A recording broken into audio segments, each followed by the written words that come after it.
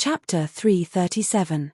Ship Ghost found a large amount of soul crystals. They almost covered ZDI's entire layer. It was like a large amount of burial goods.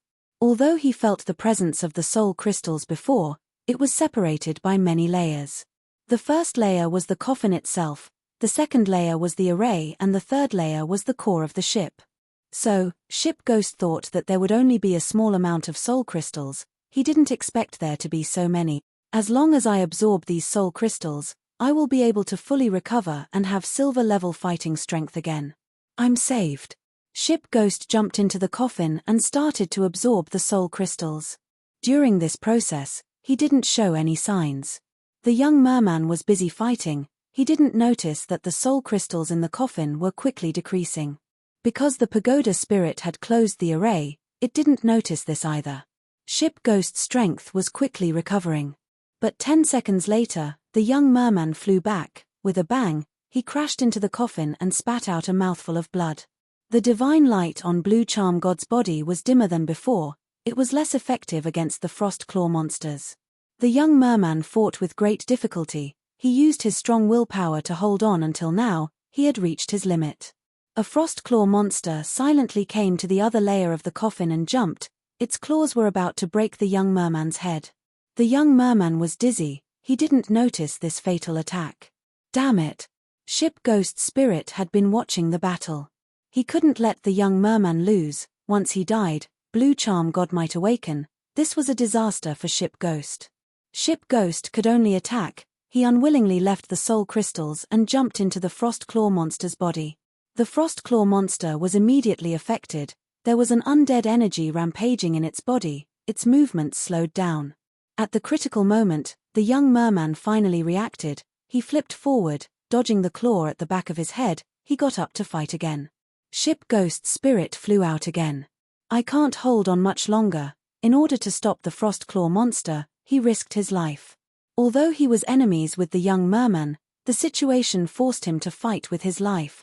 The frost claw monster was gold level. Ship Ghost was silver level when he was alive. His strength weakened after death. Even if he absorbed some soul crystals, he still couldn't beat the frost claw monster.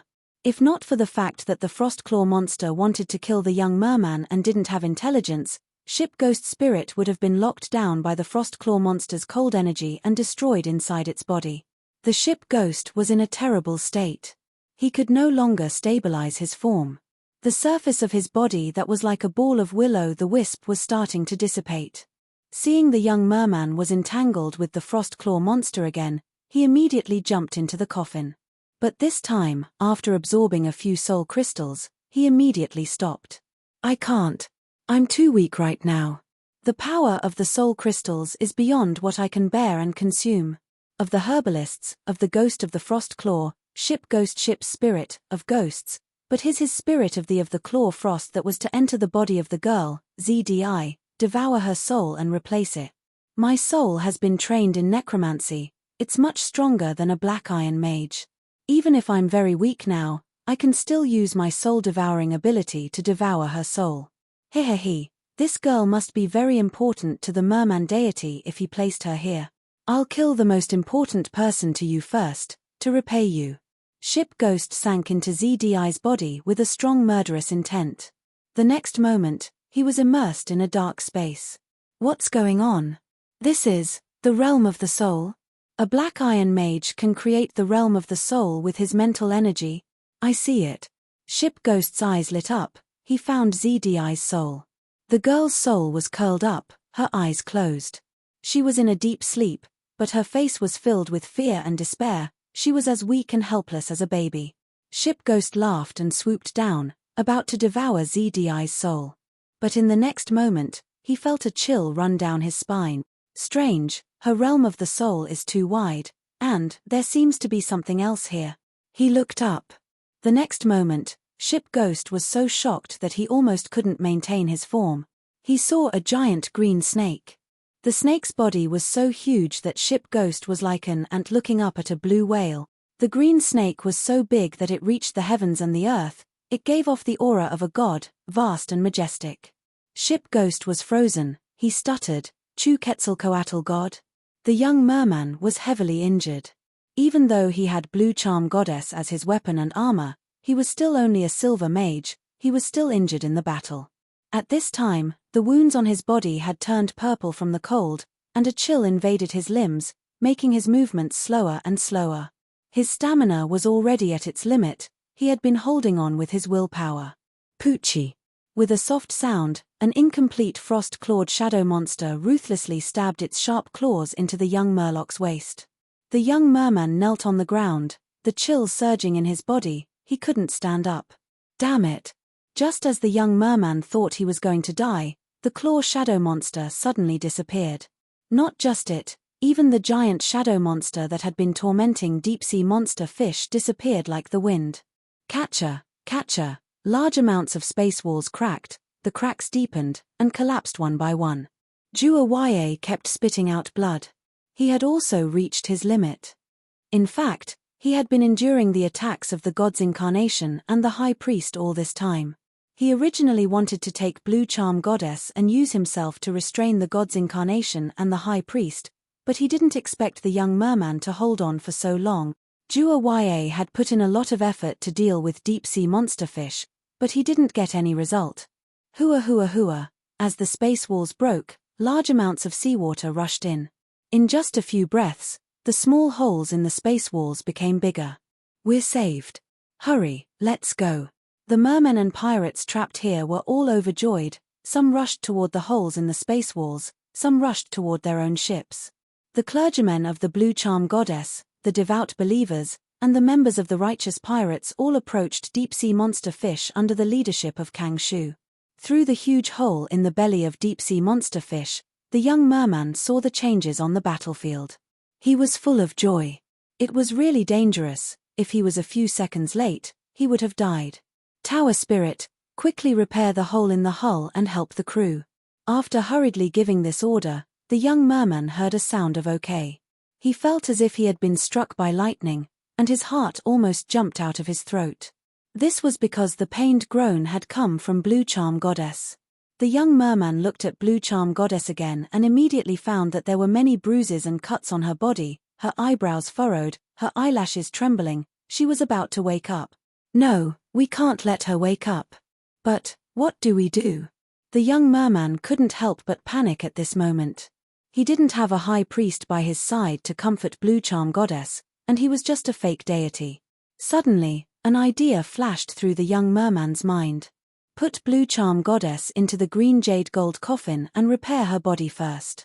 Even though the young merman didn't know, the situation was urgent, he could only try his best. I'm going to die. Ship Ghost wailed in his heart. In ZDI's spiritual space, Ship Ghost looked up. The gigantic Quetzalcoatl god's soul gave Ship Ghost a strong sense of shock and suffocation. After a long time, seeing that the Quetzalcoatl god's soul didn't move, the snake's eyes were dull, Ship Ghost gradually came to his senses. He practiced the undead sect and was also a blasphemy priest, so he was very knowledgeable about souls. Very quickly, he understood the cause and effect.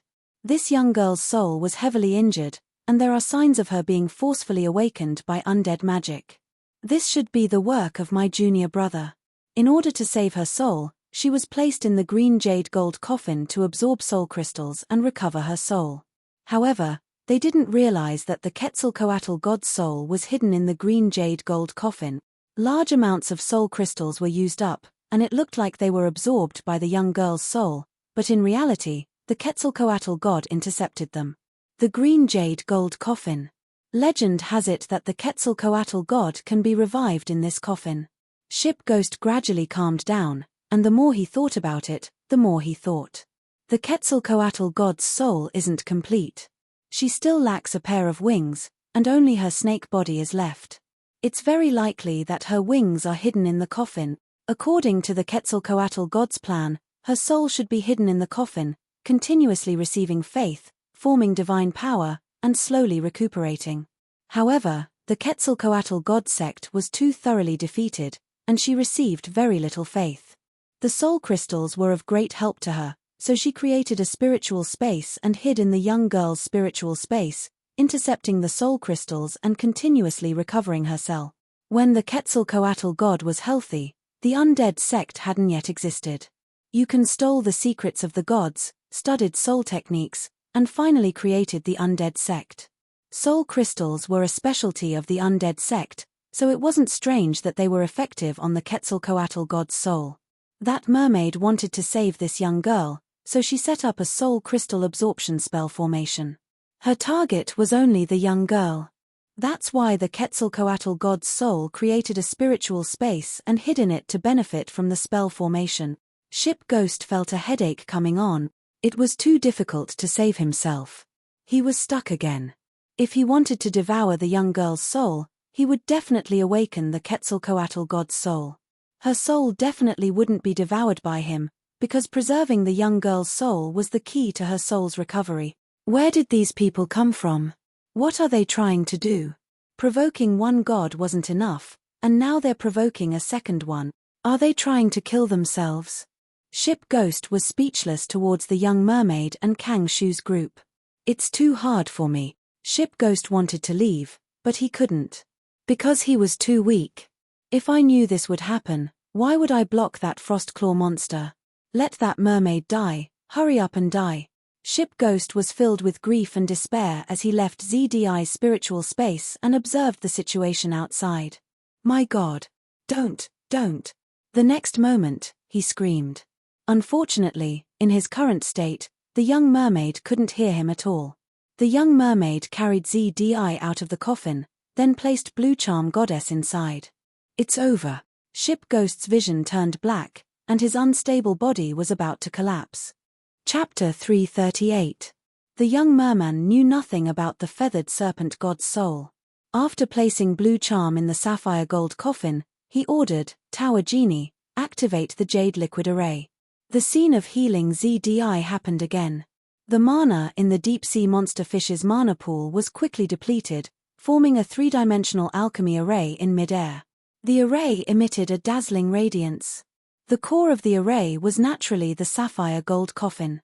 Soon, a layer of sapphire liquid appeared in the coffin. The jade liquid rose rapidly and eventually covered Blue Charm Goddess. Blue Charm Goddess's furrowed brows gradually relaxed. The bruises on her body also quickly disappeared under the effect of the jade liquid. After being healed, her eyelashes were no longer trembling as lightly as before. Her breathing also calmed down. Seeing this, the young merman heaved a sigh of relief. Very good, my attempt is effective. The moment the merman placed Blue Charm Goddess in the coffin, Ship Ghost felt cold all over and was at a loss. But after a few breaths, Ship Ghost did not hear the god's angry roar. Hey! He looked up bravely and saw that Blue Charm Goddess's expression in the coffin was actually Yellow Crane. This array is very powerful. It can actually use the sapphire gold coffin without relying on God's power. Of course, it can't fully unleash the power of this artifact. Ship Ghost was sincerely impressed. Just then, the coffin began to tremble. At the same time, the goddess' expression disappeared, revealing traces of seriousness and anger. What's going on? Ship Ghost's heart trembled. What's going on? The young merman was also very confused. Tower Genie. The Tower Genie did not respond. The young merman was not surprised. Ever since the Tower Genie was moved from Confusion Island, it had been damaged and sometimes it would not work. Also, the young merman's authority was very low. The coffin trembled violently and the trembling became more and more intense. The young merman subconsciously used both hands to support the coffin, bewildered. Could it be that the array is slightly damaged? Ship Ghost sank into endless fear. She's waking up, coming out. Blue Charm Goddess was about to wake up. What was more terrifying was that the girl who left the coffin might have a second god's soul. It's over. I'm dead. When Ship Ghost by Nyan turned to dust, the trembling of the coffin disappeared and became calm again. Ship Ghost, the young merman heaved a sigh of relief. Although he didn't find the reason, the signs in front of him were obviously good. The ship wraith's body crumbled even more. This was too torturous. No, it was too torturous. Ship Gowl's heart was filled with resentment. Why couldn't he just die a quick death? But the green jade golden coffin really did calm down. Strange, this is too strange. Blue Charm God hasn't awakened, and the feathered serpent's divine soul hasn't appeared. The ship Gowl looked at the green jade golden coffin and then glanced at ZDI. There was no movement from either of them. A thought flashed through Ship Ghost's mind like lightning.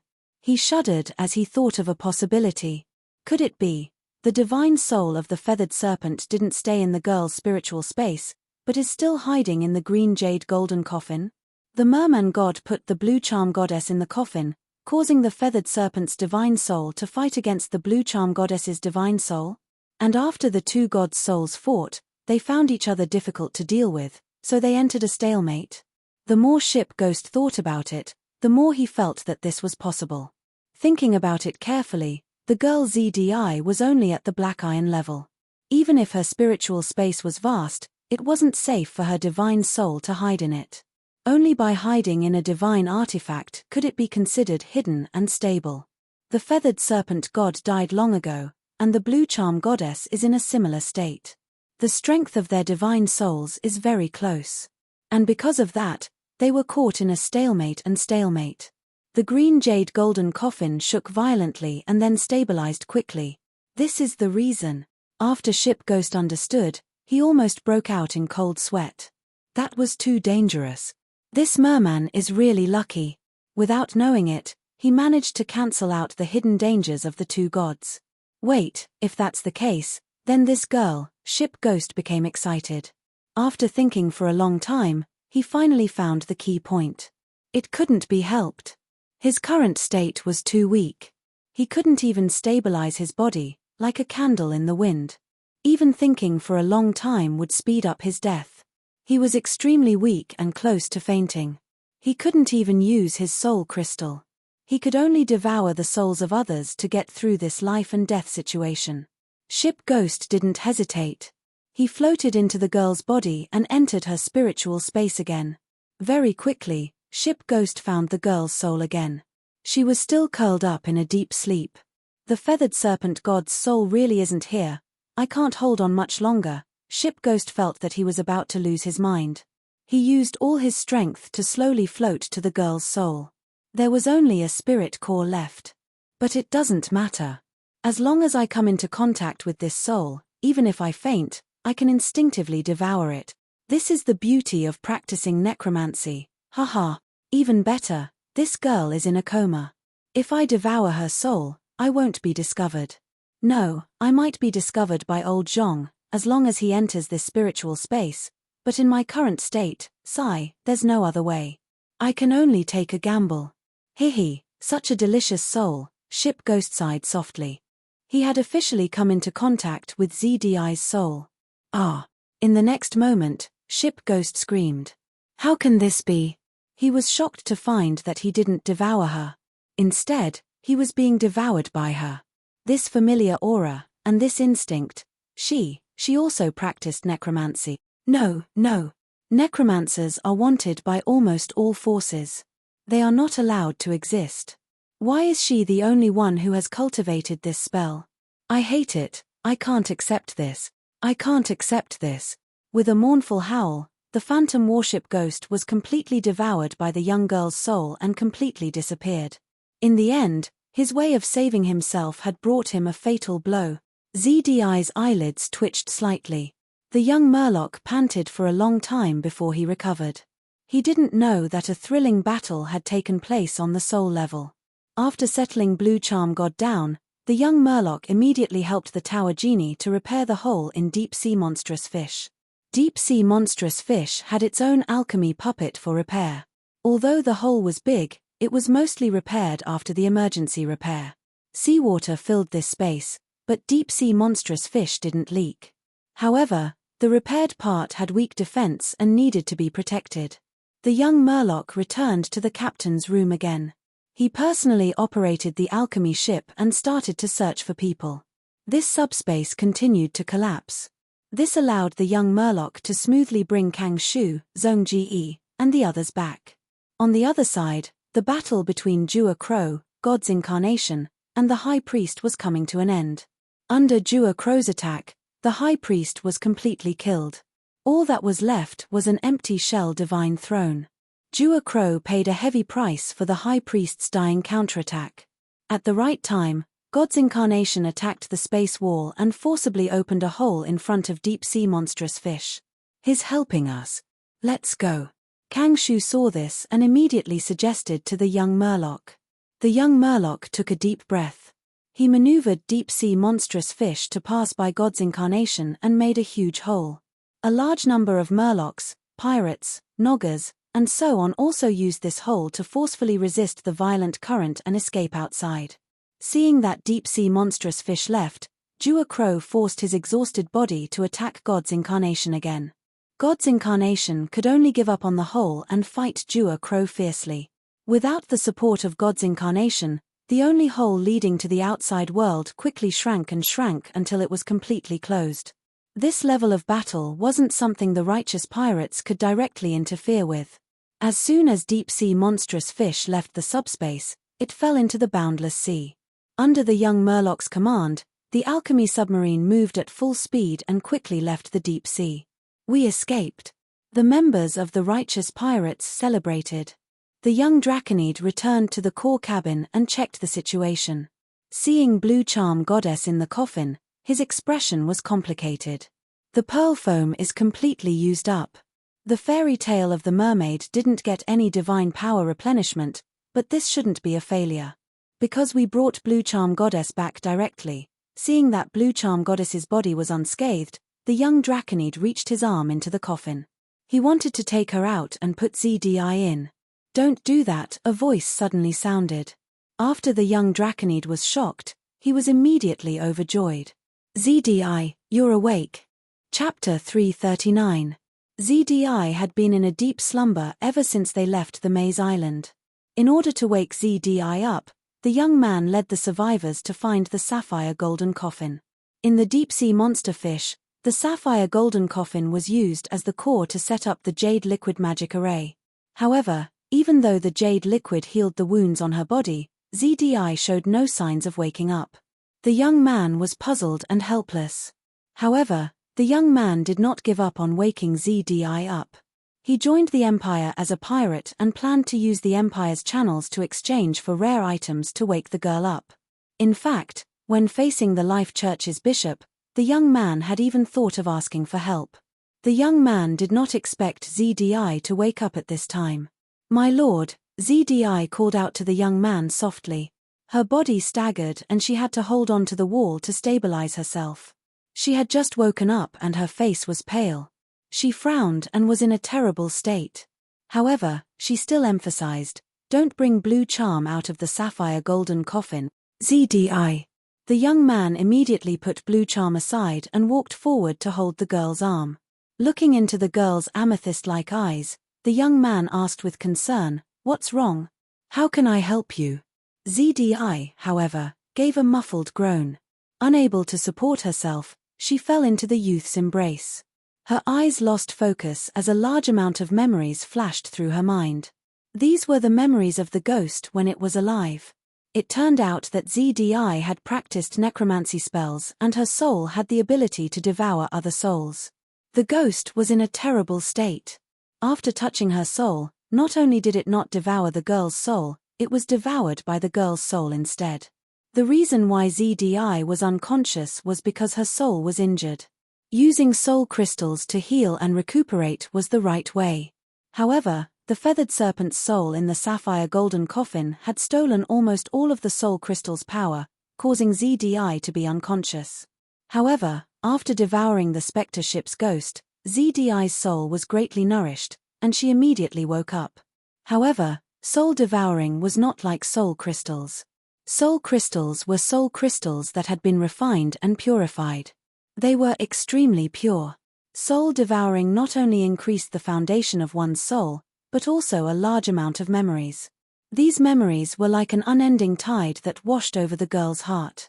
Soon, ZDI fainted again. After a long time, she slowly woke up.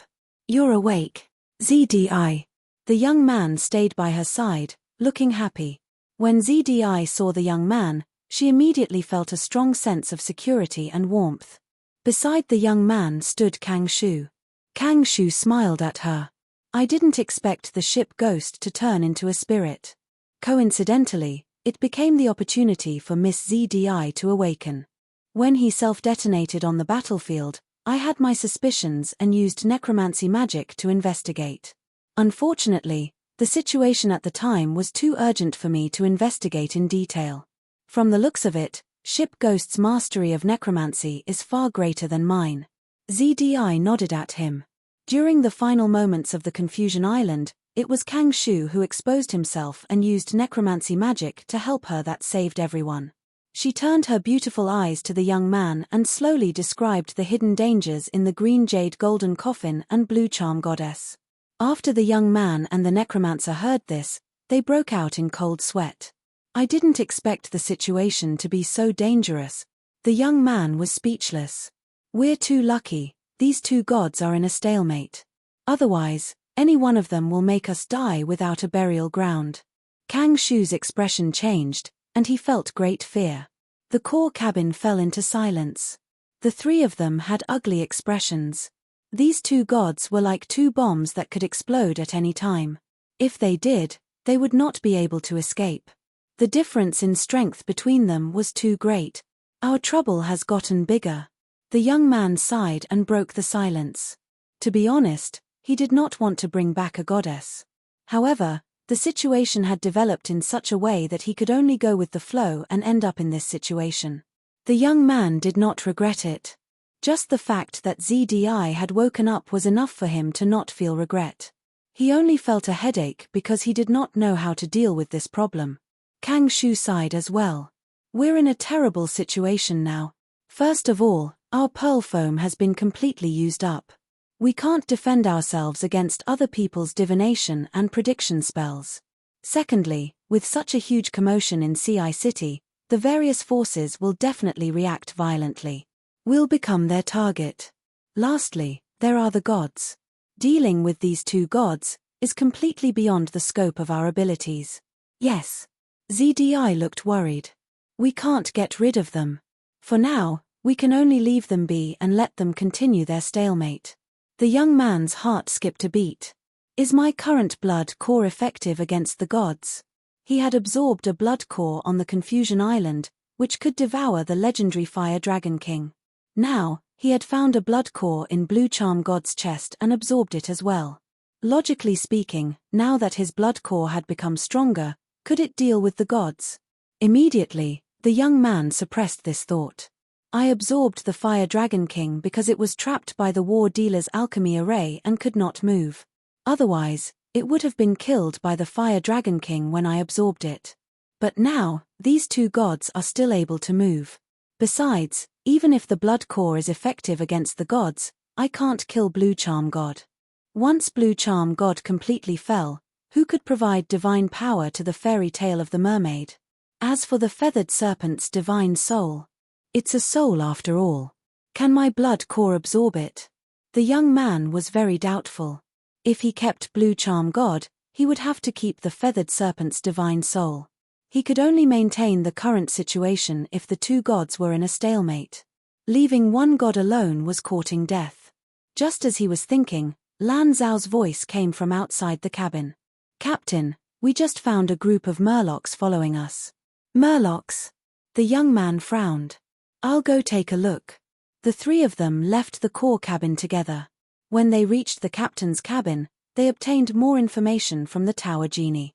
Most of them are murlocs from CI City. The young man sighed inwardly. Kang Shu said coldly, they don't know what's good for them. Kill them all. They're chasing us recklessly for Blue Charm God. There's no need. The young man shook his head. We'll just shake them off. They're believers of Blue Charm God after all. Our goddess needs faith. Kang Shu nodded in agreement. Gods needed faith. The more faith they had, the stronger their divine power. The Justice Pirates needed the divine power of Blue Charm God. Not long after leaving CI Sky Pillar, the Justice Pirates suffered heavy casualties and were exhausted. However, everyone's spirits were very tense. The pearl foam had been used up.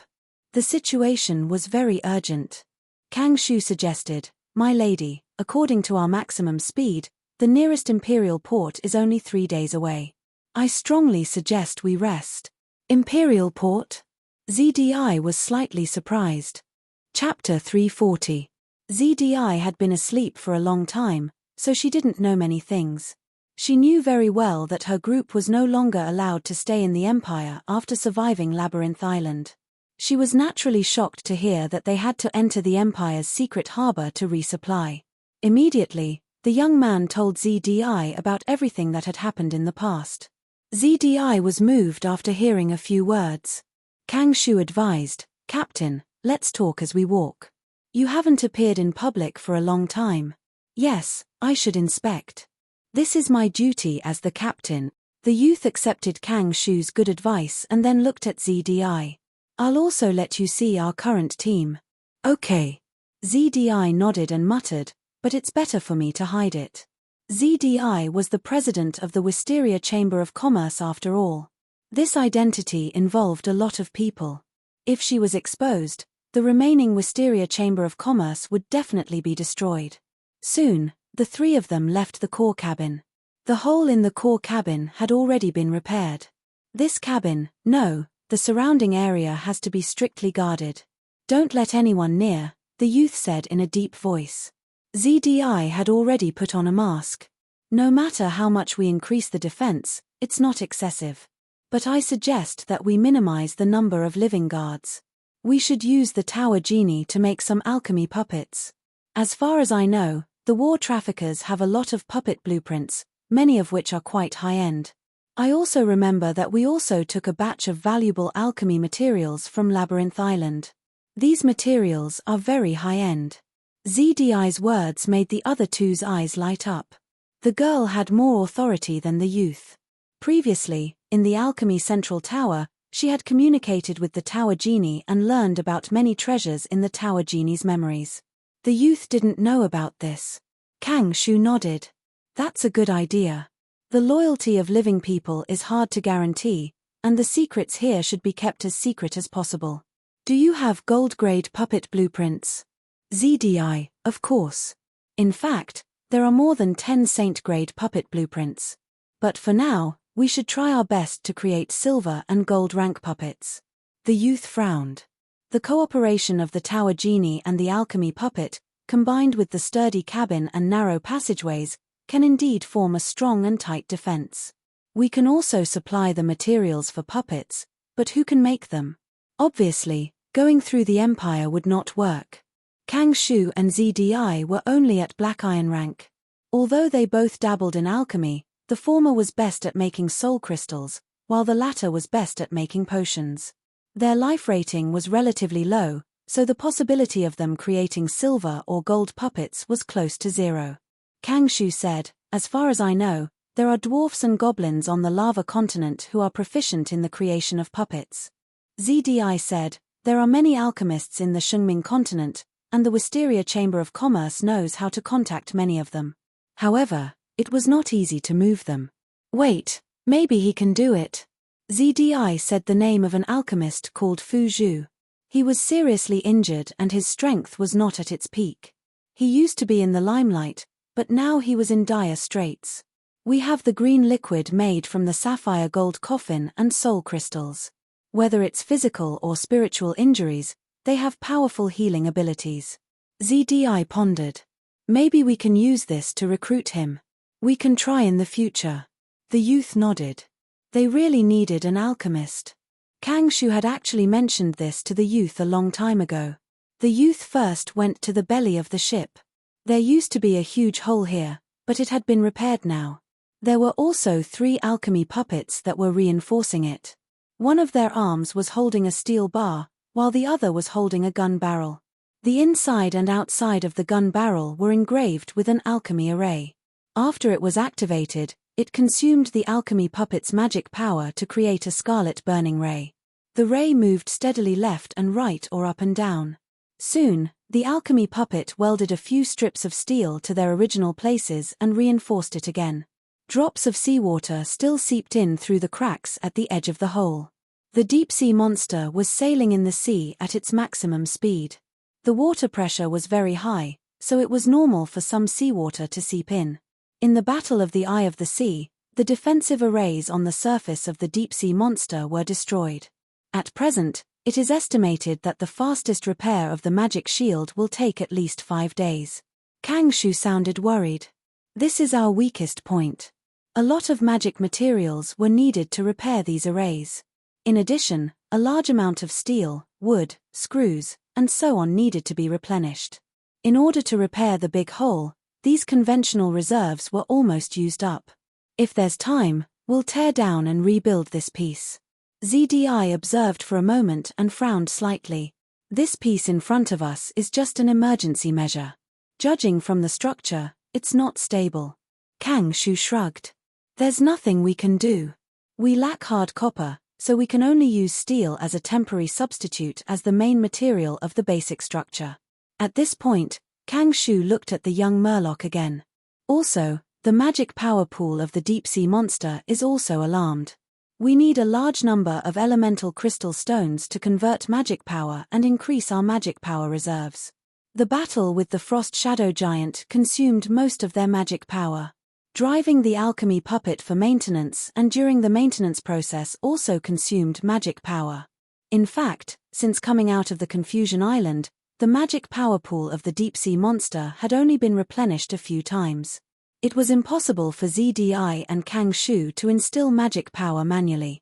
They were only at the black iron level and had too little magic power. Not to mention the young Murloc who had just embarked on the path of magic cultivation. The pure elements condensed in the elemental crystal stones could be converted into magic power.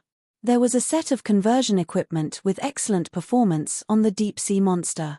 It had been preserved in the battle and was in quite good condition. Compared to it, many other devices were not so lucky.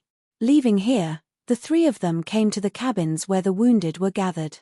Captain, Dragon, Master, seeing the young Murloc, the members of the righteous pirates hesitated.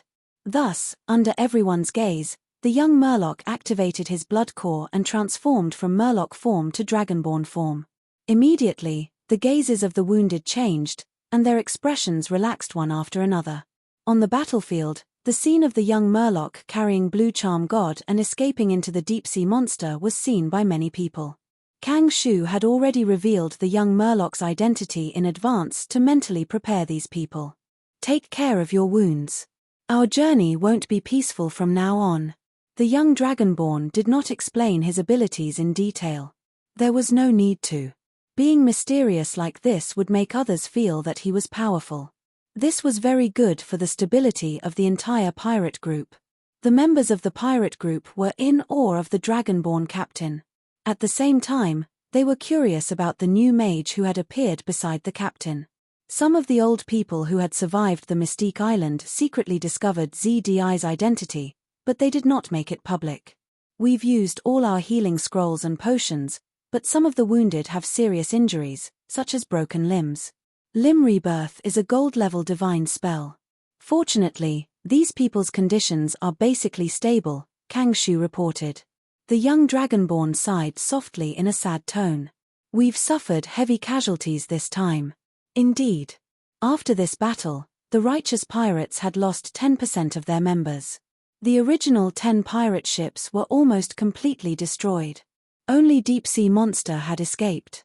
At the end of the inspection of the wounded, the three of them saw Zhong Ji. The San Dao was guarding him. Gold level. Sensing Zhong Ji's weak aura, ZDI was surprised. Kang Shu shook his head with a serious expression. His situation is the most serious. After the young Dragonborn checked, his expression also became serious. So it's a conflict of bloodlines. Zhong Ji was a half-beast man. At this time, there were two bloodlines in his body that were in conflict. One was the human bloodline, the other was the beast bloodline. And these two bloodlines were of relatively high grades. Therefore, the conflict caused was more intense and irreconcilable. Kang Shu said in a deep voice, Zhong Ji must have faced the danger of death in battle, so his bloodline awakened and instantly broke through to the gold level. His awakened beast bloodline is fighting against the more concentrated human bloodline. His situation is 100 times more dangerous than the big guy. The big guy's human bloodline was very ordinary and could be easily overthrown by the awakened giant bloodline. But the half-beast man's bloodline, although the human bloodline was lower, was more concentrated. The beast bloodline had just awakened and was of a higher grade, but less concentrated.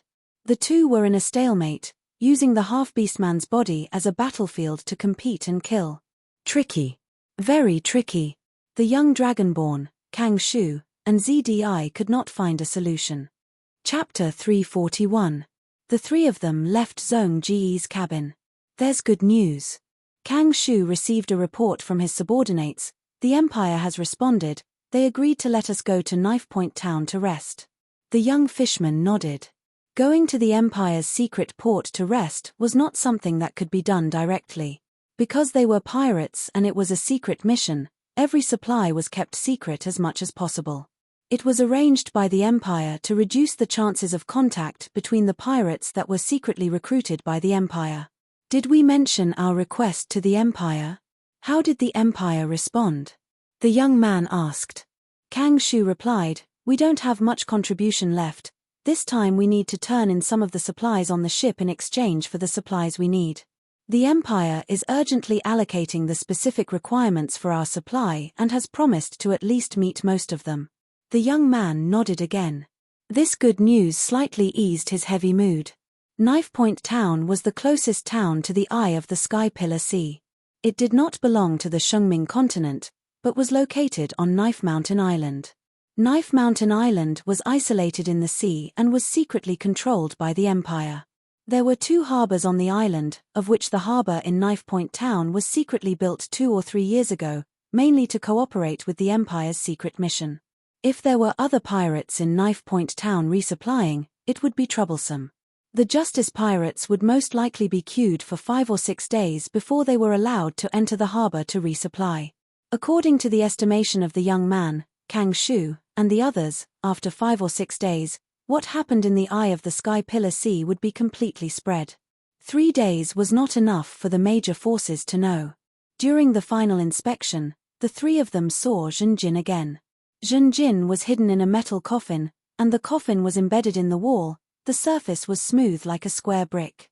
Only by activating a specific alchemy device would the long metal coffin slowly extend from the wall.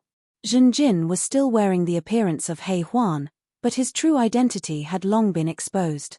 The only successor of the 100 Needles clan had his eyes closed, motionless, and his breath was extremely weak. With every breath, his chest barely rose and fell. He was now in a deep sleep. This kind of slumber did not only affect the body, but also the soul. It was a combination of the alchemy device in the deep-sea monster fish and Kang Shu's necromancy spell that resulted in the imprisonment state. Seeing Zhenjin, the young man, the young girl, and Kang Shu all had complicated expressions on their faces. "We're lucky that we didn't injure him in the Battle of the Sea Eye." The young merman sighed. He didn't have a good impression of Zhenjin, but that didn't affect Zhenjin's value. The entire Justice Pirates needed to use Zhenjin to help them negotiate with the Patriarch of the 100 Needles Patriarch and try to contact the top officials of the Empire to get rid of their crimes. There's a contact point for the Wisteria Chamber of Commerce on Blade Mountain Island. When I get there, I'll use this channel to contact the 100 Needles Patriarch. It's just that I don't have much confidence in this channel now. ZDI sighed. The young man's and Kang Shu's faces darkened.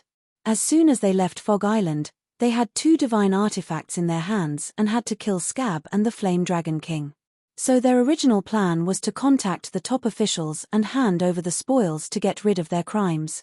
But now, they had more than just 2 divine artifacts. They also had to do with 2 gods.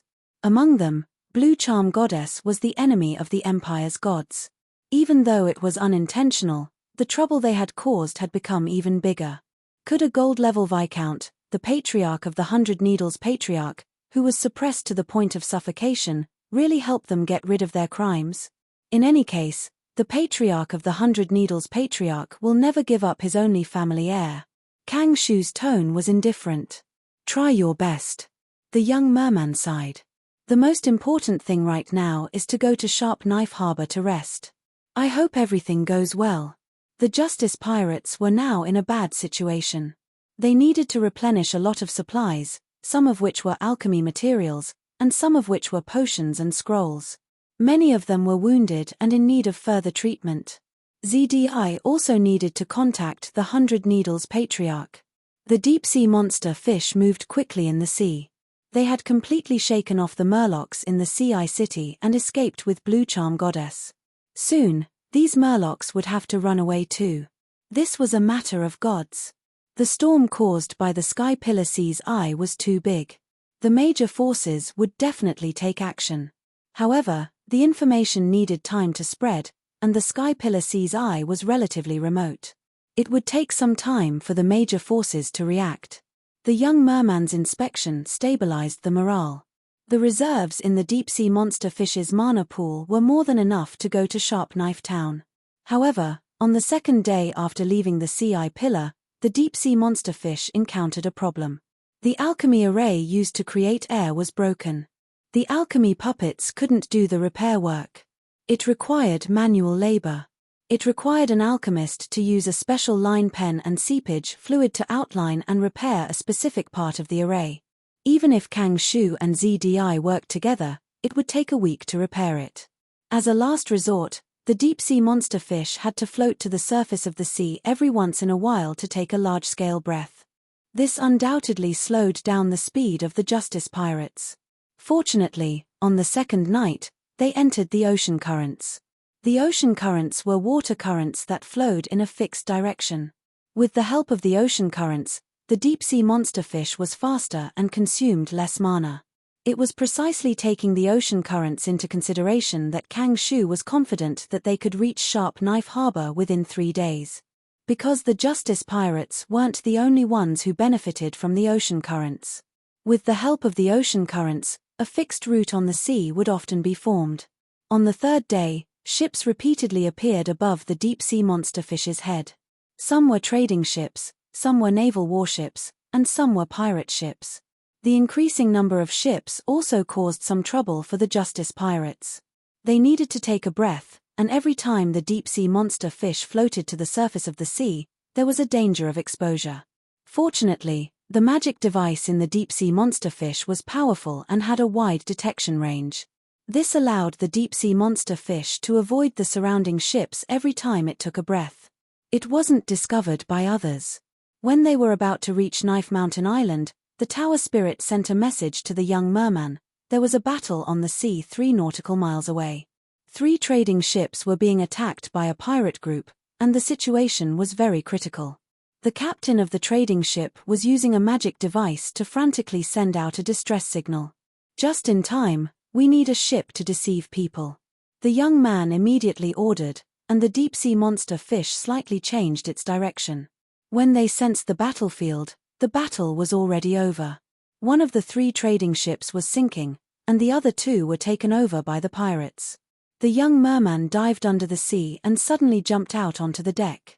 Enemy attack. Don't panic, it's just a merman. Damn it, it's a silver-level merman. Come and save me, Ua. The young merman stirred up a bloody storm on the deck. Stop, damn merman, let me fight you. The pirate captain swung to the front of the young merman through the rope. He held a scimitar in his hand, exposing his long-haired, black-haired chest. His face was full of murderous intent as he grinned hideously. I'll cut you into sashimi with my scimitar. Whoosh. The next moment, a fireball came at him. The pirate captain hurriedly stirred up his silver-level combat energy and quickly retreated to defend himself. The fireball exploded, and the pirate captain's face was covered in dust. He was flustered and exasperated. Damn it, there's still a mage, find him quickly. There were still magic waves left, but when the first mate led the pirates to the casting site, ZDI was already far away. She hid behind a pile of wooden barrels at the back of the deck and looked at her hand in disbelief. Just now, how did I do it? It was like an instant cast. Chapter 342. Casting spells required the caster's spirit to construct the spell model. After the spell model was successfully constructed, the spell could be cast with magic power. The construction of the spell model was basically done in the caster's mental space. The theory behind casting spells was simple, but there were many ways to do it in practice. For example, mags could chant, draw arrays, use hand gestures, and even dance. Most mags could use casting materials or even scrolls. The main benefit of consuming casting materials was to allow the caster to construct spell models faster. If it was a spell scroll, the spell model would have been carved in the scroll long ago. Therefore, when mags used scrolls, they would skip the process of constructing the model, causing the casting speed of the spell to be very fast, almost instantaneous. ZDI's inferior fireball just now was also close to instantaneous. She looked at her hands and quickly understood. The speed at which I constructed the inferior fireball spell model is very fast, mainly because my spirit has been greatly improved. ZDI devoured the soul of the ship Gowl. The ship Gowl was a silver-level necromancer. His soul had been trained in necromancy, and at the same time, he had absorbed a large amount of soul crystals. ZDI was only black iron level. After absorbing the silver-level soul of the ship Gowl, she was greatly nourished and fundamentally improved. Also, my mental space now is very stable and vast. The spell model of inferior fireball can't even fill 1/10,000th of my mental space. ZDI's mental space was even more impressive, because it was the feathered serpent's divine soul that helped her build it. Back then, the soul crystal absorption array that Kang Shu set up for the girl had only one target, ZDI's soul. In order to disguise itself, the feathered serpent's divine soul didn't touch the girl's soul, but hid in her body and absorbed the soul crystal's power halfway. But the girl's mental space was originally very narrow and fragile. It couldn't hold the feathered serpent's divine soul at all. After the feathered serpent's divine soul personally modified it, it could hide in the girl's mental space. In other words, ZDI's mental space was personally built by a god. My mental space now can even hold god-level spell models. ZDI understood. Of course, she would never be able to cast a deity-level spell. The first reason was that he didn't have enough mana, and the second reason was that his spirit wasn't enough to construct and maintain the spell model of a divine spell. At this moment, Purple Stem's spirit power had reached the silver rank. Silver rank spirit power was still far from the standard of a divine spell. Even so, my combat strength has been greatly improved. ZDI was aware of her own condition when she was preparing for the battle, so she had prepared herself mentally. Now that she was in a real battle, she was still pleasantly surprised. The pirates searched all the way and soon approached ZDI's hiding place. ZDI cast another spell. Spell, grease. Spell, flaming hand. The deck was suddenly covered in grease. When the pirates slipped and fell, the flaming hand pounced on the greasy deck, setting off a fire. The pirates trapped in the flames screamed miserably. Many immediately jumped off the ship and used the seawater to extinguish the fire. If it was the previous me, I would need to chant and cast materials. Casting 2 spells will take at least 20 seconds. But now, it's only a few breaths. ZDI's eyes flashed. I found the mage, she's behind the wine barrel. Follow me, kill her. ZDI cast another spell, completely exposing her position and attracting the second wave of pirates. ZDI smiled, using the wine barrel as a cover, she cast another spell. This time, she opened her mouth to chant. After a few seconds, she successfully cast the spell. Fire spell, summon fire elemental. A fire elemental as tall as a person was born in the flames on the deck, and then it counterattacked the pirates who rushed over. The pirates used their guns and arrows to attack the fire elemental, no longer caring about ZDI. But the flames burned bigger and bigger, and the air temperature rose sharply. ZDI had to change her target. She was not far away from the wine barrel when suddenly, a sharp arrow flew over and hit a place 5 steps away from ZDI. A stealthy thief fell to the ground, killed by the arrow. ZDI was stunned for a moment, and then she looked in the direction where the arrow came from. High up on the mast stood an elven archer. It was Cho. Cho's attack immediately attracted the attention of the enemy pirates. Discovering that he was a silver-level archer, the pirate leader's face turned pale. In a short time, 3 of these mysterious enemies had appeared. One was a silver-level Murloc warrior, one was a masked black iron mage, and the last was a silver-level elven archer. "Who are you people?" the pirate leader shouted. The young Murloc had no intention of satisfying the pirate leader's curiosity. He kept charging forward at an extremely fast speed, exhausting the pirate leader's defense with his bare hands. In his sharkfish human form, He was able to swim extremely fast in the sea. Now that he was in the air, his speed increased by a few notches, greatly surpassing his dragon-human form. After more than 10 attacks, the pirate leader was covered in wounds and covered in blood. He was completely suppressed by the young Murloc. But the young Murloc could not take him down immediately. This form is actually stronger than the dragon-human form, it has more potential. It's a pity that it lacks a set of battle energy arts and battle techniques. The young Murloc was so fast that he almost turned into a mass of black shadows, surrounding the pirate leader. The pirate leader was hit again, and a 20-centimeter-long wound appeared on his right back shoulder. "I surrender. I surrender," the pirate leader shouted. The young Murloc heard and slowed down his attacks. However, the pirate leader took this opportunity to suddenly take out a bottle of wine from his arms and gulp it down. As soon as the wine entered his mouth, it quickly spread throughout his body. After coming into contact with the pirate leader's silver battle energy, the wine suddenly burned, forming a dazzling silver flame. This silver flame first burned in the pirate leader's body, then spread out from the inside out, burning the pirate leader into a burning man. It's the Pandorans fire spirit wine. Be careful, this is a special magic potion that can burn battle energy and increase combat power by at least 2 times. ZDI's pupils shrank as she saw through the details and quickly reminded him. The pirate leader's battle energy covered the cutlass in his hand, and the cutlass was immediately attached with a silver flame, turning into a magic weapon in the blink of an eye. Ha ha ha. The pirate leader laughed. Die. He began his counterattack. The young Murloc snorted coldly, and with a flash of blood, he withdrew his Murloc form and turned back into a dragonoid. Flame Dragon Bloodline Magic, Scorching Dragon Breath. The young dragonoid opened his mouth and spat. The pirate leader was extremely shocked as he was hit by the young dragonoid's flames. Ah! He let out a painful scream and suddenly retreated. The young dragonoid walked forward slowly, and at the same time, his head turned, adjusting the direction of the dragon breath so that the dragon breath would always cover the pirate leader. After more than 3 seconds, the pirate leader was burned into a pile of ashes. ZDI was stunned. Her combat power had an astonishing increase, but in comparison, the young dragonoid's combat power had increased even more. The young man had never stopped cultivating, and even when he was sailing, he had never wasted a minute or half a second. In the beginning, he needed to chant dragon language for a few seconds to cast this dragon breath spell, and he had to stand on the spot when he spat it out. He couldn't even turn his head. However, after his continuous practice, he could move and turn the dragon head at will, but the speed was slow.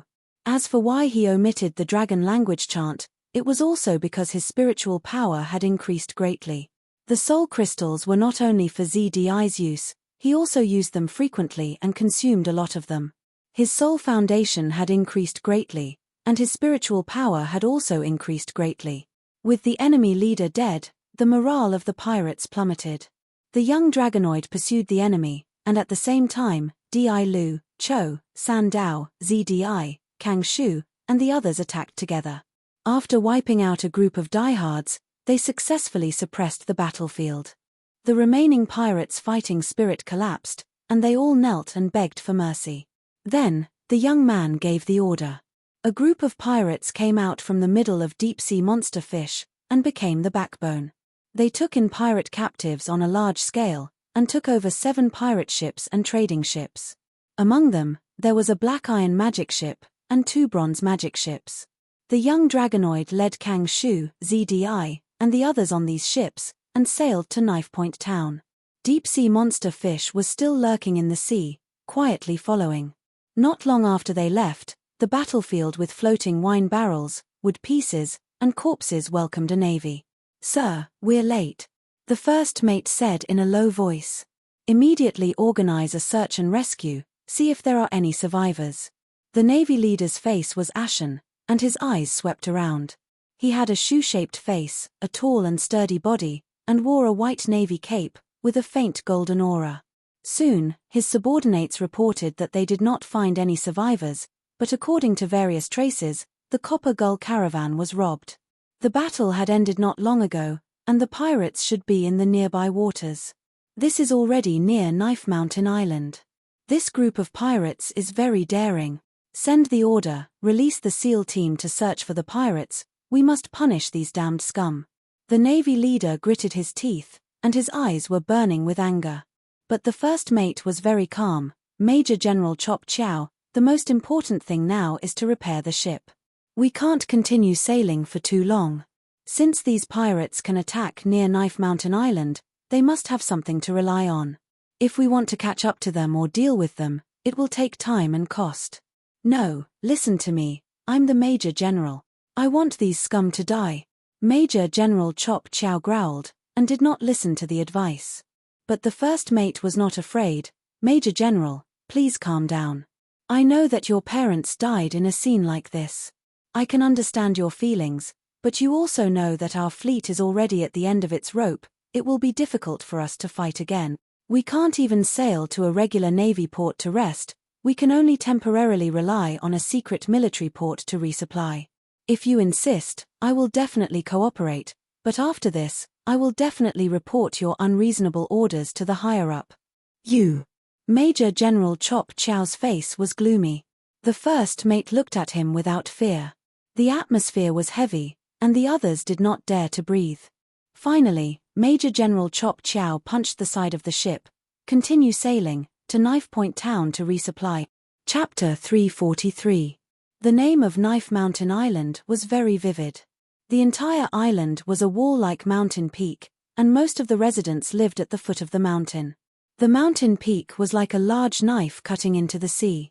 Knife Mountain Island was surrounded by cliffs, and only 2 shoals could be used as harbors. Knife Harbor was one of them, and it was much smaller than the other harbor. However, it was perfect for secret resupply. The sky was blue, and the clouds were long. The few broken ships of the Justice pirates poured into the harbor and docked smoothly. The receptionist of Knife Harbor had been waiting for a long time, and when he saw the Draconid youth coming down from the ship with a few subordinates, he was puzzled. The crew was roughly the same, but the ships of the Justice pirates were not the same as the ones in the records.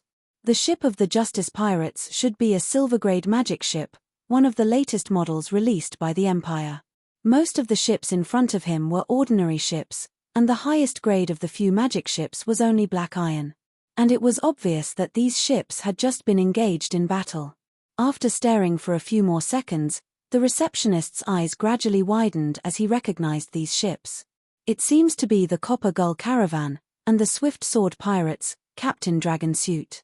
The receptionist greeted him. These ships. The Draconid youth looked at him and waved his hand. Lan Zhao immediately put the sack on the ground and opened it, revealing the head inside.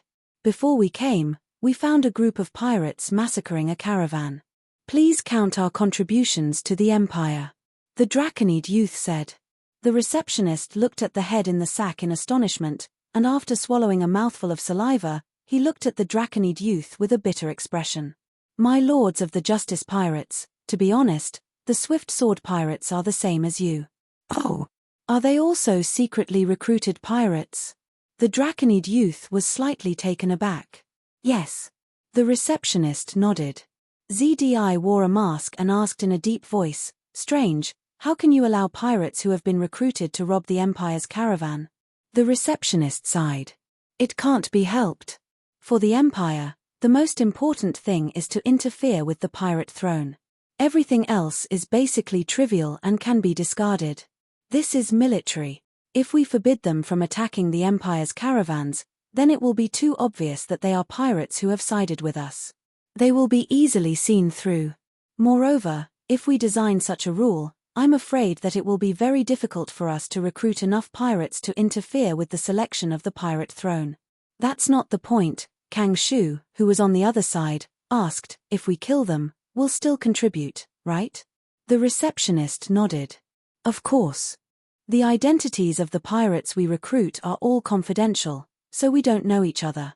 Therefore, since you've killed the Swift Blade pirates, your contribution points will naturally be calculated according to normal circumstances. Let's talk inside. The Draconid youth urged. Yes, yes. Sirs, please come this way. The receptionist led everyone to the dock. Lan Zhao gave the sacks to the Imperial agents in the dock, along with several large boxes of various resources. Most of these resources were obtained from Bewilderment Island, and a small portion was from the establishment of the pirate group. Kang Shu, ZDI, Fat Tongue, and the others made a choice after careful consideration. They tried their best to sell what they did not need for the time being in exchange for enough urgently needed resources. The receptionist was aware of the situation. He glanced at the open boxes and was somewhat surprised. Your group's harvest is really great. There was not a single soul crystal inside, and only a little of the many high-end alchemy resources obtained from Bewilderment Island had been put in.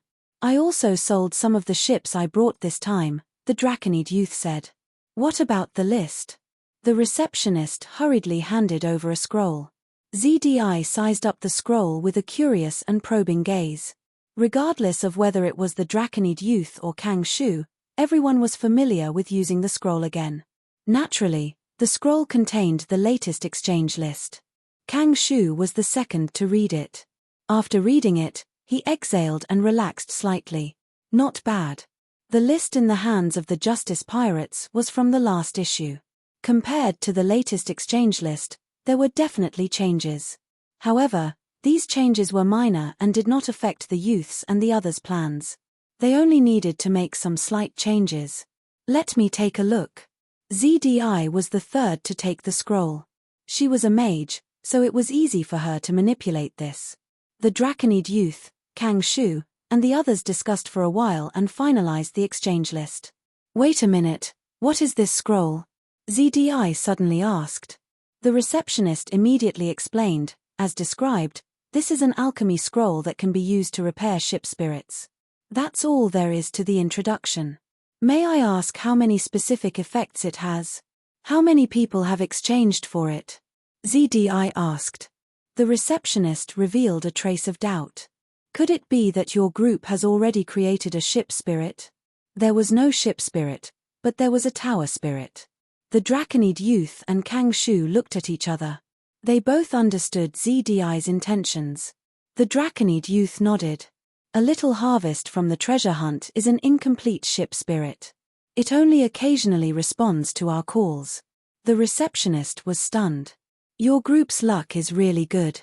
Even if it's an incomplete ship spirit, it's still a ship spirit. There were very few ships with ship spirits. There were much fewer of them than gold-grade magic ships. Among them, most of the ship spirits were artificially created. This high-end alchemy technology originated from the creation of tower spirits, but was more suitable for magic ships. The receptionist took note of this information while answering the Draconid youth. I'm not too sure about the specific effects of this batch of scrolls. In fact, even if it's the same scroll, the effects will be different when used on different ship spirits. To truly repair a ship spirit, I strongly recommend that your group raise the level of authority. Currently, if the Justice Pirates' level of authority is raised by 1 level, they will be able to invite high-level craftsmen from the Empire to help. Alchemy scrolls were like potions, and high-level alchemists were like doctors.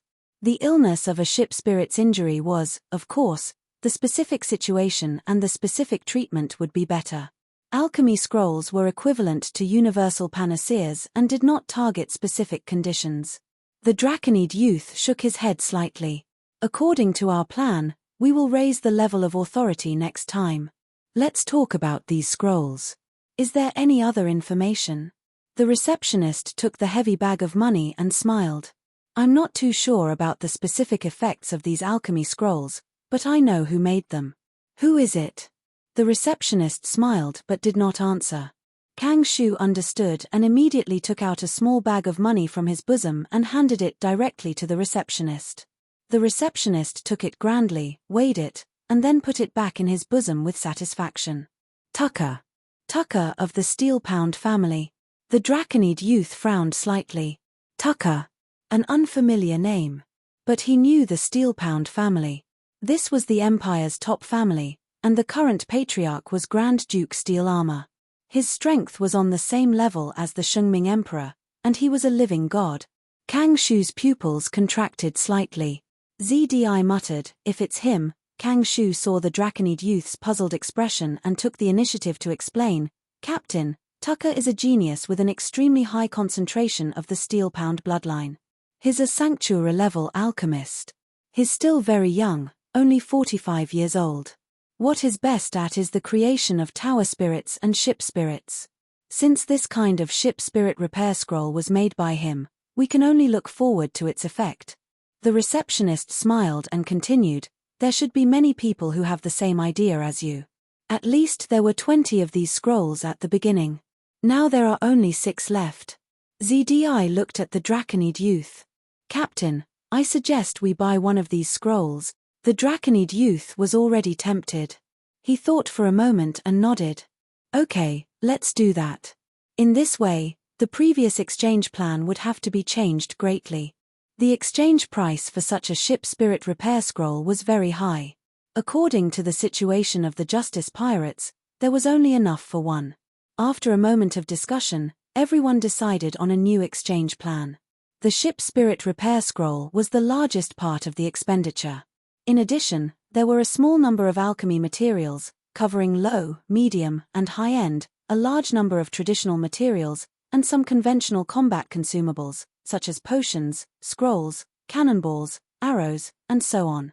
Finally, there were some training materials, such as the Earth-type resources needed by the big guy. After the receptionist received the plan and confirmed it, he immediately said that 2/3 of the exchange content could be completed on the spot. But the remaining 1/3 would take 3 days. Then let's wait 3 days. The Draconid youth nodded, but he was secretly frowning. 3 days was a bit long. The longer it dragged on, the greater the possibility of their side being exposed. Don't forget, they no longer had pearl foam at this moment. However, they still had to wait. It did take time to repair the ship. During this period, it was also necessary to use the coastline to secretly completely repair deep-sea monster fish. With these materials, it will only take 1 day and 1 night to completely repair deep-sea monster fish. At that time, we'll see the specific situation. The Draconid youth had a plan. As long as deep-sea monster fish was repaired, they would be ready to escape at any time. You're really here. At this moment, a team of Marines suddenly broke into the dock. Pirates, Humph. The leading Marine Rear Admiral held a long-handled broadsword and glared at the youth and others. Arrest them all. Chapter 344. Navy. Looking at the Marines pouring in, the members of the Justice Pirates all stood up from their seats. The Rear Admiral shouted, I am the Empire's Rear Admiral, Chop Joe. You pirates are simply lawless. You have become the Empire's spies, but you still attack the Empire's trading ship. Today, I must let you get the punishment you deserve. Please calm down, Rear Admiral Chop Joe. This is not a place to fight. The receptionist's face changed. He quickly rushed out of the door and blocked the door. The receptionist was very nervous. If the two sides really fought, no matter who won or lost, as one of the main people in charge here, he would definitely bear a huge responsibility. Rear Admiral of the Navy, you misunderstood. I am the captain of the Justice Pirates. We have never attacked the Empire's trading ships. In fact, it is the opposite. We have eradicated the real culprit, the Swift Blade Pirates. The Draconid youth explained. Mate, this is only your side of the story. I am not that easy to fool. Chop Joe sneered. The Navy quickly approached. Damn it. Do you want to fight? Captain. Although the other side has a gold, there is only 1 silver extraordinary. The backbone of the Justice Pirates were very calm. In the Battle of the Sea Eye, they had personally participated and witnessed the battle between the God's Incarnation and the legendary powerhouse. So, now facing a gold-level enemy, they did not panic and were still in high spirits. The Draconid youth shook his head slightly. Calm down. Kang Shu cast his gaze on the receptionist of the Empire. This is a secret dock. Is this the sincerity of the Empire? We have surrendered to the Empire, but were arrested by the Navy in the Empire's port. If this news spreads, which pirate will trust and surrender to the Empire in the future? The receptionist's face was as serious as iron. Although he was only a black iron, he was not afraid at all. He angrily questioned Chop Joe, Rear Admiral Chop Joe, do you know the consequences of this? Your impulsive action is likely to destroy the overall situation of the Empire. Can you bear such a responsibility? Your concerns are easy to deal with. I've already dealt with these pirates, so naturally, no news will spread. I will take care of the Empire's overall situation, and the Navy's justice will also be carried out by me. As he spoke, Chow Chow held his long sword in his hand, his golden do chi surging around his body. Major General Chow, aren't you being a little too confident? The Draconid youth snorted coldly and immediately activated his silver-colored combat aura while ordering his companions, prepare to break through. In the next moment, Cho and Di Lu activated their silver battle chi. Kang Shu and ZDI floated into the air. Chow Chow's pupils couldn't help but shrink slightly. 3 silver rankers. The Dragonoid captain, in particular, looked like the type that could fight above his level. What made Joe even more worried was that although the number of pirates was small, the ratio of spellcasters was very high. Flute was a silver-ranked bard, while Kang Shu and ZDI were only iron-ranked, but they were all magicians. Spellcasters had many more tricks up their sleeves than fighters. Even as a gold ranker, Chow Chow couldn't guarantee a quick victory in the next battle. It was too easy for a spellcaster to send a message. A trace of regret grew in Major General Chow's heart. He had underestimated the strength of the Justice Pirates. The various clues left behind from the battlefield revealed the strength of the Swift Sword Pirates. When the Murloc youth and the others really attacked, the Justice Pirates had a very obvious advantage. The Swift Sword Pirates were defeated quickly, and most of them were captured. Moreover, the ship that was used as the battlefield was also driven away, leaving very few traces behind. Major General Chow Chow, this is the Empire's secret port, not the Navy's port. Another receptionist rushed into the dock. He begged Major General Chow, originally, the Empire's Navy couldn't rest here. Major General Chow Chow, I only agreed to receive your fleet because of your family. Your uncle and I used to be classmates, you can't make it difficult for me. Chow Chow looked at the newcomer and frowned. But the Navy was still forcing the Draconid youth and the others. The Draconid youth saw Major General Chow Chow's hesitation and spoke again. Chow Chow, I was originally a knight of the Empire. I planned to go to the wilderness to make a name for myself.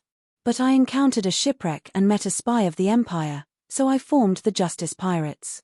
At the beginning of my formation, I announced that the goal of the Justice Pirates was not any merchant ship, but other pirates. Until now, my regiment has acted with this philosophy and has never invaded or robbed any merchant ship. Your justice can't punish me. Oh. Chow Chow's expression changed, and his eyes focused on the Draconid youth who held his head high. I can testify. The receptionist on the Draconid youth side raised his hand and responded loudly, the Empire's intelligence has indeed recorded the Justice Pirate situation, and it is indeed as the Dragon Captain said, the Justice Pirates are different. Another receptionist nodded, I also know about the Justice Pirates. This group has the Greed God Bone, and recently exchanged a treasure map with the Empire and went to the Tianzhu Sea to search for treasures. There has never been any intelligence that this pirate group has robbed merchant ships. Is that so? Chow Chow seemed to relax, and the hesitation on his face deepened, and his sword drooped to the ground. The Draconid youth's gaze was faint, if you don't believe me, you can use the lie detector scroll on the spot. I don't want to fight the Empire's Navy, and I'm more willing to prove my innocence. Okay, then let's do that. Chow Chow stared at the Draconid youth, and with a wave of his hand, the Navy immediately stopped in place. He had a high degree of control over his subordinates, and they were completely obedient. Immediately, the receptionist took out the lie detector scroll. Facing the lie detector scroll, the Draconid youth repeated his previous words. The scroll did not react at all, confirming the truth of the Draconid youth. The Draconid youth looked at the scroll and described the process of his side's destruction of the Swift Blade Pirates. The scroll's power continued, and no lies were found. The Justice Pirates, interesting. Major General Chow Chow's expression eased, but his gaze was still doubtful. As far as I know, the lie detector scroll is not omnipotent, and there are many ways to act freely under this scroll. Chow Chow, you better understand. The Draconid youth was unhappy. I prove my innocence, not because I'm afraid of you, and not because I'm not sure if I can break through successfully. I'm doing this because I don't want to waste time between justice. Of course, I don't want my subordinates to be damaged for no reason. I've shown my sincerity, and you have to keep your doubts to yourself. Qiao Qiao Sama. The two receptionists said in unison and looked at Qiao Qiao. Qiao Qiao was silent for a while, and then coldly snorted, "Retreat." He turned back to the way he came, and before leaving, he took a deep look at the Draconid youth. "Justice Pirates, I'll keep an eye on you. Once I find out that I've been deceived, The members of the Justice Pirates glared at the Navy's departure. The two receptionists saw that the war had been resolved and breathed a sigh of relief, but their faces were still ugly. "Next time, I will never let the Navy enter the harbor to rest." The second receptionist came over with a look of regret. The first receptionist patted him on the shoulder. "It's not your fault. Now all the spies are directly under the command of Fleet Admiral Salt Tan, and Qiao Qiao's fleet is not in a good state. They must rest quickly, and this is the only military harbor. We're all in a difficult position." After consoling the young man, the receptionist turned to the young man and the others with an apologetic look. "I'm really sorry to have affected all of you. In order to express our apologies, we can renegotiate the terms of the exchange of resources. I will give you the most favorable discount." The second receptionist continued, "I will give all the Imperial contribution points under my personal name to you as compensation. Please be sure to accept it." A sudden crisis was temporarily resolved, and it even brought about some unexpected gains. Immediately, the Justice Pirates discussed the exchange content and exchanged for more materials. In this way, the Justice Pirates could not only repair deep-sea monster fish, but also have a better material reserve than the best expectation. Qiao Qiao returned to the warship, Captain Fur Seal. "Sir Rear Admiral." A beast man with a dog head and a human body in a Navy uniform immediately stepped forward. "Send your people to follow the Justice Pirates and do your best to find out their details." Qiao Qiao ordered expressionlessly. "Yes, sir." Captain Fur Seal saluted and quickly retreated. Chapter 345. Deep-sea monster fish, core cabin. The Draconid youth solemnly handed a scroll in his hand to ZDI. This scroll was the ship spirit's alchemy restoration scroll. ZDI untied the delicate string and slowly unrolled the scroll. The scroll's skin was not the usual sheepskin of a scroll, but the more delicate deerskin. The scroll's shaft was made of some kind of alloy. The shaft was silver white, but the surface had fine straight black engravings. The engravings intersected with each other, forming square and rectangular patterns. The creator of the scroll, Tucker, had a clever mind. The alloy shaft contained a secret. The shaft and the scroll were one, neither could be missing. Only when they were put together would it be a complete ship spirit's restoration scroll. This made it several times harder for someone to copy it. The entire scroll gave off a strong golden aura. That's right, this was a gold-grade magic tool, and it was a one-time use item. There were only the Draconid youth, ZDI, and Kang Shu in the core cabin. After ZDI unrolled the scroll, she began to focus on it. After the three of them discussed, the scroll was given to ZDI to use. There were two reasons. One was that ZDI had swallowed the soul of the ship spirit. Her soul had reached silvergrade, and her spiritual power had increased by leaps and bounds. The second reason was that ZDI had authority over the tower spirit. After focusing on it, ZDI quickly grasped the scroll. Then, she began to inject her magic power into it. At this step, the difficulty was much higher than the first step. Because it was very difficult for a Black Iron mage to use their own magic power to activate a gold-grade scroll. Especially this scroll that required even more magic power. ZDI quickly used more than half of her magic power, but the scroll in her hand did not even emit a trace of light. There was no reaction at all. The girl frowned. "This is a bit troublesome. This scroll requires a lot of magic power." "Don't worry, we have plenty of time." The Draconid youth comforted her. ZDI nodded and took the initiative to slow down the magic power output. She opened her mouth slightly. The Draconid youth took out a potion, removed the cork and poured it into ZDI's mouth. ZDI swallowed it, and the potion quickly took effect, quickly replenishing her magic power. Just like that, the girl used mana potions while instilling magic into the scroll. The scroll in her hand began to emit a faint glow. It's a pity that deep-sea monstrous fish doesn't have an open record desk. Otherwise, we could directly use the power of deep-sea monstrous fish. There's no need to go through so much trouble, Kang Shu said regretfully. The open scroll desk was a type of magical device that was specifically used to release magic scrolls. Many castles, wizard towers, magic ships, and airships had such devices. After the open file desk was activated, it would directly consume the mana reserves in the mana pool. There was no need to instill mana manually. Although deep-sea monster fish was a gold-grade magical ship, it did not have a docking station. As a legendary mage, the warlord had no use for such things. As time passed, the ship's spirit's restoration scroll emitted an increasingly powerful golden glow. On the other hand, ZDI's face was pale and her body was swaying. In a short time, she had drunk a dozen tubes of mana potions, and her body was showing signs of collapsing. "Let us help you," the Draconid youth said when he saw this. ZDI nodded. And so, the Draconid youth and Kang Shu both placed their hands on the shaft or scroll, and instilled their own mana into it. The Draconid youth had just started his magic cultivation. Although he had mana, it was quickly depleted. He then began to drink the mana potion. A moment later, Kang Shu also drank the potion. There were 3 sources of mana in the scroll, but because ZDI had the most mana and occupied most of it, the situation remained stable. The Draconid youth and Kang Shu cooperated fully with ZDI. Finally, after half an hour of unfolding the scroll, the combined mana of the 3 of them finally reached the standard for using the scroll. The scroll quickly burned into ashes, turning into a golden ball of light. The ball of light was half the height of a person, and the alloy shaft of the scroll was wrapped inside.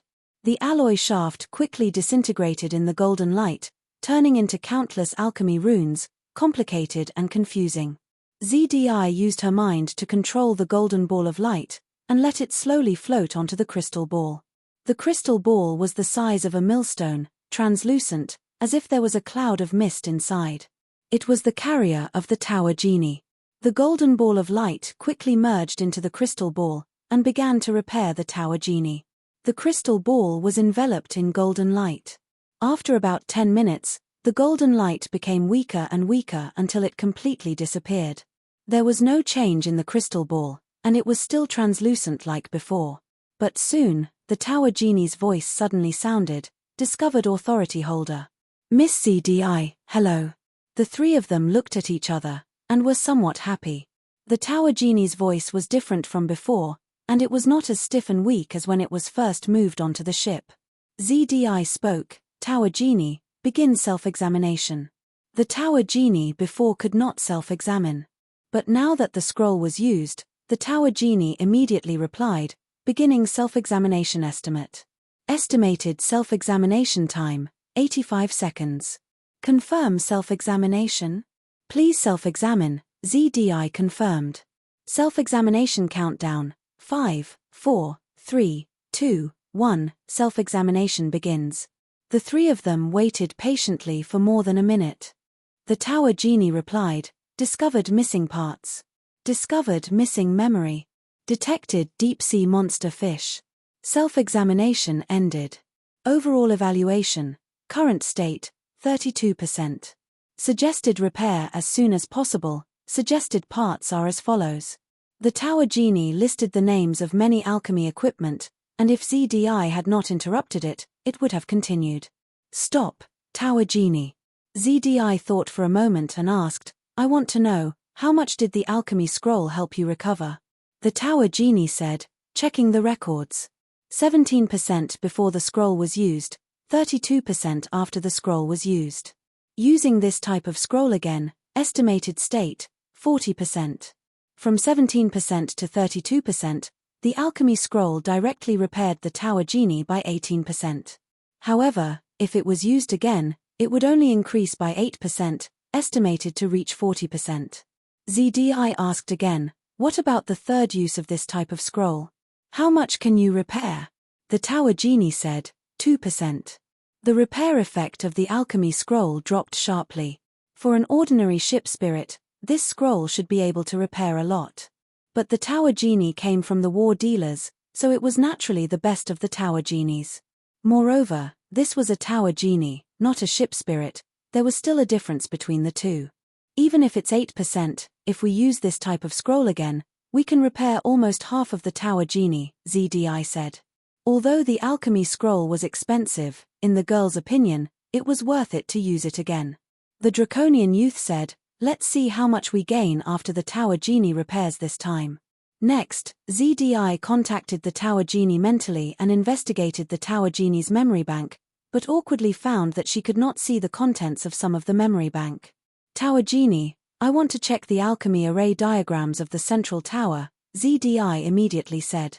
The tower genie replied, "Insufficient authority. Please raise your authority." The three of them were dumbfounded for a moment. Because they could check the alchemy array diagrams before the tower genie repaired it.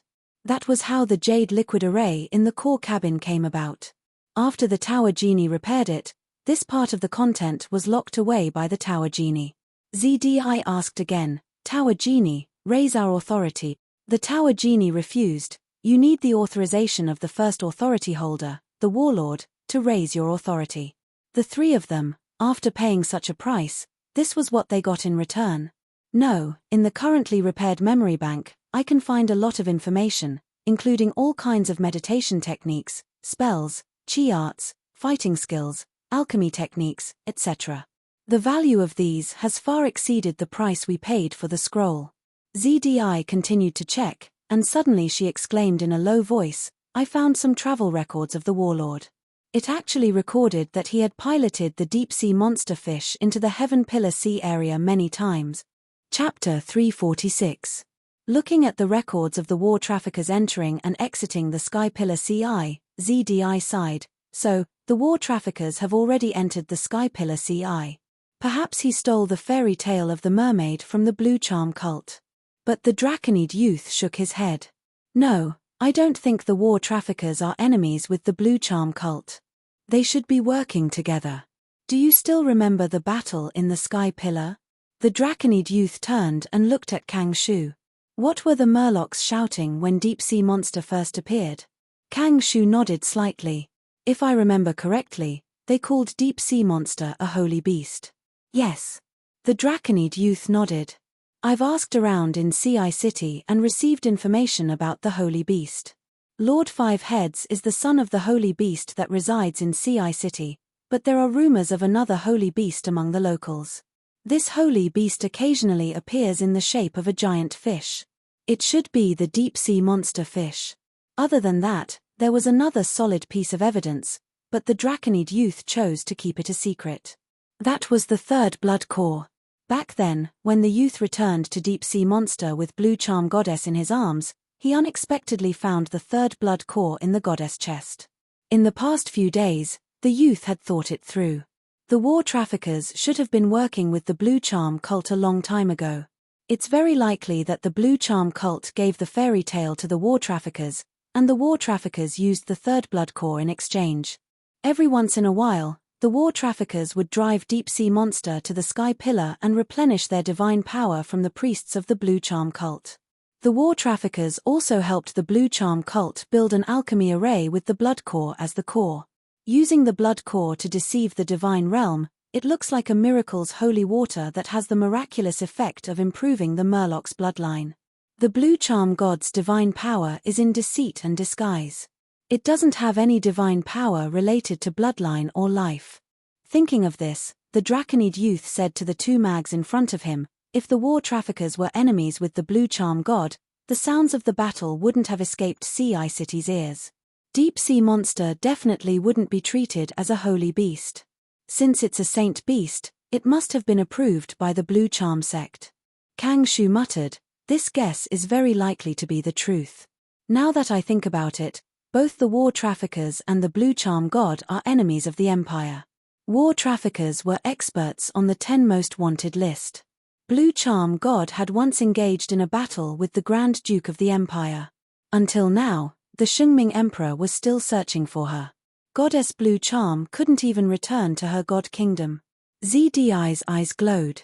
Since the War Dealer and Blue Charm Goddess are working together, let's take out the fairy tale of the mermaid and put it in front of the goddess. Maybe she will charge the artifact directly. Kang Shu quickly shook his head. That's too risky. Since the ship Gowl has noticed that the two gods are getting restless, and if they are in a stalemate, we lack the ability to disguise ourselves. If we take out the divine artifact, it might trigger the awakening of the goddess, or break the stalemate between the two gods. Yes. The Draconid youth agreed. Let's stick to our original plan and use the blasphemy priest to steal the divine power. Kang Shu's expression turned serious. I will do my best, Captain. At this time, ZDI said, interesting. In the restored memory, there are many alchemy puppet blueprints. I think we can make a few maintenance puppets. This is a spherical puppet with a propeller on its head. The ball can be loaded and unloaded with maintenance components. As long as we have 3 of these puppets and special maintenance tools, we won't have to do anything to the arrays inside and outside the deep-sea monster fish. This good news immediately attracted the attention of the youth and the necromancer. After a discussion, the 3 of them all agreed that the best strategy was to create maintenance puppets and use them to repair the deep-sea monster fish. This was the most efficient way and could save the most time. It could also bring long-term benefits in the future. The alchemy puppets that the deep-sea monster fish had originally been equipped with were general-purpose puppeteers. They knew a little bit of everything but were not proficient in any of them. Therefore, they could only repair the deep-sea monster fish to the basic standard. The maintenance puppets were different. They were designed by the warlords to deal with maintenance problems. They could be said to be specialized in the field. After maintenance, the results were naturally outstanding. In the field of alchemy, the warlords were not good at making puppets. But he was a master alchemist after all. Even if he was not good at it, to the Justice Pirates and even the outside world, he was the best of the best. He was a priceless existence. Zhong Ji was unconscious. The highest level of the Justice Pirates was the Draconid youth, ZDI, and Kang Shu. After the discussion, Kang Shu and ZDI left the core cabin, but the Draconid youth stayed.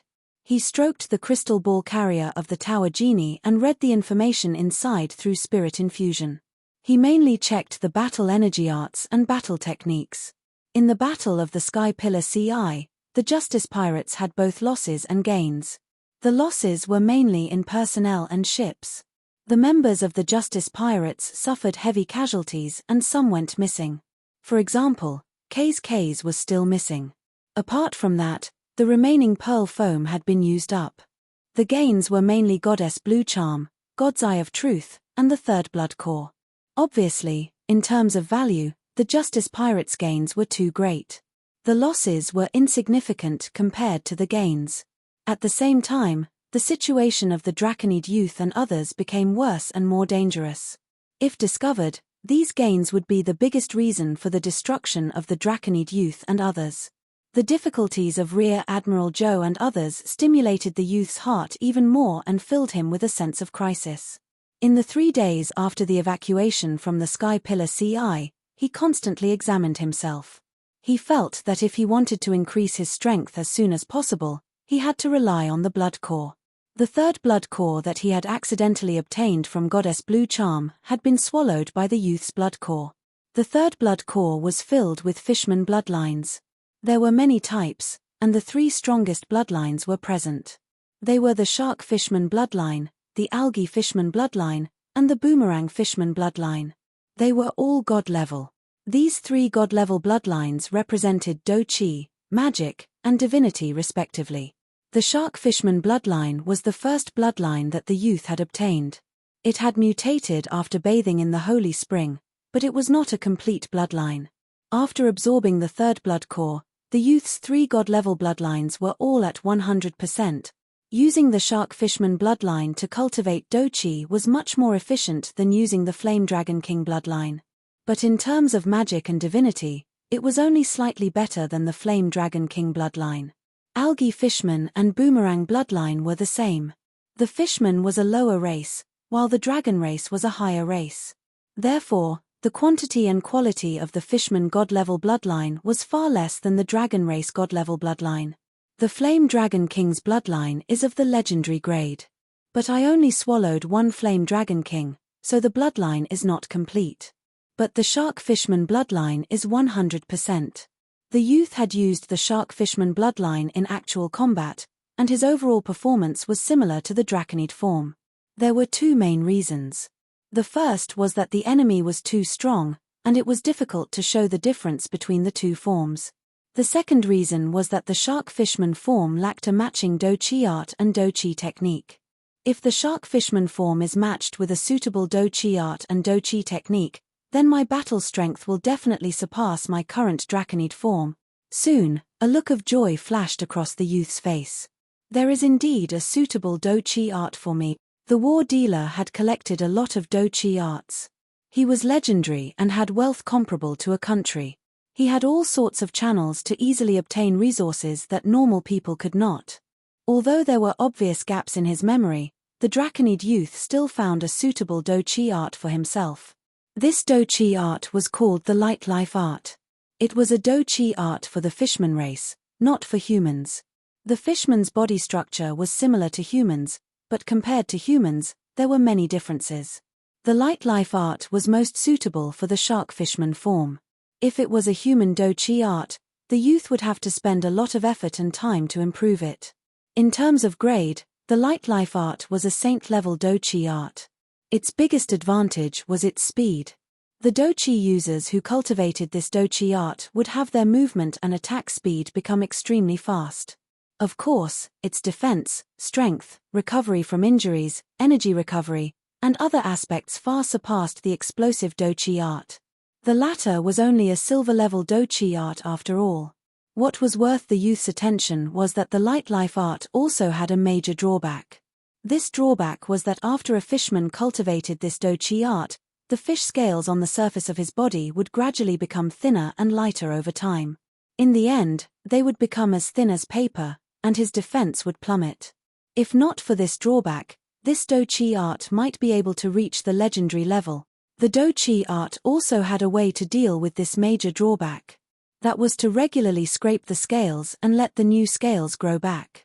I am not a real shark fishman, but a mutated Bloodcore. Maybe I can just ignore this drawback. Next, the youth tried his best to memorize the contents of the Do-Chi art. After memorizing it, the youth left the core cabin and immediately entered the sea to cultivate. They had just arrived at Sharp Knife Town and completed the initial exchange of resources. It was estimated that they would need 3 days to complete the exchange. At least it is relatively safe for now. During the conversion of the Do-Chi in his body, the youth's combat strength would drop a lot, and he would be in a weakened state. However, his intuition told him that if he gave up this time, he would not have such a good opportunity in the future. In the depths of the dark sea, there was not a trace of light. However, the youth's vision was clear, and he obtained a sense of tranquility and comfort from the cold and dark sea water. Dive deeper and deeper. Deep-sea monster fish had already scouted the surroundings and discovered that there was an underwater whirlpool here. Whoosh whoosh whoosh. The water in the whirlpool was like a knife, spinning rapidly, and the surrounding lifeforms avoided it.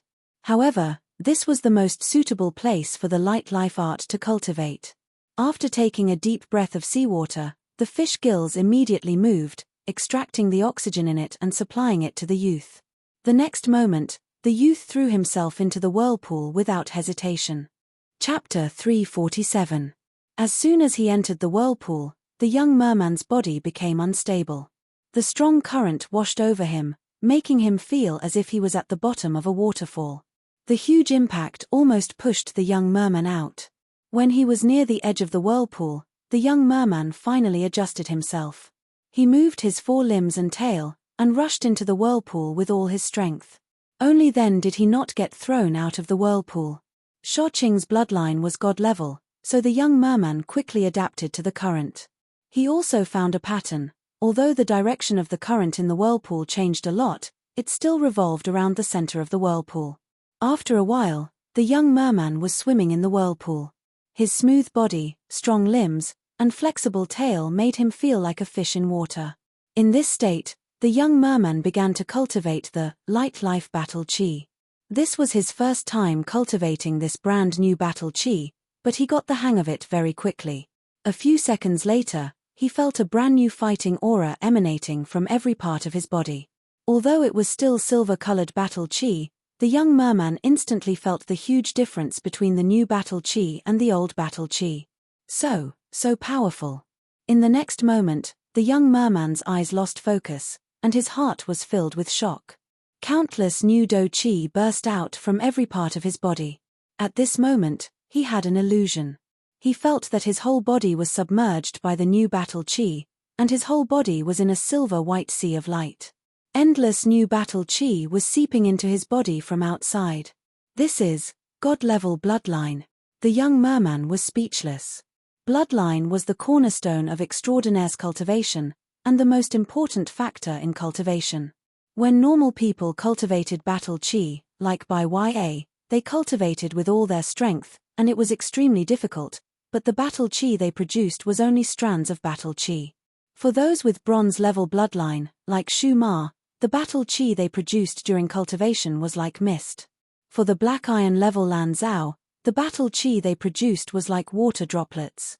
For the silver level, the battle chi they produced was like a stream.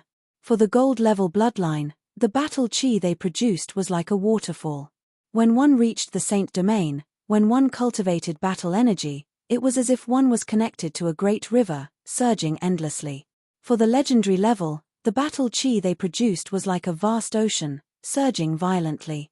With the god bloodline, one would feel as if they were immersed in the light of the heavens. Both inside and outside, they would shine endlessly.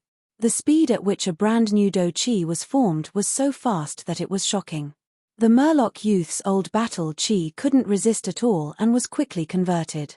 The explosive do chi technique that the youth cultivated was far inferior to the light life technique. 10 portions of old fighting energy could only be converted into 2 portions of new fighting energy. In half an hour, the youth's old do chi had completely disappeared, and his body was completely new do chi. The young man was still cultivating. His body was like a bottomless pit, constantly absorbing and storing new chi. Although my Draconid bloodline was at the legendary level, it wasn't complete. Now, he has 100% divine bloodline and is a complete shark man. Therefore, his battle chi capacity has increased by countless times. Speaking of which, I'm still a little burdened by the light life incantation. This battle chi art is only at the saint level. Given my current divine bloodline and physique, I am most suited for a deity-level battle chi art. If I had such a battle chi art, my cultivation efficiency would be much higher, and I would be able to bathe in the light of the heavens, limitless. The Murloc youth was immersed in his cultivation and almost forgot about the time. Traces of piercing pain came from all over his body, waking him up with a start. He immediately understood, my body can still hold light life incantation, but after this cultivation, my body is almost at its limit. He hurriedly left the underwater whirlpool and swam alone away from Knife Mountain Island. Finally, he swam to a group of reefs and rested for a short while. Touching his fish scales, he found that they had become much thinner. With a light touch, they broke. Although the skin under the scales was thick and tough, there were still traces of blood seeping out. This is the disadvantage of the new battle chi art. Can I use the Bloodcore to make up for it? The youth began to try. The attempt failed. After the red light flashed, the fish scales did not change. I understand now. The youth suddenly understood. In order to verify his guess, he stretched out his left arm and turned his left arm back into a human arm. Seeing that there was no mutation, his bare human arm immediately cracked open. He was covered in cuts and bruises, and blood flowed out non-stop. At the same time, he felt that his arm was very swollen. Light life incantation almost burst his arm. The Murloc youth quickly changed his arm back. Human blood covered the thin scales of the fish and dripped down continuously. The fish scales were thin and brittle, which should be the youth's injury. Therefore, it could not be changed by the Bloodcore. My human body was modified by the warlords and mixed with the Golden Needle Queen Bee's legendary bloodline, but it is not complete. It is even worse than the Dragon Man form.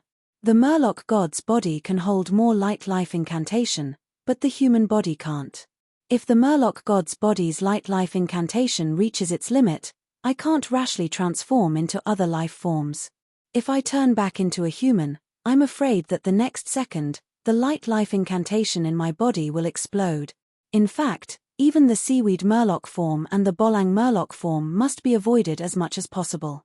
The Murloc god's bloodline was top-notch in terms of light life incantation, but in the field of magic and divine arts, it was far inferior to the seaweed Murloc and the bolang Murloc god's bloodline. It was the same the other way around. It was also relatively difficult for these two life forms with divine bloodline to bear the maximum amount of light life incantation stored in the Murloc form.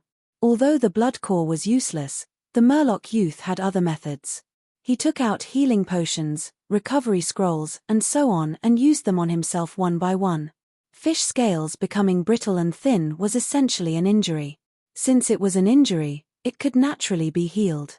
However, after using several healing methods, the Murloc youth found that the effects were not high. He analyzed that there were two reasons. The first reason was that healing Sha Qing's god's body was much more difficult than healing the human body and dragonman form. Although all three of them were silver life incantation. The second reason was that the various healing methods could only cover up the damage to the scales and could not accurately target it. For example, healing potions had the greatest effect of stopping the bleeding and healing the wounds on the flesh. In fact, the Murloc youth had never heard of a potion that specialized in healing fish scales.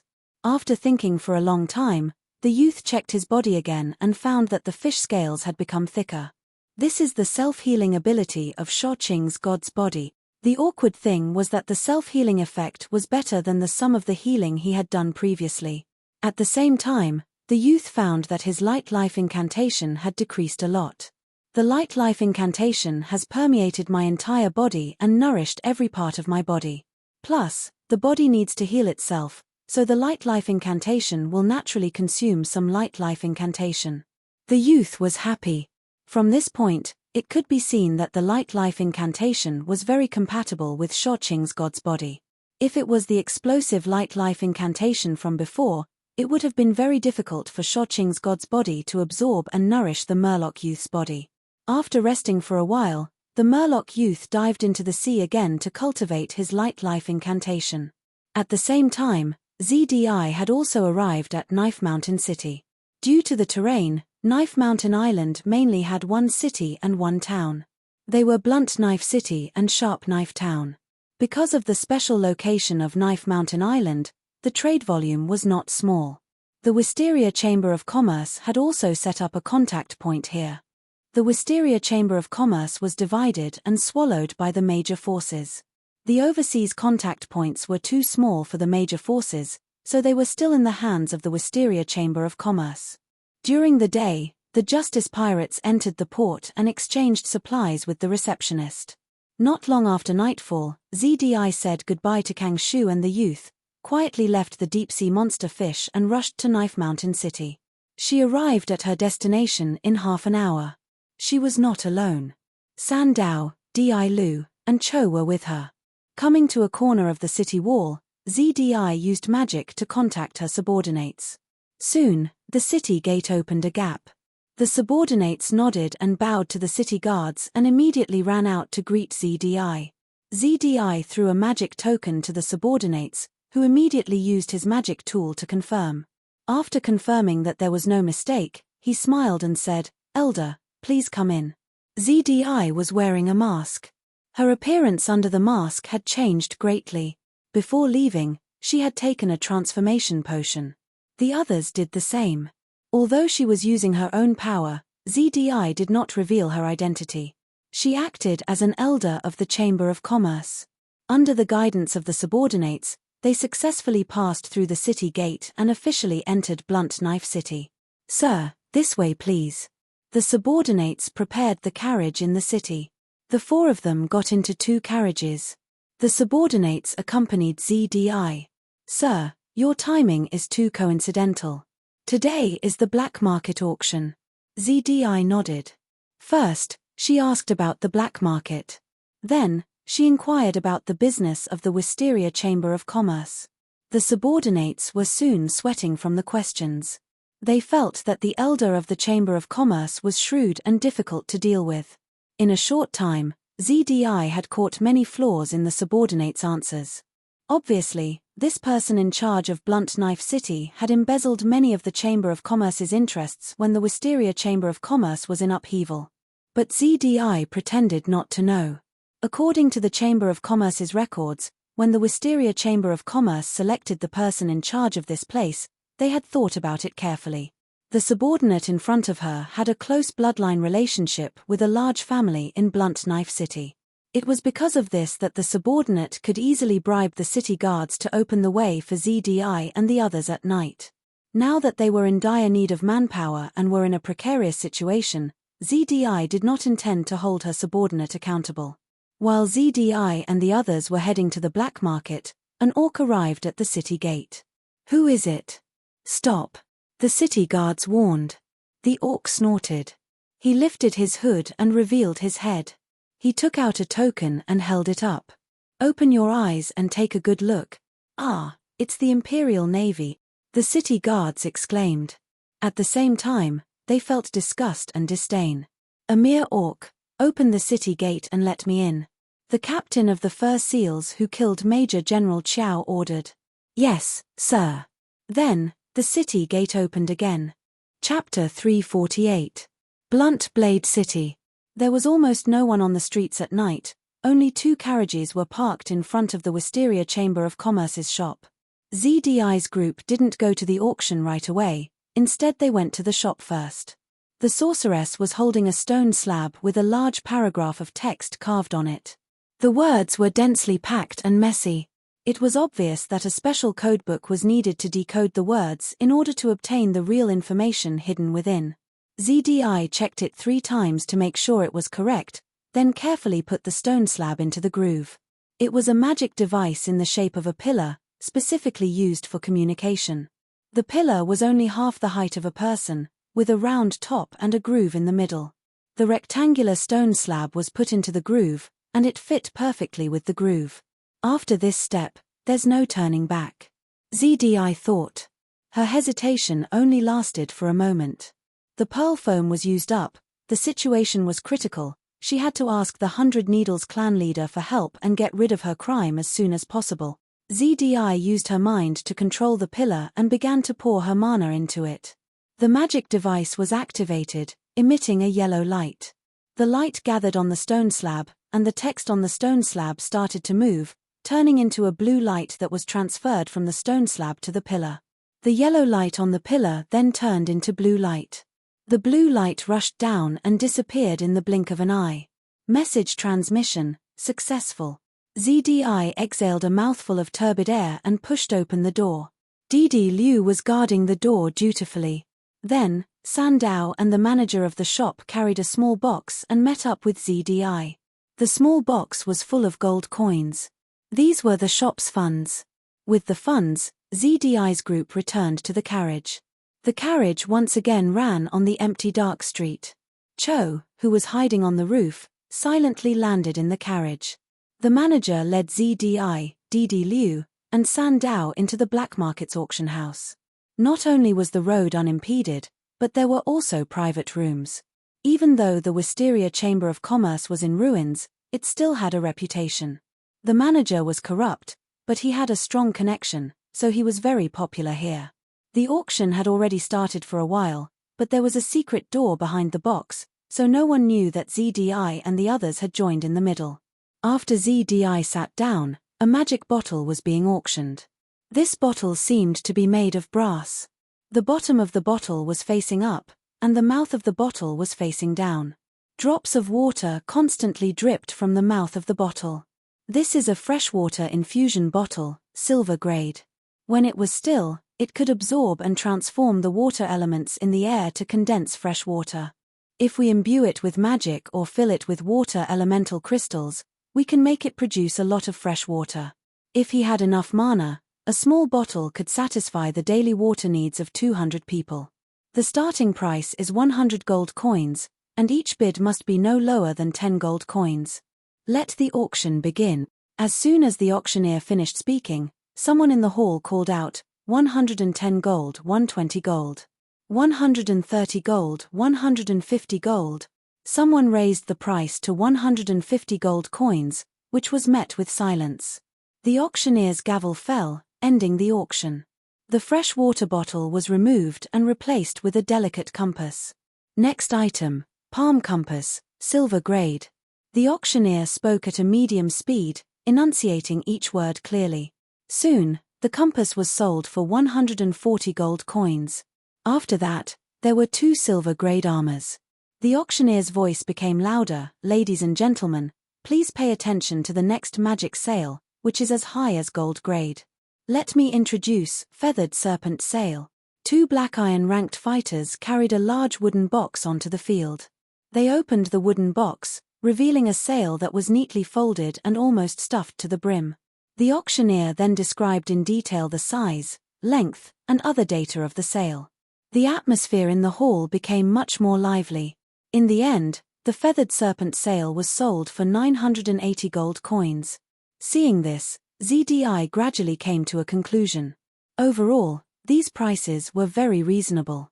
Copper, silver, and gold coins were the main currencies that circulated between the continents and played a huge role in large and small trade. In the Sacred Empire, the basic living expenses of an ordinary person were between 50,000 and 30,000 copper coins, which was 0.5 to 3 gold coins. The house price in a big city was around 10,000 copper coins per square meter, which was 1 gold coin per square meter. A baron's annual income was around 4,800 gold coins. The purchasing power of gold coins was very strong. As for the auction items, most of them were in the field of navigation. After all, Bluntblade City was a sea city, and there was a huge demand for navigation. ZDI observed the auction items while listening to the person in charge. The black market auction was not hosted by a single force, but by the mayor's office, the 2 major families, and the Clamcloth Merchant Guild. The first 2 formed the highest level of Bluntblade City, while the latter was one of the 6 major merchant guilds of the Sacred Empire. Naturally, it was a good thing for ZDI that many forces were working together to organize the auction. ZDI also learned about the many auction records in the auction, as well as the historical transaction prices of many auction items. Overall, this black market auction was mid-level, and the highest grade was gold grade. Bluntblade City was not a big city, and the strongest person was the mayor, who was a gold grade warrior. From these auction records, ZDI also figured out the financial strength of her main competitors. Excluding unexpected people, her main competitors were the mayor's office and the 2 major families. ZDI's main goal this time was to buy some alchemy materials to make maintenance puppets. Among the materials required for the puppet, there were quite a few mid-tier materials. It would be difficult to gather these materials in a short time in Bluntblade City's market, but it would be easy to get them in an auction. She had already obtained the list of auction items through the person in charge. There was only a brief introduction on the list, and the materials were all in the second half of the auction. ZDI was not in a hurry, and showed great patience. During the first half, she repeatedly made bids through the magic device. Although she did not have a strong need for these equipment or magic tools, she needed to confuse her opponents so that they could not easily see through her shopping preferences. I didn't expect there to be an elder of the Wisteria Merchant Guild in the Justice Pirates. No, even if he's not an elder, the fact that he can take out an elder's token shows that the 2 of them have a close relationship. Captain Fur Seal also joined in. He used the name of killing Major General Chiao and also got a box. Because ZDI casually made bids, many of the auction items took the initiative to join in. Captain Fur Seal could not judge anything for a while and could only continue to observe quietly. The first half of the auction soon ended. This kind of black market auction was held at least once a month. During the intermission, the people in the field whispered to each other. Some were talking about the auction items, some were reminiscing about old times and building relationships, and some were raising funds. At the beginning of the second half, there was an accident.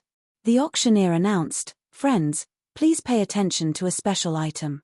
This is a gold-grade magic scroll, called the Ship Spirit Restoration Alchemy Scroll. Friends, you may not know much about this, So I'll introduce the origin of this item in detail. The person who made it is not ordinary. With the auctioneer's explanation, everyone's attention was attracted. ZDI was quite surprised. It's the ship spirit restoration scroll? It's still made by Tucker. There's no mistake, it's exactly the same. Captain Fur Seal snorted. This scroll is specially supplied to the Navy and the Spy Department. How dare it leak out, hateful imperial vermin.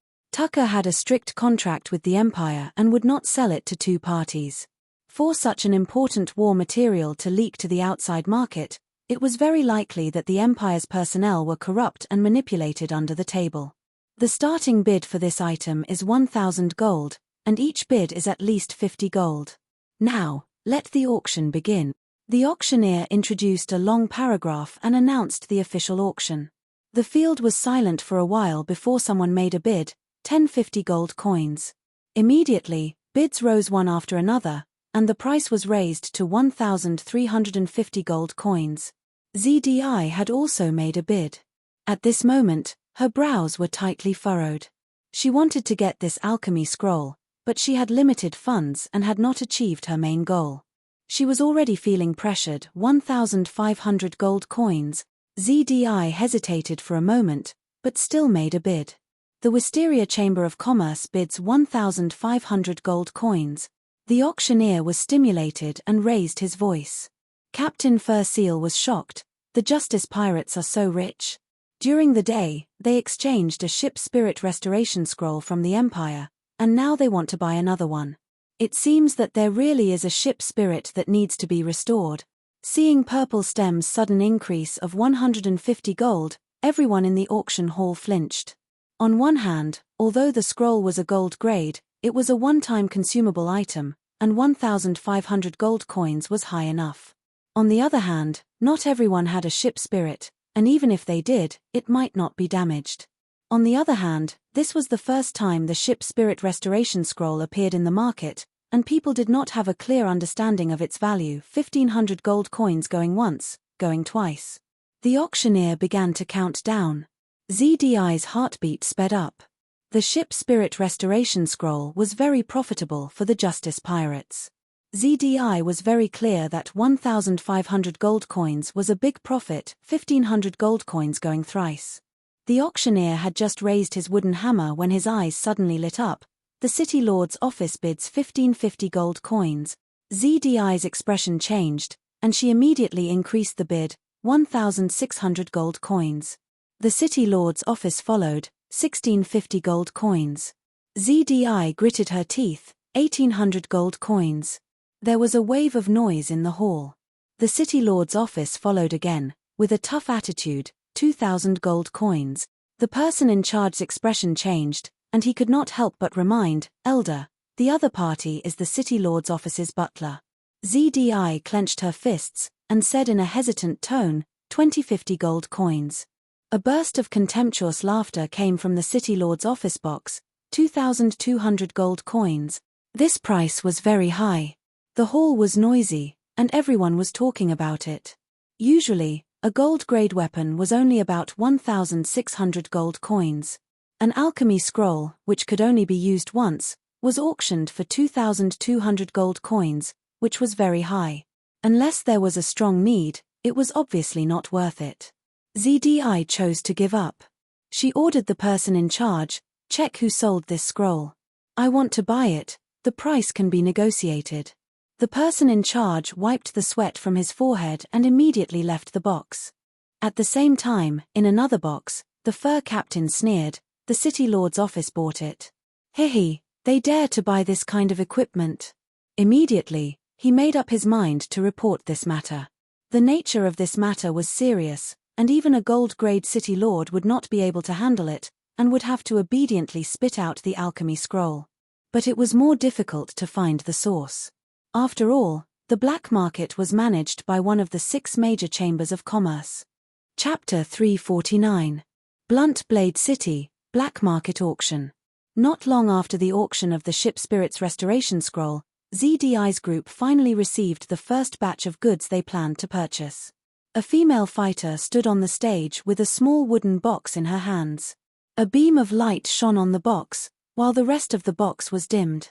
The box was slowly opened by the female fighter, revealing a small pile of metal ingots inside. Under the light, the metal ingots shined with a dazzling silver light. Everyone's eyes were focused on the metal.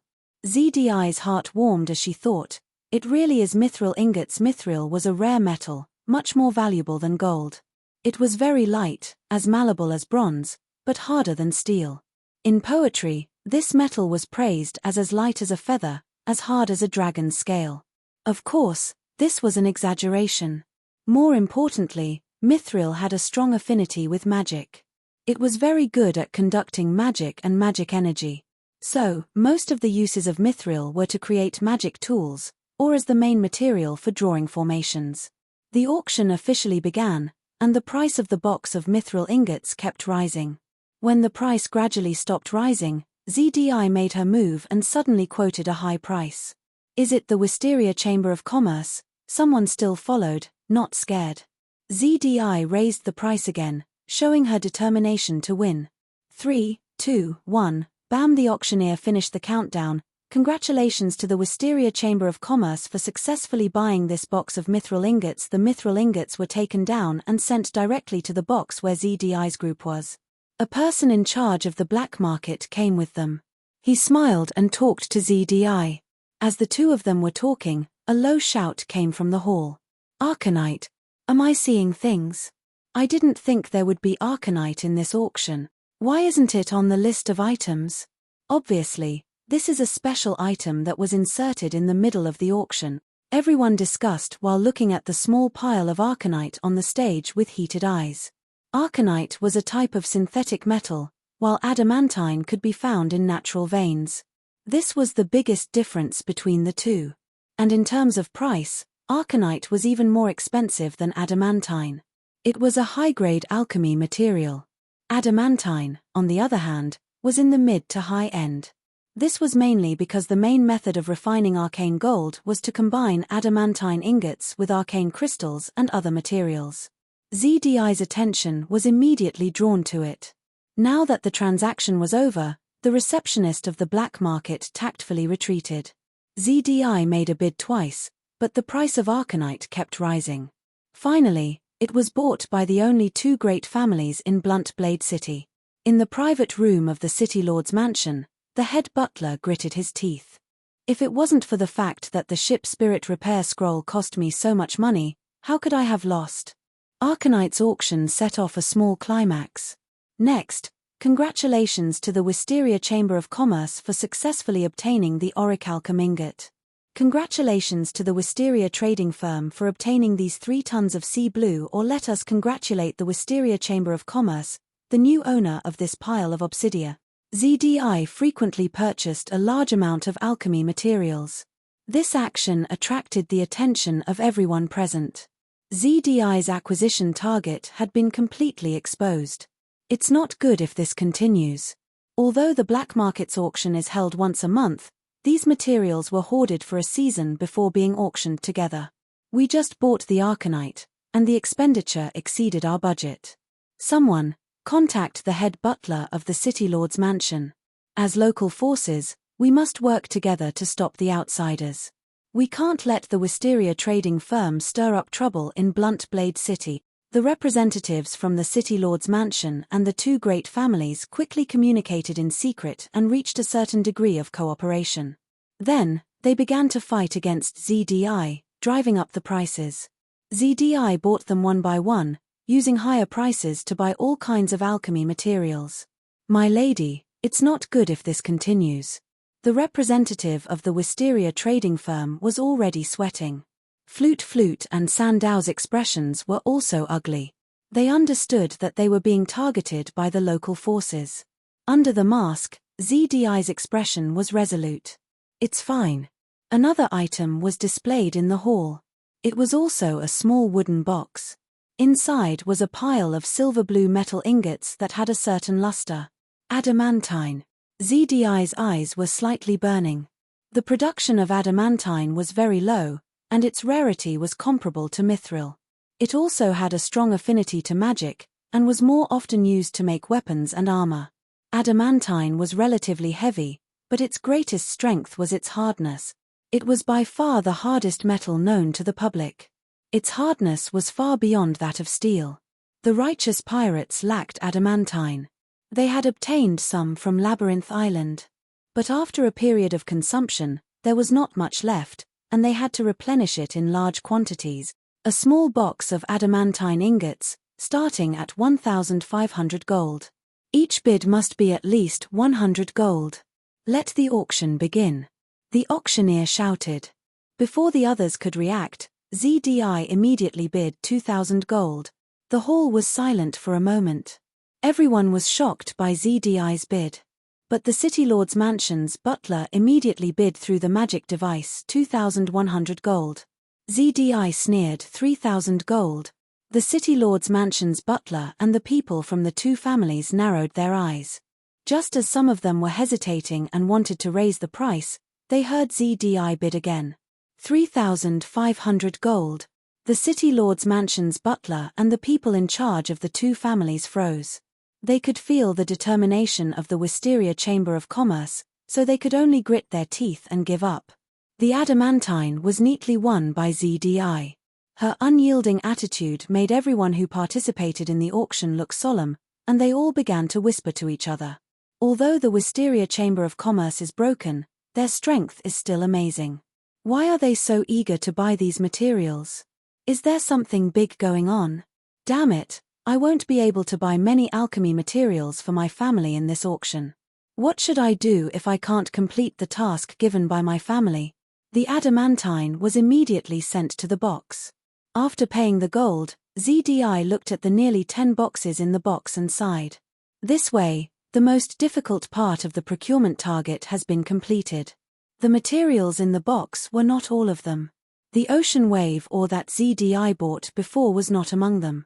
These ores weighed 3 tons and were placed outside for the time being. The specific quality had already been personally confirmed by D.I. Liu, who had gone out on a special trip. On the stage, someone suddenly ran up and whispered to the auctioneer before leaving the stage. Next, there is a special treasure. The auctioneer's face still had a trace of surprise. Everyone, please take a look. 4 agents from the black market went up together with a suitcase. After the suitcase was opened, everyone saw a pile of black crystals. They were puzzled. The City Lord's Mansion's butler exclaimed. The people in charge of the other two families also recognized it. They could not sit still and stood up. These black crystals were long and short, big and small, but they were all long. They were dark and emitted an inexplicable chill.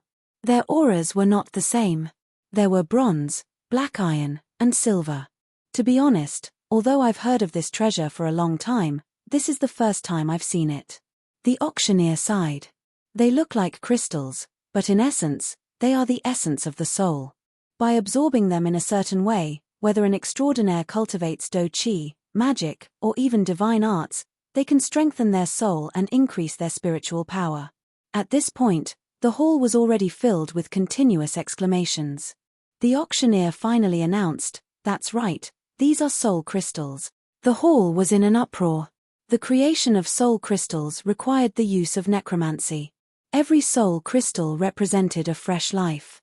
The more intelligent the life, the higher the quality of the soul crystal. When it came to necromancers, people's expressions changed. But when it came to soul crystals made by necromancers, people yearned for them. Such a large amount of soul crystals was definitely rare in the market. 2,000 gold. Before the auctioneer announced the starting price, ZDI had already won the bid. In your dreams, 2,500 gold. The City Lord's Mansion's butler suddenly shouted. 3,000 gold. One of the people in charge of the two families exhaled. 3,500 gold. The other person in charge of the family was fearless. ZDI snorted coldly.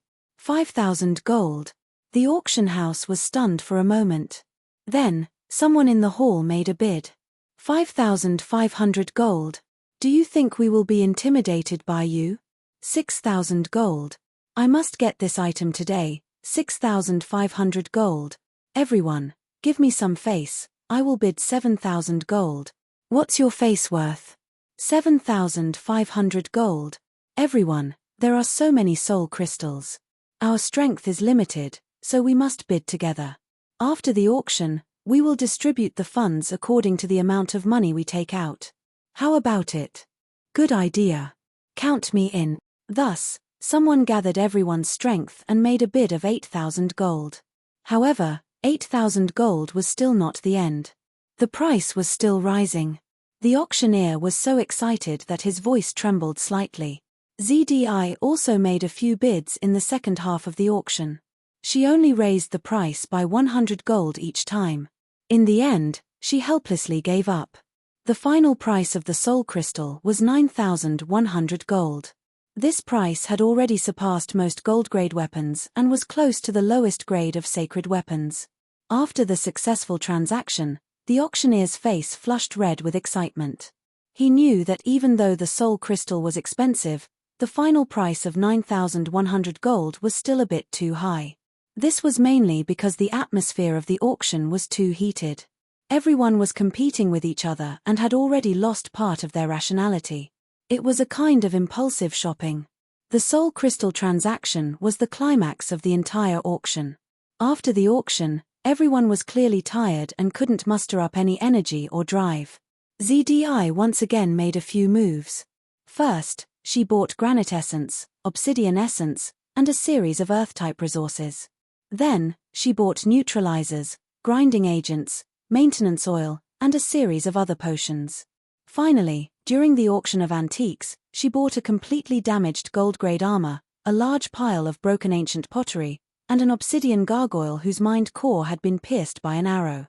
After the auction ended, not only did ZDI perfectly complete her mission, but she also had a harvest that exceeded her expectations. The arcane gold and soul crystals that she sold not only gave her enough strength to last until the auction ended, but also left her with a lot of gold. Chapter 350. The monthly auction was over, and the crowd dispersed and left the venue. Under the cover of the night, there was little movement. The fur seal watched as ZDI and the others boarded the carriage, but did not follow them. Instead, he quickly walked in another direction. Soon after, he turned a few corners and knocked on the door of a house in a remote location. The door was not opened, and the house was silent. The fur seal grinned and took out a token from the pocket of his underwear. He held the token and waved it at the door before putting it away. The next moment, the door opened silently. The fur seal pushed the door open and entered before closing the door behind him. Behind the door was an old man with an oil lamp in his hand. The house was dark, and the light from the oil lamp was very weak. It could not even illuminate the old man's entire figure. Spy 708, follow me to the room. The old man narrowed his eyes and stared at the fur seal for a while before slowly turning around. The fur seal had two identities. On one hand, he was Rear Admiral Chop Joe's right-hand man. On the other hand, he was a secret agent of the Empire, mainly responsible for monitoring the internal affairs of the Empire's navy. The token that the fur seal had just taken out was plain on the surface, but in fact, it indicated his identity as a secret agent. The token had to be held by him for it to be effective. The fur seal stayed where he was and shook his head. My time is limited, and I still have a mission. This time, the information is urgent, but not complicated. The first information, the ship spirit repair scroll made by Tucker was sold in the black market auction just now. The second information, a large number of soul crystals suddenly appeared in the second half of the black market auction. The old man paused and immediately turned around. A large number of soul crystals? It was not surprising that soul crystals appeared alone. The keyword of the fur seal's information was a large number, which meant that the seller of the soul crystals was very likely a necromancer. Necromancers were not only wanted by the Sacred Empire, but also by other races and continents. The old man's face became quite serious. The fur seal opened the door. I've given you the information, I'm leaving now. The old man nodded. After the door closed, the old man immediately returned to the room and used a magic device to send this important information. The fur seal walked on the street, his footsteps getting faster and faster. He was supposed to follow ZDI's group closely, but he was delayed by the necromancer's report. But I have to. This intelligence is very important. The local agents of the Empire will definitely know about it and will mobilize all their forces to search for the cellar. At that time, if they find out that I was there but didn't report it, they will definitely find trouble with me. As a spy, the Fur Seal was well aware of the priority of all kinds of intelligence. Information on necromancers had occupied the top 10 priority ever since the rules had been set. Is it possible that this soul crystal came from the Justice Pirates? The Fur Seal began to run, naturally associating the two together. However, he immediately shook his head because there was no evidence to prove his conjecture. His marine identity allowed him to enter and leave the city in the middle of the night. However, they couldn't help him find information about the seller of soul crystals from the black market. That was why he had sent this information to the Empire's spy agency. The clam cloth Chamber of Commerce could not withstand the pressure from the secret agents. If the soul crystal really came from the Justice Pirates, then it means that they have come into contact with necromancers, and even established some kind of cooperation with them. If that's the case, then my task will be easy. If they come into contact with necromancers above the gold rank, I'm afraid they will provoke the lunatics of the Carnage Sanctions Institution. Thinking of this, the Fur Seal couldn't help but shrink his stubby neck. The Fur Seal sped up and passed through the city gate again. Soon, he saw ZDI's carriage on the mountain road. He breathed a sigh of relief. It's good that we didn't lose them. He ran on the hillside and jumped between the rocks, using the dense forest to hide his figure. He was very agile and flexible. He didn't continue to close the distance, but maintained a large distance. With his dog's nose and special fighting skills, he was a very good tracker. Looking at the carriages in the mountain road from afar, the Fur Seal began to summarize what he had learned so far. The Justice Pirates have amazing financial resources. This is very unusual. According to the intelligence, the Justice Pirates were established not long ago. Is there a big force behind them? Is it the Wisteria Chamber of Commerce? Or did they secretly plunder a large number of cargo ships? But although there have been a lot of incidents at sea recently, the sea is still relatively calm. According to the latest intelligence, the Justice Pirates are heading to the Sky Pillar CI. Did they find something important there? Did they really find something valuable? Is that why they are so rich? Although they bought a lot of things, they were mainly alchemy materials. What do they need so many alchemy materials for? To upgrade the ships. The Empire's docks should be more cost-effective. Did they recruit alchemists or alchemists recently? The Fur Seal suddenly froze. He saw many figures on the hillside in the distance. He wasn't the only one tracking the Justice Pirates. The Fur Seal identified the two leaders of the group after a brief identification. These two people came from two big families, and they were famous silver agents in the area. The Fur Seal immediately understood, a strong dragon can't suppress a snake in its own territory. The Justice Pirates were too strong at the auction and now they are suffering a backlash. In the city, the mayor's office and the clam cloth Chamber of Commerce were there. These two families had scruples and didn't dare to make a move. But outside the city, they had the freedom to act freely. If the Wisteria Chamber of Commerce hadn't been annexed by the Empire, these two families wouldn't have made a move. But now, the Wisteria Chamber of Commerce was in shambles. The number of guards of the Justice Pirates could be counted on one hand. It was no wonder that the two families were tempted to make a move. Well, let's let them explore the situation. The Fur Seal stopped moving forward and hid behind a boulder. No one noticed. On the hillside, the ambush team officially began. Two silver agents tore open magic scrolls at the same time and activated the spells recorded in the scrolls. Suddenly, 6 huge rolling stones formed out of thin air and rolled down the hillside. The rolling stones were round and twice the size of the carriages. The sound they made immediately attracted the attention of ZDI and the others. Trouble is coming. ZDI sighed softly. Flute and Sandow jumped out of the window and stood on the roof of the carriage, ready to fight. The Justice Pirates had a total of 8 carriages, mainly carrying the 3 tons of navy blue ore. The valuable mithril, adamantine, and other materials weren't large in size. But because the mountain road was long and narrow, The carriages were stretched out and most of them were on the path of the rolling stones. The threat that the Justice pirates faced wasn't just the rolling stones. After the rolling stones, the ambush team began to charge. The 2 silver agents were the sharpest spearheads. In the carriage, ZDI began to chant. Mana fluctuations were immediately emitted. There's a black iron mage. Priority to eliminate her. In the process of diving, the 2 silver agents looked at each other and instantly reached a consensus. ZDI's spell was cast and the hillside suddenly bulged.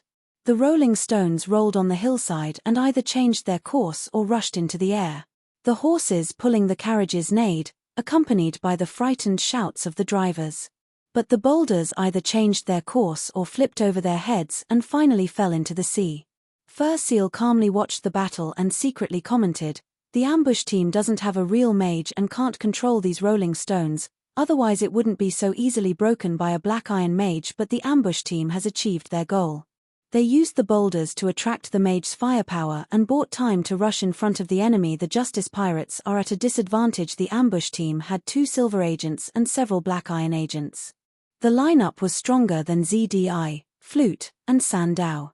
The rest of the drivers had already jumped off the carriage and frantically ran for their lives. Flute snorted and rushed out.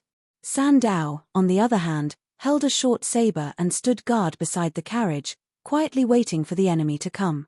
One of the silver agents on the ambush team was entangled by Flute, while the other led the team to rush towards Sandow. But in the next moment, the silver agent who was leading the team suddenly spat out blood and almost fell on the hillside. Ambush! He rolled back a few times and half knelt on the ground, his face pale and his hand holding his forearm. There was an arrow in his forearm and blood kept flowing.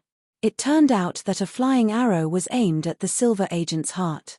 At the moment of life and death, the silver agent couldn't care about anything else and could only block it with his arm.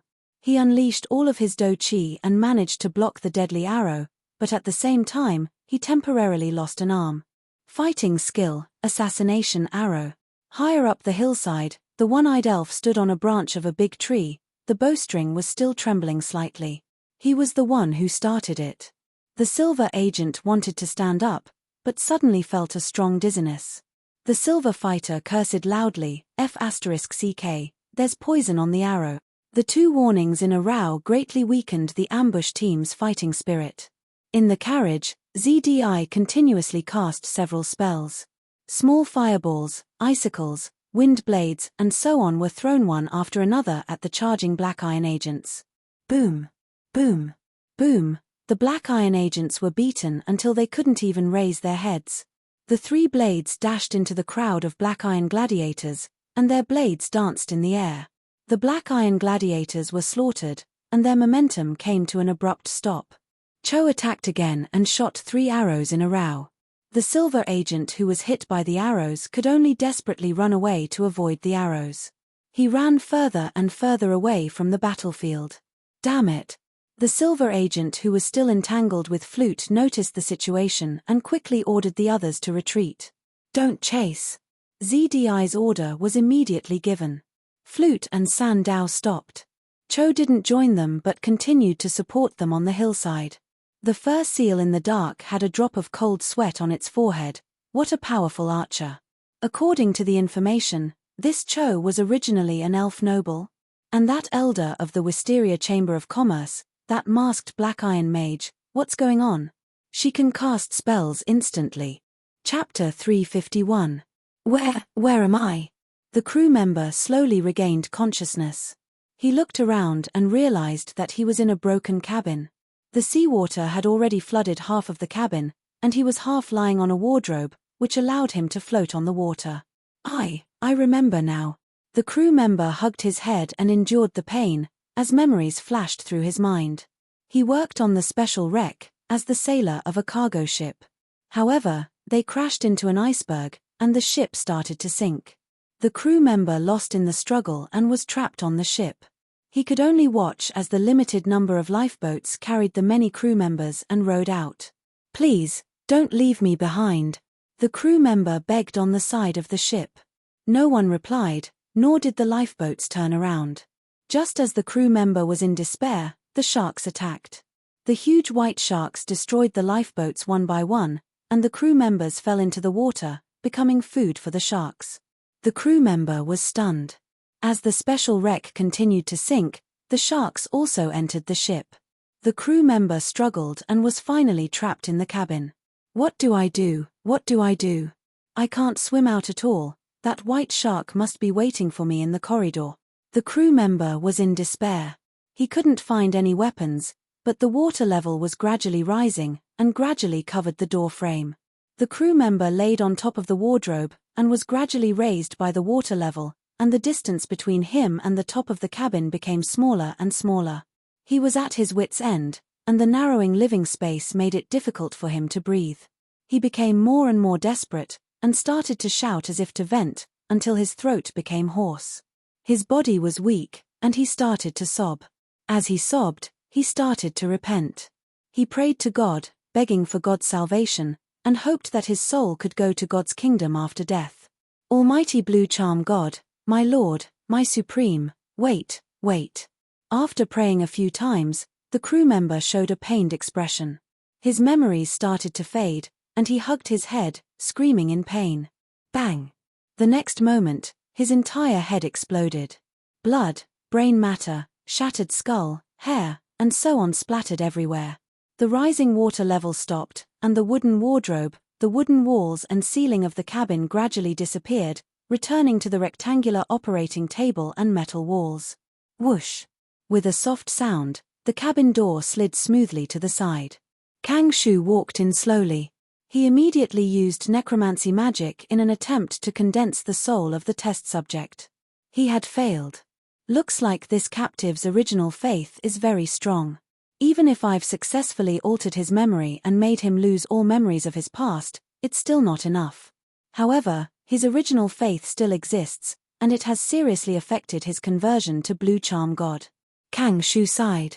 Faith was the secret of the gods. Although Kang Shu was a necromancer and a half-baked blasphemy priest, he was only at the level of black iron. He was too far away from the level of God. In that case, the best test subjects should be those believers whose beliefs are very shallow and not very firm. Of course, it would be best if it's a non-believer. Unfortunately, there are too few non-believers. After coming out of the Fog Island and retrieving the memory manufacturing device from the wreckage of the Pig Kiss, Kang Shu began to study the memory crystal. After obtaining the treasure of the ship Ghost in the underwater secret room, Kang Shu began to try to become a qualified blasphemy priest. So far, he had made a lot of gratifying progress. However, it's still too slow. I have to hurry. I need to achieve real success as soon as possible. Kang Shu knew that time was of the essence. The matter of the Sky Pillar CI would definitely blow up, and it would not be able to be hidden. By then, all the survivors would attract the attention and capture of various forces. For the Justice Pirates, this was not the only problem. There was also a huge problem, the Fog Island. It was related to the legendary sorcerer, the alchemy grandmaster, and several divine artifacts. ZDI must have contacted the Hundred Needle clan leader. Expecting the Hundred Needle clan to play a decisive role in mediating, this possibility is not high. Saving myself is the best way out. I have to succeed in my research, steal Blue Charm God's divine power, supplement it in the fairy tale of the mermaid, and produce pearl foam. The sooner, the better. Thinking of this, Kang Shu quickly cleaned up the cabin and then threw himself into a new experiment. The sea at night was cold and piercing. The young Murloc quietly floated in the shallow water. His body remained upright, one arm extended, fingers cold, forming the shape of a knife. Silver Dochi kept running in his arm, and the sea around his arm was affected by the fluctuations of the Dochi and gradually became turbulent. Now, the young Murloc roared in his heart and suddenly opened his eyes. Fighting technique, flowing blade. Kai. After a soft sound, the bright silver Dochi spewed out from the young Murloc's forearm and instantly formed the shape of a long blade. The Kai sound continued and did not stop. Success. The young Murloc was happy. I actually succeeded in the first try. Sure enough, the feeling just now was not wrong. This is also one of the advantages of the divine bloodline. The young Murloc dived into the underwater whirlpool 3 times to transform his Do-Chi. The combination of the divine bloodline and the saint-level Do-Chi art had an amazing effect. It completely transformed his explosive Do-Chi into a light and thin Do-Chi. Taking advantage of the little time he had, the young Murloc began to practice his fighting technique. He carefully selected a few fighting techniques from the Pagoda Genie's memory bank, all of which were suitable for the Sharky's human form. The first fighting technique he practiced was the flowing blade. When he recalled the contents of this fighting technique, the young Murloc had a strong feeling that he could successfully use it on the first try. Sure enough, his first try produced results. He used the flowing blade fighting technique. In the dark sea, the silver blade was very eye-catching. The young Murloc carefully sized it up. The lower half of the blade was his forearm. The upper half of the blade extended from the forearm of his hand. The entire blade was about 1.5 meters long. The blade was long and narrow, and it was large at the bottom and small at the top. The body of the flowing blade was not Do-Chi, but seawater. The principle was that the young Murloc used Do-Chi to envelop a portion of the seawater, allowing the seawater to circulate rapidly in a narrow space. Therefore, the kai sound produced by the flowing blade was actually the sound of the water flowing rapidly. Perhaps it is because the water is the blade, and Shao-Ching has the divine-level Murloc bloodline and is closest to water, that I was able to use it on the first try. The divine-level bloodline had a great advantage, and it affected many aspects. Not only did it affect the cultivation of Do-Chi, it also greatly helped the cultivation of fighting techniques. Let's test its power. The young Murloc floated up to the surface of the sea and quickly found a reef. The flowing blade lightly touched the surface of the reef. The kai sound was immediately loud, and the surface of the reef was cut into powder. On the surface, the 2 sides of the flowing blade were very thin, but in essence, it was unceasingly flowing seawater. Therefore, when it cut, it was like a saw cutting rapidly. This undoubtedly increased its power by a lot. The young Murloc maintained this fighting technique, and at the same time rotated his elbow, allowing the flowing blade to gradually penetrate into the reef. In the end, the flowing blade completely cut through the reef and came out from the other side. During the whole process, the young Murloc did not feel any obvious resistance, but the difficulty of maintaining the fighting technique increased by a lot. Moreover, the consumption of silver-level Do-Chi during the cutting process increased by a lot. The content of the fighting technique's main points is very reasonable. The main point of the flowing blade fighting technique is to maintain it and maintain it. Because the body of the sword is rapidly flowing water, it is not like ordinary swords that have a hard body. Once it is cut or collided, the water flow will easily collapse, and can only rely on the fighting technique to maintain it. Therefore, this fighting technique requires a vigorous, continuous output of Do-Chi, and at the same time, spirit. The more vigorous the spirit, the longer it can maintain the circulation of Do-Chi inside and outside the body. And the young Murloc was very good at these 2 points. Not to mention the vigorous Do-Chi, the combination of the divine-level bloodline and the sacred-level Do-Chi art was beyond the reach of most people. In terms of spirit, the young Murloc had used a lot of soul crystals, and had long been several times stronger than other fighters of the same level.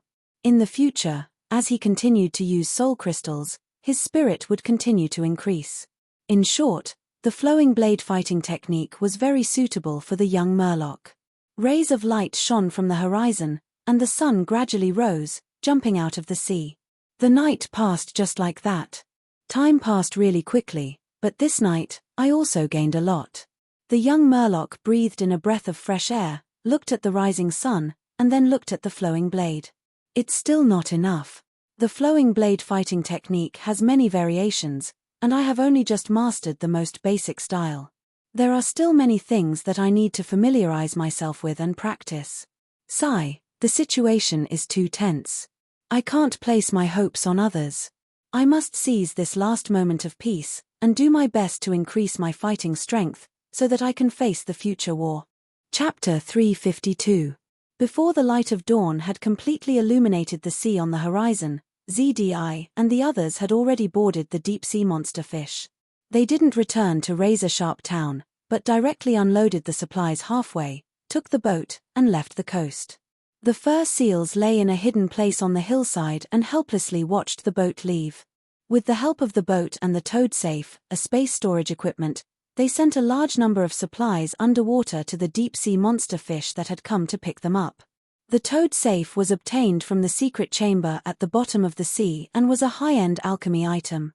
It originally belonged to the necromancer and blasphemy priest, but after the justice pirates deceived it with pearl foam, it was successfully opened.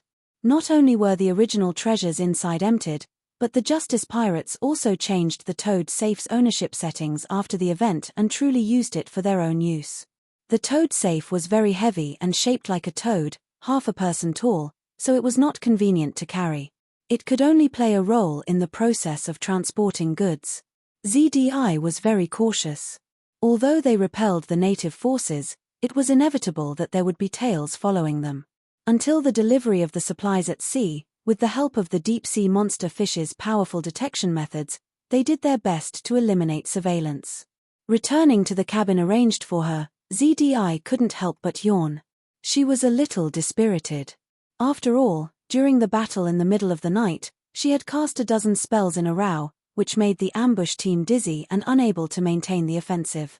After repelling the enemy, ZDI didn't relax at all. She was tense and vigilant at all times. Now that she was back in the cabin, she relaxed and immediately felt a strong sense of fatigue and sleepiness. But she didn't fall asleep immediately. She still insisted on meditating and recovering her magic power. She knew how to work hard and was very self-disciplined. This was a good habit she developed after falling out with her father and living on her own. No matter how tired she was, she tried to maintain her combat power at a certain level. After meditating for a while, Kang Shu's voice sounded outside the cabin door. "Miss ZDI, I have something important to ask you." ZDI opened the cabin door and saw the old scholar. The old scholar didn't rest all night and carried out a dozen experiments in a row, but thanks to his body being transformed by necromancy, he was still in high spirits. "My blasphemy priests have run into some trouble in cultivating them. I hope to consult you about your experience and knowledge in this field." Kang Shu went straight to the point. ZDI was only an undead acolyte who had mastered the soul-devouring spell, but she had devoured the soul of the ship Gowl. The person Kang Shu was seeking advice from, or more accurately, the ship ghost. ZDI's expression suddenly became serious. Cultivating the blasphemy priests and fighting for divine power was one of the keys to solving the current predicament. There was no room for error. "I will do my best to help you. However, even though I've devoured the soul of the ship ghost, I may not have what you want. The soul-devouring technique has many drawbacks. Even if the soul-devouring technique is successful, there is no way to obtain all the memories of the target's soul. Furthermore, Ship Ghost was in a very bad state at the time, so his memory was very fragmented. I will sort out his memories as soon as possible, and I will need your help with this." "Oh." Kang Shu was slightly taken aback. "Please give me your orders, Miss ZDI. I need you to refine a soul gem," ZDI said slowly. One of the drawbacks of the soul-devouring spell is that devouring external souls will make one's own soul bloated and produce impurities. I need to remove these impurities. These are all fragments of the ship ghost soul, and my soul can't digest or absorb them. These fragments will also contain some memories. If you don't transfer the fragments into the soul gem, and I remove them directly, we won't be able to obtain these memories." Kang Shu frowned. "I've heard of this kind of alchemy item, and it does require necromancy to refine. However, I don't know how to refine a soul gem." ZDI smiled. "Do you still remember the ship ghost's badge? That badge contains the method to refine a soul gem. You can use necromancy to infuse it, and use your spirit to probe it, and you'll know. As for the specific alchemy materials, we have all of them. So that's how it is." Kang Shu didn't expect to receive such an unexpected reward. He immediately bid farewell and began to refine the soul gem. ZDI watched Kang Shu leave and was about to close the door when Fat Tongue ran over with a tray. President, I've prepared breakfast for you."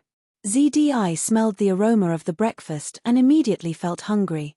She invited Fat Tongue into the cabin and tasted the breakfast. "It tastes good." Did you cook all of this? ZDI was surprised. Fat Tongue smiled and said, President, when you were asleep, I was the chef of the Justice Pirates. Thank you for your hard work. ZDI nodded. President, since you're awake, then the Purple Vine Chamber of Commerce.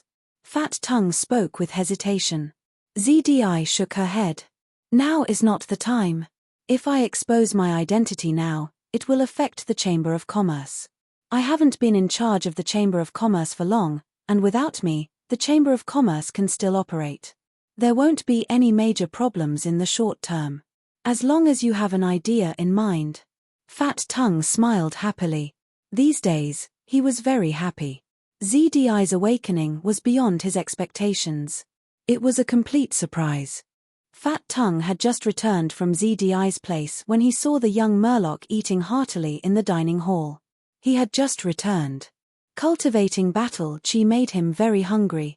Unlike ZDI, he ate fresh, live fish. He didn't even scrape off the fish's scales. He directly used his shark-like sharp teeth to constantly chew and tear. He swallowed the whole fish in 2 bites, not even sparing the internal organs. Humans couldn't eat like this, but it was perfect for Murlocs. Next to the young Murloc was the big guy. On the big guy's plate, there wasn't any vegetables or fruits, but a large basin of black mud. The big guy used a huge wooden spoon to dig out the mud and put it into his mouth, constantly swallowing. Sometimes, after eating, he looked at the young Murloc and smiled foolishly. The young Murloc's cheeks were full of fish. He reached out and patted the big guy's arm, smiling at the big guy. The father and son ate happily. At the same time, in the southern part of the empire, Needle City. In the castle of Needle City, an exquisite breakfast was placed on the desk, but the patriarch of the 100 Needles family had no appetite. The middle-aged man with a broken arm was thinner than before. His face was pale, and his eyes were heavy. He looked exhausted. The patriarch of the 100 Needles family couldn't eat when he thought of his son's whereabouts. As a former great aristocrat in the south, the glory of the 100 Needles family had faded. They surrendered to the Shengming Emperor and barely kept their bloodline. But with Zhen Jin's disappearance, the situation of the 100 Needles family took a turn for the worse. This was because Zhen Jin was the only heir of the 100 Needles family appointed by the Emperor, and it couldn't be changed for any reason. Once Zhen Jin died, the 100 Needles family would have no heir. A nobleman without an heir had no future. As a result, the 100 Needles family was strongly attacked and pushed aside by various forces. These noblemen and large forces were like hyenas smelling blood and flesh. They all wanted to make a fortune from the gradually falling corpse of the 100 Needles family. Knock, knock, knock. A steady male voice came from outside the door. Sir, Armtile wants to see you. Come in, said the patriarch of the 100 Needles family. The door opened, and a tall middle-aged man with strong arms walked in. His name was Armtile, and he was the most trusted right-hand man of the patriarch of the 100 Needles family. Have you found any information about Zhen Jin? Asked the patriarch of the 100 Needles family. Armtile shook his head. Since Zhen Jin's disappearance, the 100 Needles family had been searching for him with all their strength and almost exhausted all their property. Unfortunately, they didn't find any valuable clues. Armtile was the person in charge of the search for Zhen Jin, personally appointed by the patriarch of the 100 Needles family. Sir, I'm here because I heard the news. Are you going to sell the cultivation method of the Swift Bee Mount? Armtile spoke frankly. The patriarch of the 100 Needles family sighed and glanced at the wall of the study. Not long ago, there were several famous paintings hanging on the wall. But in order to raise funds, these paintings had been sold. The 100 Needles family was so poor that they couldn't even maintain the last bit of dignity of a noble family. Seeing the patriarch's expression, Armtile knew the answer. He hurriedly persuaded, Sir, the Swift Bee Mount is one of the foundations of the 100 Needles family. You can't sell it. If you need funds, I'm willing to contribute my manor and field. The patriarch of the 100 Needles family smiled bitterly. Armtile, my most loyal knight, I appreciate your kindness. But it's not that simple. I'm selling this method not only to raise funds, but also because I have to sell it. The 100 Needles family has no power to keep such a precious thing. If we keep it, I'm afraid we'll be attacked more violently, or even robbed. How come? Armtile was shocked. The patriarch of the 100 Needles family shook his head and said nothing. In the Sacred Empire, there were many forces that disliked the 100 Needles family. Previously, Jinjin said he was a member of the Knights Templars. This was the strong connection between the 100 Needles family and the Shungming Emperor. However, Jinjun was missing, and she was probably dead. Therefore, this relationship was broken. The 100 Needles family was in a precarious situation. Armtile was silent and clenched his fists. The atmosphere in the study was very depressing. At this moment, the steward opened the door and shouted excitedly, "Sir, there's news about the young master." "What?" The steward gasped. "Just now, we received a blackmail letter. It said that pirates captured young Master Jinjin and his fiancée, Miss ZDI, and asked us to pay the ransom." "Is it a liar?" Armtile didn't change his expression. During this period, because the 100 Needles family had done their best to search and rescue, everyone knew about this matter. Therefore, there were many cases of fraud and blackmail. "No, it's different this time." The steward shook his head. "There's a special mark on the letter, and the content of the letter is encrypted. We can only decipher it with our codebook." "What?" Bang! The patriarch of the 100 Needles family suddenly stood up, and the chair fell on the floor. Chapter 353. Inside the deep-sea monster fish. Golden flames burned brightly as it floated in the air. In the center of the flames was molten adamantine. The flames illuminated the surroundings. It was reflected on ZDI's face. At this moment, the girl's beautiful face had a serious and nervous expression. She was going all out and concentrating on controlling the alchemy array. This alchemy array was drawn on the floor tiles of this cabin and extended to the surrounding metal walls. The main body of the array was a 6-point star. The star was surrounded by the outermost double circle. Between the star and the circle, there were dense magic runes. And in the center of the array, there was a magic device. The lower end of this magic device was connected to the deep-sea monster fish's mana pool. It was precisely by consuming the reserves in the mana pool that ZDI was able to activate this temporary alchemy array. If she relied on her black iron level mana alone, she would have to increase it by at least 100 times to barely reach the minimum standard to activate this alchemy array. The array diagram came from the memory of the Tower Spirit and the War Dealer, so it was naturally very exquisite. The flames it created had a terrifying temperature, but it was confined in the center of the flame. It didn't matter even if the palm touched the outer flame, because there was no heat to speak of. Seeing that the adamantine in the center of the flame quickly melted into liquid, ZDI hurriedly used her mental power to guide it. The adamantine liquid was drawn into a thin filament and quickly flowed out of the center of the flame into the hemispherical object beside it. The main material of this blue hemispherical object was aquamarine stone. ZDI had purchased a total of 3 tons of navy blue ore from the black market auction. Aquamarine stone was the standard material for making maintenance puppets. It was worth noting that the sphere of this hemispherical aquamarine stone had been specially hollowed out, like a small bowl. ZDI first guided the adamantine liquid into the spherical groove in the small bowl, and quickly plated the spherical groove with a layer of adamantine. Then, the adamantine followed the inner side of the hemispherical object and spread in 8 directions at the same time. It spread all the way to the edge of the sphere before the 8 golden lines stopped. Then, from the end and middle of each golden line, it penetrated into the interior of the hemispherical object. Wherever the adamantine went, the aquamarine stone was forcibly melted. Under the control of ZDI's mind, the refined gold threads gradually became denser and denser, forming the prototype of an exquisite and gorgeous spell formation. After completing this step, there was still a little liquid essence left. ZDI took out a tube of medicine and drank it while drawing out the liquid essence. Although her mind power had surpassed the black iron rank and reached the silver rank, carving the alchemy array had consumed a lot of her mind power and she needed to recover it immediately.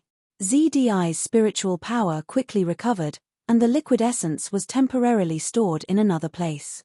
She continued to process the mithril ingots. The mithril ingot was quickly melted and turned into liquid. ZDI's spirit continued to guide the mithril liquid into the hemispherical object just now. The mithril lines shuttled through the hemispherical structure. Some of them formed their own routes, but most of them revolved around the prototype of the magic circle that had just been cast with adamantine and were constantly being processed on top of it.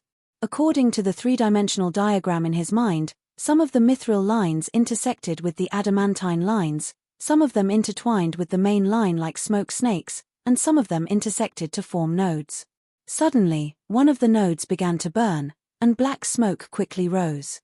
ZDI's body swayed, and her expression suddenly became extremely bad.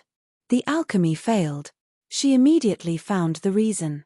She had poured a little too much mithril liquid into the node just now, and at the same time, she did not maintain her mind power well, causing the magic at the node to be unbalanced. Constructing magic circle nodes had always been a difficult part. Now, the node was burning very badly. Not only were the connected adamantine and mithril lines affected, but at the same time, the aquamarine stone at the node was also severely damaged, almost burning a fingernail-sized hole. ZDI could not help but feel dejected. Just because of this slight mistake, the main body became incomplete, and a fingernail-sized hole appeared. This meant that ZDI would have to use the aquamarine stone from elsewhere to make up for it. But no matter how much she tried to make up for it, the original integrity was lost. This small hole meant that she had to bid farewell to the final product of perfect quality. ZDI quickly overcame the depression in her heart. She secretly told herself that she was not good at refining puppets. When she was studying in the Magic Academy, her focus was in the field of potions. And this time, as long as she succeeded in refining the maintenance puppet, it would be enough. There was no need to extravagantly ask for quality, and now was not the time to pursue quality. ZDI had no choice but to stop. She had to first fill in the hole and then repair the Dharma threads. The second time she refined the node, she held her breath and concentrated, going all out. A few seconds later, she exhaled a mouthful of turbid air and relaxed a little. Finally, she had crossed this hurdle. Half an hour later, she had set up all the nodes, but failed again halfway. Then, she began to carve magic runes. After the runes were carved, she began to inlay miniature gems to reinforce the magic circle. After the reinforcement was completed, she obtained a half-finished maintenance puppet, which was only 1/3 of its components. After drinking the second tube of potion, ZDI gasped for breath and summed up her experience. Puppet alchemy and potion alchemy have similarities, but there are also many differences. The carving of a magic circle requires a lot of concentration, and has high requirements for subtle control of the mind. So, the nodes of a magic circle are often difficult. Fortunately, I have the alchemy circle conceived by the war dealer, which greatly reduced the difficulty of alchemy for me. After a short rest, ZDI immediately began to refine the second set of components. She failed again at the node, and the second set of components was successfully completed. Although I have been very careful, the subtle control of the mind is not something that can be improved immediately just by paying more attention. This is an ability that most people are born with. That's why not all mags can become alchemists. Phew, next is the key. ZDI rested for a longer time this time, and waited until she felt good before she began to act. The two hemispheres began to merge. This was the most difficult step in the entire alchemy process. ZDI's mind power needed to control more than a dozen places at the same time, and while firing the hemispheres of stone, she had to connect the normal lines inside with each other. After 15 minutes, ZDI completed this step. She was on tenterhooks. Because it seemed to be successful, but in fact, it still needed to be verified. She mobilized her mind and activated the blue sphere. Bang! With a muffled sound, the stone sphere suddenly shattered. ZDI suffered a backlash, her face was pale, blood flowed out of her nose, and her heart sank to the bottom. She failed. The two embryonic magic circles were indeed connected, but when she was instilling magic, the nodes collapsed, and the normal lines were burned. Then in an instant, it caused magic to become chaotic, and finally led to an explosion. The power of the explosion itself was not small, but because of the magic circle, it was greatly limited. ZDI did not suffer any physical damage from the explosion, but her mind, because she was constantly maintaining it, suffered a backlash, and was not lightly injured. ZDI hurriedly drank a mental healing potion. Looking at the pile of rubble, the girl sighed regretfully and helplessly shook her head without saying a word. The refining failed, and the materials that were invested before were basically wasted. The damage caused by magic made them unrecognizable, and there was no way to recycle them. The loss of resources was only one aspect, and ZDI did not particularly care about it. Because she had already estimated the situation of failure, and bought many alchemy resources. What made her worried was the time she wasted because of this. At this juncture, time was the most precious. I still have energy left. I can't stop, I have to hurry. ZDI forced herself to support her body, adjusted her state, and began the second alchemy. 3 hours later, she looked at the floating maintenance puppet in the center of the magic circle with joy. I finally succeeded. This maintenance puppet was like a blue stone sphere, with only a propeller spinning on top of its head. The light of the alchemy circle faintly transmitted from the stone sphere to the outside. In terms of quality, it's just an incomplete product. But it can be used in the end. Next are the other auxiliary components. The difficulty of refining these auxiliary components was completely inferior to the main body. Soon, ZDI completed a set. Combining these components, the maintenance puppet had many arms, and at the front of the arms were fingers, needles, and pens. In addition, a portable toolball box hung under the main body, like a white fat belly. ZDI forced herself to stay awake and gave the maintenance puppet the task of repairing deep-sea monster fish. She observed for a while, and after confirming that the maintenance puppet was operating normally, she could no longer hold on and returned to the cabin, falling asleep. She slept very deeply. By the time she woke up, it was already evening. The second batch of supplies arrived in the afternoon. Some of them were exchanged goods from the Empire and sent to the docks. The other part was to instruct the person in charge of the Wisteria Chamber of Commerce to purchase low-end goods in Blunt Blade City, such as elemental crystal stones, hard copper, and so on. Because it was delivered during the day and the value was not high, the local forces of Blunt Blade City did not make things difficult. Of course, the more important reason was that they had already suffered a loss. In Blunt Blade City, the only one who could suppress the Justice Pirates was the City Lord. But how could a dignified gold-level fighter with a high position and power lower his status to attack a few carriages? You've recovered well. I'm a little hungry.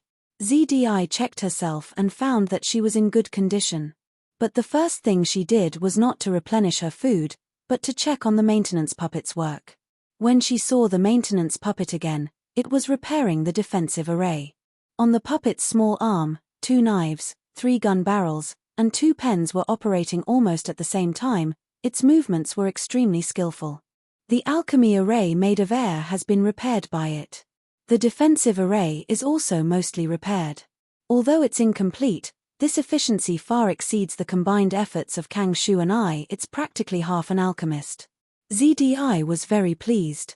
Alchemist Apprentice, Alchemist, Alchemist, Master Alchemist, Grandmaster Alchemist, and Grandmaster Alchemist were the titles in the field of alchemy.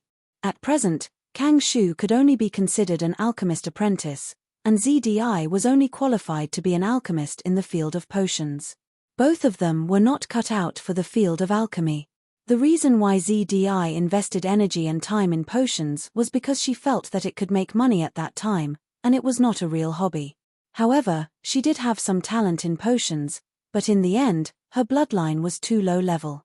This is already the second day in Razor Sharp Port. Time was tight, so ZDI ate a big dinner and went into the cabin, preparing to refine the second maintenance puppet. But at this time, Kang Shu came to her door. This is the soul crystal I refined. ZDI carefully inspected it. The soul crystal was half the size of a palm, and was completely transparent, like glass. It was prismatic and very light, only slightly heavier than a feather. Not bad. ZDI evaluated.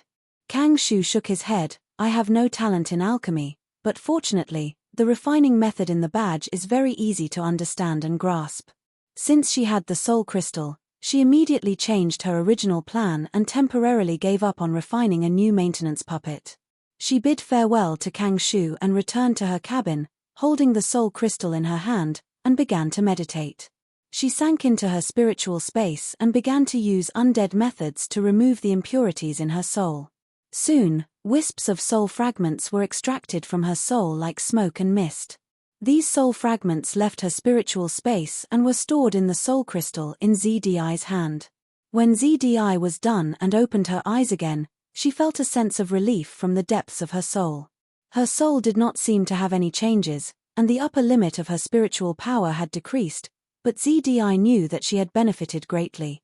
Her spiritual power was far more durable than before, and the hidden dangers in the depths of her soul had disappeared. She looked at the soul crystal in her hand. It was originally transparent glass, but now it was filled with a grayish-black color, and there was a faint silver halo at the edges. This halo meant that the soul stored in the crystal was at the silver level. ZDI used her spiritual power to enter the soul crystal. As if she was reading a messy and incomplete book, she saw the scenes of the ship ghost's memories. Adding on the memories that she obtained from absorbing the ship ghost's soul, ZDI spent 2 hours to copy and organize the valuable contents of the memories. This record contained the ship ghost's experience in undead magic, the techniques to make soul crystals, and the methods to become a blasphemy priest. Of course, it was still incomplete. After all, when ZDI swallowed the ship ghost's soul, the latter was already heavily injured and was on the verge of collapse. The record was of course given to Kang Shu. Kang Shu's early progress in becoming a blasphemy priest was crucial for the Justice Pirates. As for the soul crystal, ZDI kept it, she had other uses for it. That night, the military port. Wei Sheng was awakened from his sleep.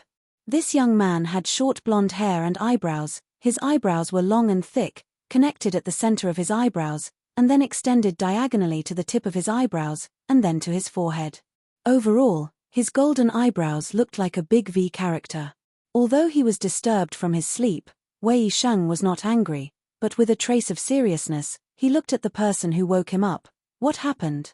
He was the Count of the Empire, and was currently in charge of the Marine Fleet Admiral Yang Tan's affairs. This strict imperial soldier was very clear. If there was nothing important, he would not be disturbed at night. Chapter 354. Report. Some spies had found out that an alchemy scroll for repairing a ship spirit had appeared in an auction on Blade Mountain Island. It has been verified that this scroll is genuine and came from the hands of Grandmaster Tucker. The information reported by the Fur Seals reached the upper echelons of the Navy about 24 hours later. He reported 2 pieces of information, one of which was about soul crystals and necromancers. However, this information was directly reported to the upper echelons of the spy agency and was currently being investigated. The matter of the ship spirit restoration scroll was reported to Wei Sheng because it was related to the Navy. Wei Sheng immediately frowned, thoughts flashing through his mind. Ship spirits repair alchemy scroll is very practical and very versatile. Many major generals and vice admirals responded well. This kind of scroll must be controlled and classified as a high-level military necessity. It won't be as easy to exchange as the first batch. The direct descendants of the Navy have to be at least major generals. Those recruited pirates have to have at least saint-level authority. Tucker would never leak it. He signed a strict contract with the Empire and the losses outweigh the gains. In this case, there is only one possibility. The corruption of the upper echelons of the Navy. There are a total of 50 ship spirit restoration scrolls and only 20 of them were released in the first batch. The question is, which of the scrolls in the black market are they from? There were very few ships with ship spirits because the cost of creating such intelligence was very high. The most common way was to use a spell, Awaken the Construct. This was a spell that could only be cast by at least a saint-level mage. The casting standard was very high and only a small number of saint-level mags could reach it. After the spell was cast successfully, it would cause a permanent loss of mental strength and the upper limit of mental strength would drop. The negative impact on mags was very large. Ship spirits were rare, and ships with ship spirits were naturally far more powerful than the ordinary ones. And the admirals who control these existences have their own forces or backers and connections. It was very difficult to find out how the scrolls were used from them. There are too many implications. If I offend too many people, I won't have an easy time. Wei Yisheng was very clear. However, since this matter was discovered, it had to be investigated.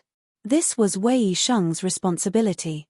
If he didn't investigate and was found out in the future, it would definitely be a crime of covering up or dereliction of duty.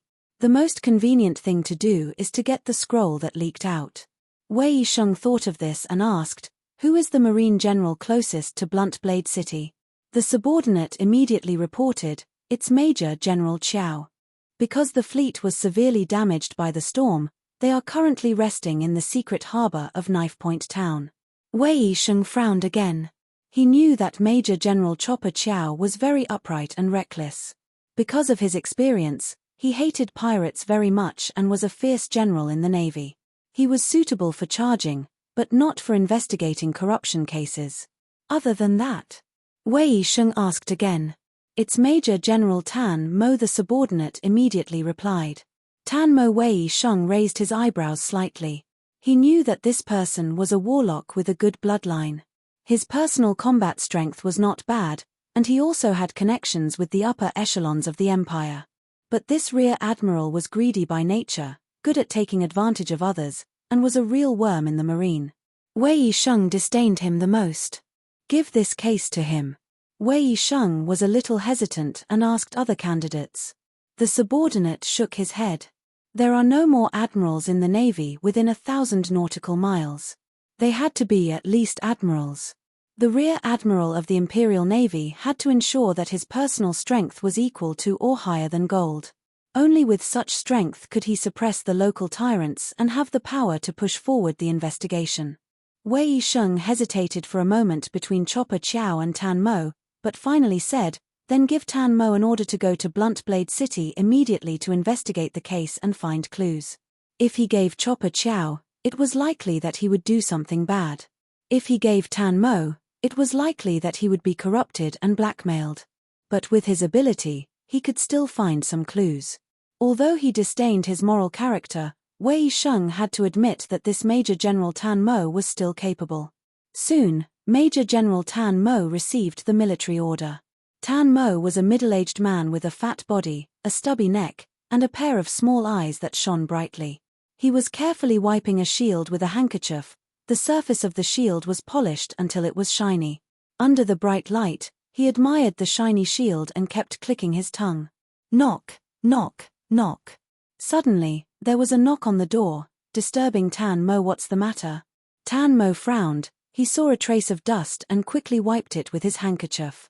"Major General, there's an urgent military order." The first mate's voice came from outside the door. Tan Mo sighed and put the shield on the table. "Sigh, what kind of urgent military order is it? Bring it up." The door opened. The first mate smiled at Tan Mo and bent down to put the military order on the table. Tan Mo reached out a chubby arm, slapping down on the military report. Then, the report was dragged over the top-quality desk that was as smooth as silk towards him. Then, he lay back comfortably on the recliner and slowly opened the military order. After reading for a while, his small eyes suddenly flashed with a flash of light. He said to himself, "It's not to exterminate pirates, but to investigate a corruption case. Hehe, what an unexpected task." Ahem. He sat up straight and his expression became serious. He ordered the first mate, "The military order is urgent. Change course immediately and go to Bluntblade City on Knife Mountain Island." "Yes, sir." The sea became lively at night. The soldiers' execution was quite high. The flagship treasure chest was the first to change course, followed by the other warships. They were aggressive and headed straight for Knife Mountain Island. The night's voyage was very smooth. At dawn, the impatient Major General Tan Mo raised the monocular and saw a small dot on the horizon. It was Knife Mountain Island. The light of dawn shone through the sea. Deep-sea monster fish floated quietly in the shallow water. Outside its body, 3 fat blue balls were attached to the hull, working tirelessly. The sun shone through the round window, bringing some changes to the temporary alchemy cabin. ZDI, who had been busy the whole night, suddenly realized. It's already the third day. Her eyes refocused on the gargoyle puppet in front of her. This gargoyle puppet was half the height of a person. It was dark black and emitted a layer of enamel. It had 2 hands and 2 feet, a pair of broad bat wings on its back. Its head was like a bat's, with wide ears, a short nose, large nostrils, and a mouthful of fangs. And in the center of its chest, there was a ruptured wound. The elementary mind core had been shot through by an arrow. ZDI bought this gargoyle puppet from a black market auction. According to the introduction of the auction house, it was said to be one of the spoils of war obtained by a pair of mercenaries exploring the underground tomb. But because the most valuable mind core had been completely destroyed, the price of the gargoyle puppet could not be raised. It would cost a lot to recycle its materials, so it was better to buy obsidian and so on directly. This kind of product was usually sold to alchemists. But there were not many alchemists in the field of puppets who happened to have this kind of need. At least it was extremely rare in Blunt Blade City. Therefore, the gargoyle puppet was treated as an antique and sold at auctions. It was unsold several times. When ZDI bought it, the price was very low. After refining 2 defective puppets and 1 inferior maintenance puppet, ZDI began to repair the gargoyle puppet. There were at least 4 alchemy arrays on the puppet, which were interconnected and worked together. The other arrays were very intact, but the elementary mind array was badly damaged. The core was completely destroyed. It could be seen that the archer who subdued this puppet was quite good at archery, at least silver level. Next, ZDI adjusted her breathing, and with a serious expression, took out a prism-shaped soul gem and inserted it into the wound in the center of the gargoyle puppet's chest. The edge of the wound had been treated by ZDI, and it was just the right shape. The soul gem was inserted into the hole seamlessly. ZDI then mobilized the mana pool and poured mana into the gargoyle. A few seconds later, the gargoyle's eyes suddenly opened, and there seemed to be 2 blue flames floating in its pupils. ZDI's head was slightly dizzy for a moment before she came to her senses. She was completely controlling the gargoyle with her mind. She didn't need to speak, and with just her mental manipulation, the gargoyle obediently opened its mouth and stretched out its arms, changing from a squatting position to a standing position. ZDI then made it spread its wings. Its wings were wide and big, and when they spread out, it made its body look very small. Awesome. Really awesome. ZDI was overjoyed. The gargoyle's aura was as high as silver level, and it was a combat puppet of good quality. After ZDI's repair, it glowed with a new life. ZDI knew that she had used a trick. She didn't repair the elementary mind array. This kind of alchemy array was very difficult to repair, and the cost of rebuilding it was not small. In order to replace the elementary mind array, ZDI used the soul gem. With the latter as the core, she set up a very simple and basic array. Of course, this array involved the magic knowledge of the necromancy school.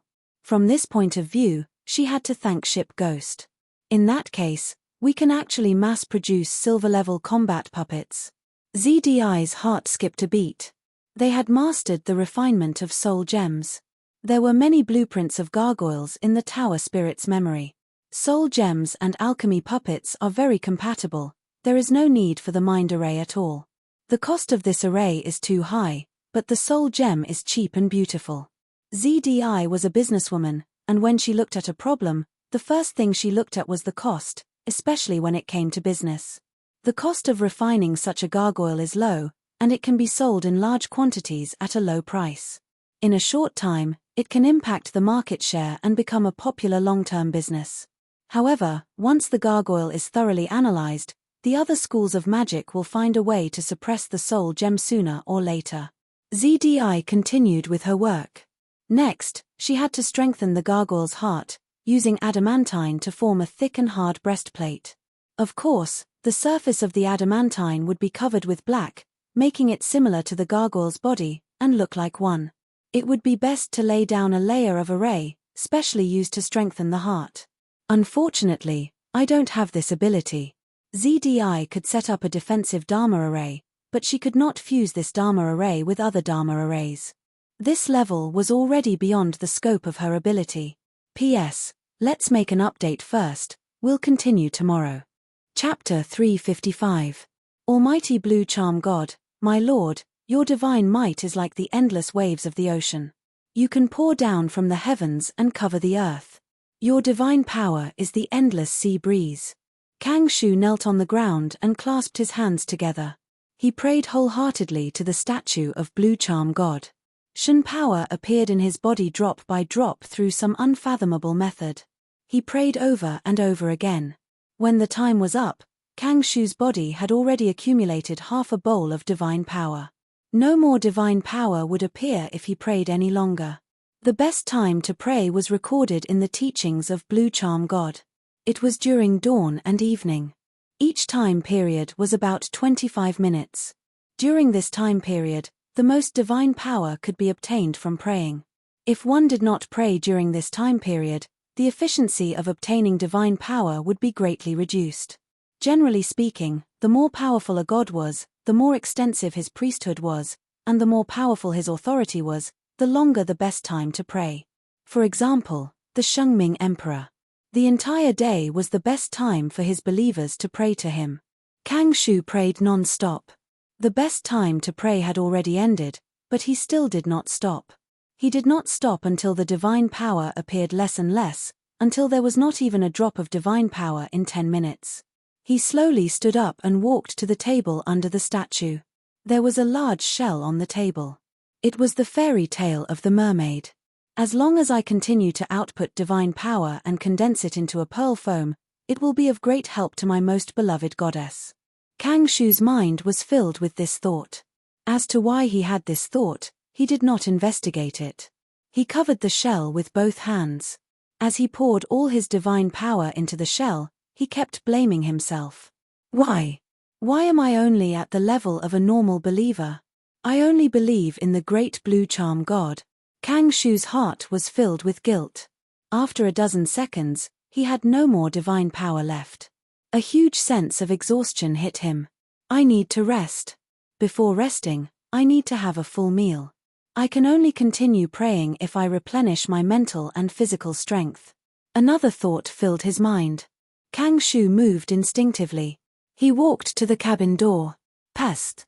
With a sound of air, the cabin door slid to the side. Kang Shu walked out of the cabin, and the cabin door closed behind him. The next moment, he saw the young merman and ZDI. Who are you? Kang Shu was stunned. In his eyes, the young merman and ZDI were strangers. How did two strangers appear on my ship? Kang Shu suddenly became nervous. At this moment, the hatch behind him closed. The closing of the cabin door was like a switch that suddenly triggered a secret place in Kang Shu's soul. All of a sudden, countless memories surged in like a flood, almost drowning Kang Shu's mind. Kang Shu covered his head with his hands. His body shook violently, and then he fell to the ground. ZDI and the young merman did not move to support him. Instead, they stared at him with vigilance. Kang Shu's face was pale. He gasped for breath, and his eyes rolled back. His whole body trembled as if he had been electrocuted. After about a minute, Kang Shu suddenly coughed violently, and his eyes rolled back. He curled up his body and knelt on the ground like a lobster, retching non-stop. Kang Shu, the young merman asked tentatively. Kang Shu quickly gestured and coughed a few more times. I'm fine. My memories have recovered. Huff huff. Oh my God, this feeling is terrible. ZDI was very calm. You should answer a few of our questions first. Kang Shu lay down with his back against the metal wall. His physical strength was not exhausted, but his mind was damaged. His soul was shaken, and he still had a strong sense of dizziness. He looked at the young man and woman. I know. In order to ensure that nothing goes wrong with me, I agreed on a dozen questions with you before the experiment to verify my condition. These questions are. Kang Shu then spoke frankly and answered his own questions. His mental state gradually stabilized. With such a performance, Kang Shu gained the trust of the young merman and ZDI. Drink some potion quickly. The young merman reminded him. Kang Shu only dared to take out the potion after getting permission. The potion was not on him, but in the storage compartment in the corner. The opening and closing of the compartment also involved an alchemy array. It contained the screening methods of the necromancy school. Kang Shu opened the compartment smoothly, took out the potion, and poured it into his body. This action proved that his soul had not been distorted or strongly changed. "So, you succeeded." ZDI's tone was joyful. Kang Shu drank a tube of potion. The dizziness quickly subsided, but he still could not stand up on his own. He was still sitting on the ground. Facing ZDI's question, he first nodded, then shook his head slightly. Both the young man and young woman were somewhat confused by this declaration. Kang Shu then explained, "Long before I rushed into Heaven's Pillar, I had already successfully modified my memories. But at that time, I was not confident in praying to Blue Charm God. After the battle at Heaven's Pillar's Eye, with Miss ZDI's help, I obtained the Ship Ghost's cultivation record. It contained the enlightenment of the Ship Ghost when he became a blasphemy priest. It greatly increased my confidence in deceiving the gods. There was also a large amount of memory modification techniques, the most important of which was the technique of hiding memories. It can condense our past memories into a point and hide them in the depths of our soul. It can also design a switch. When we touch this switch, it can make our memories recover in an extremely short time. Now, the two of you have seen with your own eyes that I have succeeded. I have deceived the goddess. The divine power I obtained from praying this time was all poured into the fairy tale of the mermaid. The memory concealment technique was also very successful." The young merman nodded. He recalled that before the pillar rose, Kang Shu had asked him to help with the memory crystal to help him recover his memories. The two of them speculated that the ship ghost, who was alone, must have a way to recover his memories. Now they had the answer. It was the memory concealment technique. The young man was confused. Won't the gods find out if he condenses his own memories? Kang Shu answered, "It's like this. Even the gods cannot completely see through the mysteries of a soul. Unless they have a special divine position, the gods can only see through the souls of most devout believers, and completely see through the souls of fanatics. Even the gods do not have a strong insight into the souls of ordinary believers, as well as a wide range of believers." At this point, Kang Shu hesitated. He looked at the two people in front of him and said, "From this point of view, the belief in the gods is actually a transformation of the believer's soul. It allows the power of the gods to continuously seep into the believer's body and soul, until the transformation is complete and the believer becomes the possession of the gods." The young man and young woman immediately revealed extremely shocked expressions. Kang Shu's words were too sinful, too blasphemous. For anyone with religious beliefs, it was a bolt from the blue. It was disgraceful and unpardonable. From this point of view, the gods were all schemers who deliberately harvested the souls of their believers.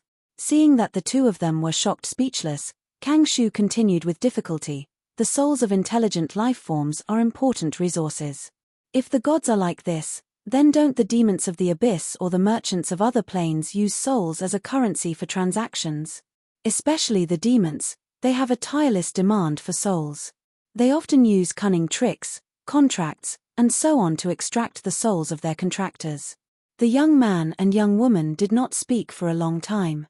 Kang Shu's words were like a giant hammer, smashing the fortress of faith in their hearts. Not long after, the young man exhaled a mouthful of turbid air and looked deeply at Kang Shu. Perhaps it is because of this secret that necromancers are wanted by all the gods. The young man accepted the truth faster than the young woman. Because on the island of confusion, he once mistakenly thought that he was Jinjin and was full of faith in the Shengming Emperor. In the end, when the truth was discovered, his faith collapsed. After leaving the island, the young man's heart was filled with confusion. He did not know which god to believe in and was in the stage of having no faith. He instinctively became wary of believing in the gods. Therefore, later on, he rejected the recruitment of the Bishop of Life Hao Fu. This was actually part of the reason. However, in order to make it more convenient for him to lead the Justice Pirates, he usually pretended to be praying to appease people. Later on, when he participated in the Battle of the Sky Pillar CI, the young man was forced to use Goddess Blue Charm as a weapon. Such a unique experience reduced his reverence for the gods to the bottom of the valley. He understood in his heart, no matter how high the gods were, they were just some powerful beings. It was just that this kind of power was too great for most people to understand. The young man's faith castle itself was a ruin, so it was easier for him to accept Kang Shu's words. Okay. ZDI's face was pale. She put her hand on her heart and felt that she was on the verge of collapse. Because of your words, I feel that my faith has been violently shaken. Kang Shu smiled bitterly. In fact, I have now become a general believer of the Dark Lord. I believe that soon, I won't even be a general believer. At this moment, I understand why the necromancers don't believe in gods. Most of the necromancers are part-time profane priests. ZDI took a deep breath. Old scholar, it's better not to say such things in the future. I am also a companion who has gone through so many things with you, but just now, I couldn't help but hate you. Kang Shu sighed. Thank you for understanding me. Of course, I know the price of saying this. Just now, I really didn't want to hide it from you. Even if the two of you will hate me. This sentence touched the hearts of the young man and woman again. ZDI turned her eyes and looked at the young man. She took a deep breath and said, "There are some things I should have told you earlier." Chapter 356. The teenager smiled at ZDI. Didn't you say sorry in the central tower? There's something else, ZDI said with a heavy expression. Soon after I took over the Wisteria Chamber of Commerce, I was assassinated. In order to protect myself, I had to join forces with the war traffickers. I was too weak to negotiate at all and was forced to marry the Hundred Needles clan. The war traffickers secretly destroyed the Hundred Needles clan's team, intending to support you as the White Sand City Lord and become his most loyal chess piece. In fact, the shipwreck was also caused by me. I sensed the death of the war traffickers because the contract disappeared. At that time, the captain of the Pig's Kiss was malicious, so I poisoned him. But he counterattacked at the last minute, causing the Pig's Kiss to sink. This secret was seen through by Scab on the 4th floor of the central tower. But at that time, the teenager and others were still on the 3rd floor and did not hear this conversation. However, the youth and Kang Shu didn't seem surprised at all.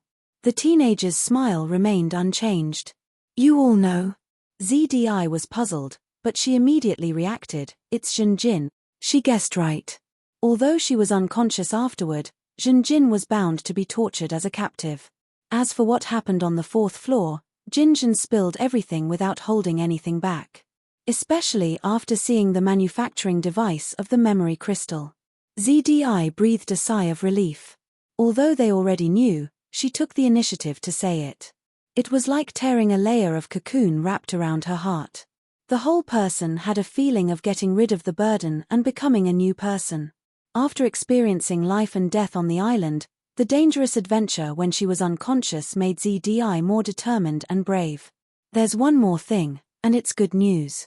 ZDI said again. The Hundred Needles clan replied. According to our previous discussion, I and the Hundred Needles clan's leader agreed to meet secretly on the Flame Island to negotiate and hand over the hostages. ZDI didn't expose the truth of the island. Now the Patriarch of Hundred Needles thought that the Pig Kiss was hijacked by the Justice Pirates. His family's heir, the president of the Wisteria Chamber of Commerce, and some valuable people on the ship became the hostages of the pirates, waiting for ransom. Although he used a magic device to send messages and needed a codebook to decipher the message, the truth could not be revealed casually. This was in consideration of the possibility that the Hundred Needles clan had a major change. He believed that when the time came for the real negotiation, the Hundred Needles Patriarch would have a wonderful expression when he saw ZDI joining the pirates and giving up the covenant. The three of them were confident in the negotiation. Jinjin was the only successor of the Hundred Needles clan. This bargaining chip was too big. Now, they could only hope that the Patriarch of the Hundred Needles clan was really capable of secretly communicating with the higher-ups of the Empire. With such connections, he could help them get off the hook. Even if they didn't have the ability, it would be good to have the Hundred Needles clan secretly help them escape and secretly provide them with supplies. Miss ZDI, if you tell the truth to clan leader Hundred Needles, what will happen to your Wisteria Chamber of Commerce? Your Chamber of Commerce's situation is also very bad. Originally, you were in a group with the 100 Needles clan. If you tear up the contract, I'm afraid the Chamber of Commerce will have a great negative impact. Kang Shu asked. ZDI smiled bitterly and looked at the boy. The boy was also looking at her with concern and nervousness. ZDI smiled again, but this time, there was a hint of sweetness in her smile.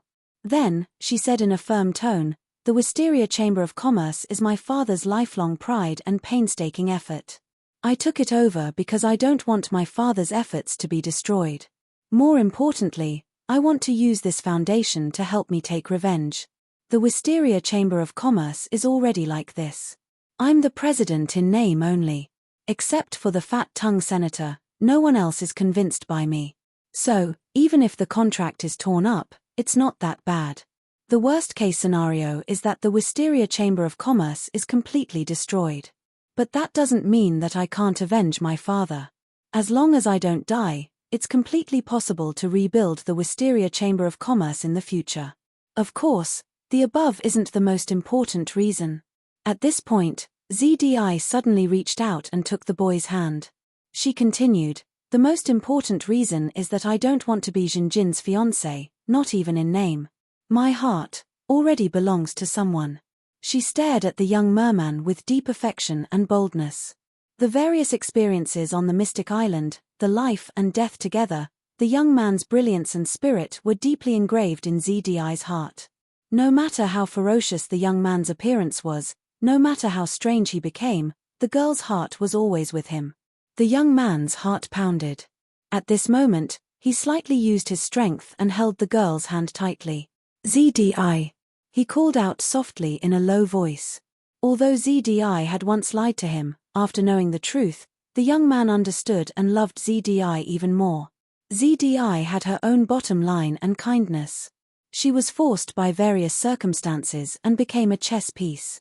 She had too much helplessness and helplessness. Most importantly, the young man trusted his intuition. In the time he spent with ZDI, he had never felt any malice towards him from ZDI. There was no malice, only love. "I'm so honored to have your favor," the young man said affectionately. "Me too. It must be fate that we met." The girl's cheeks were flushed, and her gaze was as gentle as water. The two gradually got closer and closer, and their attention was focused on each other. Cough, cough. Kang Shu's cough woke the young man and girl up. After regaining their senses, the two were a bit embarrassed. "Bless the two of you. Youth is beautiful." Although Kang Shu was a necromancer, his humanity was not extinguished because of this. The beautiful scene in front of him made the corner of his mouth curl up slightly, and he smiled from the bottom of his heart. The young man and girl separated slightly, but the young man's hand was still holding the girl's. He took a deep breath and looked at the girl with a sincere gaze. Then he turned to Kang Shu. "I also have some things to explain to the two of you. The secret of my transformation into a werbeast is actually the Bloodcore." Kang Shu's smile did not change. The girl looked at her sweetheart quietly and squeezed the young man's hand slightly, giving him encouragement in secret. "Neither of you find it strange?" The young man was slightly surprised. "To be honest, I had my suspicions a long time ago." Kang Shu nodded and said, "After all, you were the one who took the Bloodcore in the central tower. You took it and negotiated with the Fire Dragon King alone. Since then, I have never seen it again. After leaving Confusion Island, you gained a new Dragonman form, my lord. When we entered the Eye of the Sea in Heaven's Pillar, my lord, you could even turn into a merman. Since that Bloodcore was carefully placed in the 3rd level by the Warlord, then in the Warlord's eyes, it was even more precious than the sapphire gold coffin and the fairy tale of the mermaid.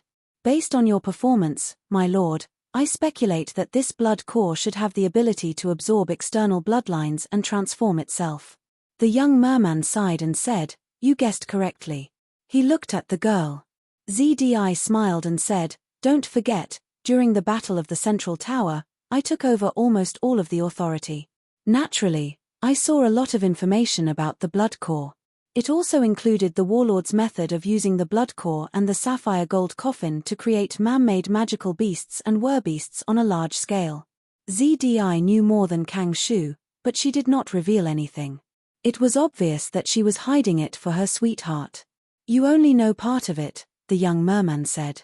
In reality, there are 3 blood cores in total. 3.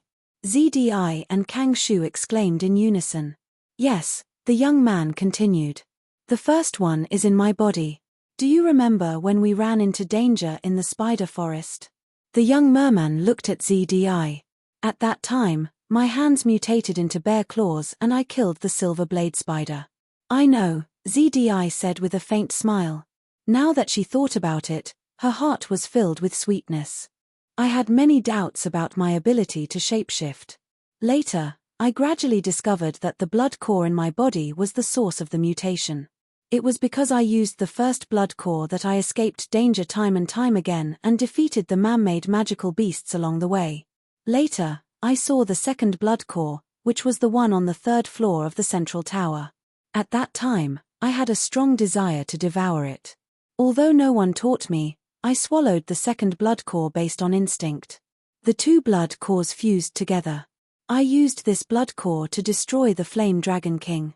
What? ZDI opened her mouth in shock. The Flame Dragon King is dead. Kang Shu also looked shocked. He thought that this legendary dragon had been exiled to the outer space in the big explosion. The young man nodded. I had no choice. At that time, the negotiation with the Flame Dragon King failed. We were not sure if the explosion on Confusion Island could kill it. If it could not, it could easily find us, kill us, and take back the divine artifact and war credit. The blood core can kill a legendary powerhouse. ZDI was stunned. It's not like that, the young man explained patiently. My first blood core could not even be converted by the python vine in the river. After absorbing the second blood core, it could devour a legendary life form, but it could only do so when the target could not resist. At that time, the Flame Dragon King happened to be sealed by the War Dealer's alchemy array and could not move. Before the Flame Dragon King died, it let go of its mouth and begged for mercy. But I did not dare to believe it. I did not have a strong contract with me. We were too weak. Kang Shu nodded with an expression of agreement. Sir, your decision was absolutely correct. As for the 3rd blood core, it was found on Blue Charm Goddess. The young merman's words shocked the 2 of them again. Then, the young merman spoke of his conjecture.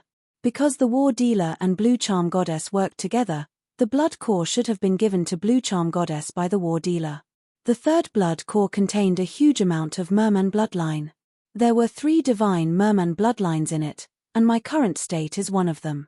The reward of the merman's trial, the Holy Spring Baptism, is actually the 3rd blood core. It stimulates the thin bloodline in the merman's body, increasing the density of their bloodline and even awakening their bloodline. So that's how it is, ZDI muttered to herself. Kang Shu was also pondering. The surprise on his face grew stronger and stronger. He pondered and said, the 3 blood cores that we know of so far should have been created by the War Dealer. The War Dealer gave the first blood core to you, sir. The second blood core was placed on the 3rd floor of the central tower by the War Dealer to research and create artificial beasts and war creatures. The 3rd blood core was given to Blue Charm God by the War Dealer to help Blue Charm God increase the aptitude of her believers. ZDI was puzzled. The value of the blood core far surpasses the value of normal divine weapons. Why would the War Dealer put such an important treasure in your body, sir? The young merman said, my thought is that this might be the War Dealer's method of creating blood cores. I think that the War Dealer did not grasp the fundamental mystery behind the creation of blood cores. If that was not the case, he should have created more blood cores, right? I think that the War Dealer was able to create an environment like Bewilderment Island by using artificial beasts to kill each other and create blood cores. ZDI, do you still remember the first brown monkey bear we encountered in the cave? At that time, I fought with it to the death and was saved by you. You once fed me the bear's blood. ZDI's eyes lit up. Now that I think about it, I still feel scared. Sir, do you know? At that time, you died twice. Not long after you died, you came back to life again. What? The young merman was shocked. ZDI pondered. Now that I think about it, Perhaps you were faking your death at that time. The blood core was being formed in your body. Thus, it created a strange state of repeated life and death. Kang Shu interrupted at this time. This guess is reasonable, but I'm more inclined to believe that the war dealer put the first blood core in your body. Oh, Kang Shu said, don't forget the war dealer's identity. He was a legendary mage and alchemist, but also one of the 10 most wanted criminals. He was an enemy of the Empire, and so was Blue Charm God. The enemy of my enemy is my friend. They had the foundation to work together. The war dealer gave the blood core to Blue Charm God, and Blue Charm God provided the fairy tale of the mermaid and replenished her divine power every once in a while. This was the content of their cooperation. The Empire is invading the wasteland continent on a large scale. The world's attention is focused on this collision. Of course, the war dealer wants to get involved. The Wisteria Chamber of Commerce was annexed, but the alliance of Miss ZDI and the 100 Needles clan gave the war dealer some hope. He wants to secretly kill Zhen Jin and let you take his place to rule Baisha City. In this way, you will not only be the lord of Baisha City, but also a paladin. I've analyzed it before on Mystique Island. When the war between humans and beasts breaks out on a large scale, there will definitely be a lot of divine knights. The war dealer is very likely to support you as a divine knight, my lord. The young merman could not help but fall into deep thought. Kang Shu's words gave him a new idea. All this time, the young merman who had lost his original memories thought that his strength was not high, only silver rank, and that he came from a lower background. At best, he was an imperial knight, unlike Zhen Jin, whose family would do everything to rescue him when he went missing. Therefore, he naturally guessed that the blood core came from him. But after Kang Shu's analysis, the young merman suddenly understood, he actually had a lot of investment value. The war dealer needed to deal with the Empire, he needed a stable channel to help him sell his arms and earn back his funds. More importantly, he needed a spy planted in the upper echelons of the Empire to become his eyes and ears. One day in the future, when the war dealer and Blue Charm Goddess worked together to deal with the gods of the Empire, this spy would play a very important role. From the war between humans and beasts, the war dealer saw this once-in-a-lifetime opportunity. As long as he supported the young merman to become a divine knight, then the young merman would definitely become one of the upper echelons of the Empire. In order to ensure the young merman's loyalty, the war dealer used a memory crystal. In order to not expose the young merman's identity, the war dealer spent a lot of money to buy the bloodline of the golden stinger queen bee from the Juku hunting group. In order to ensure the young merman's safety, he gave the young merman a blood core. If that's the case, then the war dealer is obviously very confident that he can hide from the gods of the Empire. ZDI suddenly clapped her hands. That's right, the fairy tale of the mermaid. We've always thought that the war dealer obtained the fairy tale of the mermaid unlawfully, and that he could only use part of the power of the artifact. But in fact, Blue Charm Goddess and the war dealer have reached a cooperation and are close allies. This way, the fairy tale of the mermaid can be fully used. Through it, the war dealer is confident that you can hide from the gods of the Empire. So, the young merman looked at the girl. If the Bloody Radiance Sanction Department hadn't raided the Island of Confusion, I would be in the same situation as you, a pawn of the war dealer. ZDI was stunned for a moment, then immediately smiled like a flower. The young merman's face was slightly serious. Both of you, about the blood core, what I really want to say is the following. The power of the blood core is wonderful, and it targets the bloodline.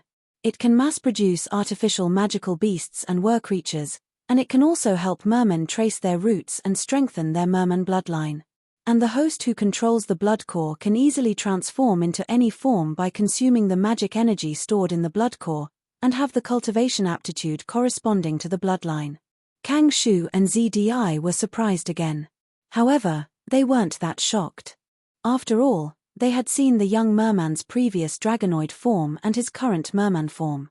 They more or less understood the progress of the young merman's cultivation. In fact, they had already guessed this. Do you know what this means? The young merman asked. ZDI smiled. The war dealer can produce blood cores. We have the tower spirit, and we've also been to the Island of Confusion, so we still have a completed blood core. Maybe we can also refine blood cores in the future. With blood cores, we can break free from the shackles of our bloodline and become geniuses among geniuses. Kang Shu was filled with emotion. Bloodlines have always been the cornerstone of the entire society, whether it's humans, beasts, elves, or dwarfs. It's the same. The war dealer is indeed the world's top alchemist. From a certain point of view, a treasure like the blood core is more terrifying than all the gods combined, because it can shake the foundation of the entire society and cause endless war and chaos. Now that the war dealer is dead, only we know the truth here. We must guard this secret to the death. Even if we use a divine artifact to escape punishment, we must try to hide the blood core. ZDI looked worried. Maybe it's not just us. The war dealer had a student called Sharp Diamond. We were on the island of confusion, but he never appeared. After I gained full authority, his body wasn't found. The other two's expressions changed. The young man looked at Kang Shu. No matter what, the most important thing is the pearl foam. With it, we can defend against prophecies and divination, and at the same time, we can deceive the tower spirit, just like how we deceived the toad safe. Once the tower spirit is deceived, we will be able to obtain its entire memory bank and look through all the records. If we can do this, we will be able to obtain the war dealer's method of refining blood cores, and the whereabouts of Sharp Diamond, which will verify our various guesses. Kang Shu smiled bitterly. I've already done my best, but the current problem is that the efficiency of just relying on me to replenish divine power is too low. I need to cultivate a large number of blasphemy priests to increase the production of divine power.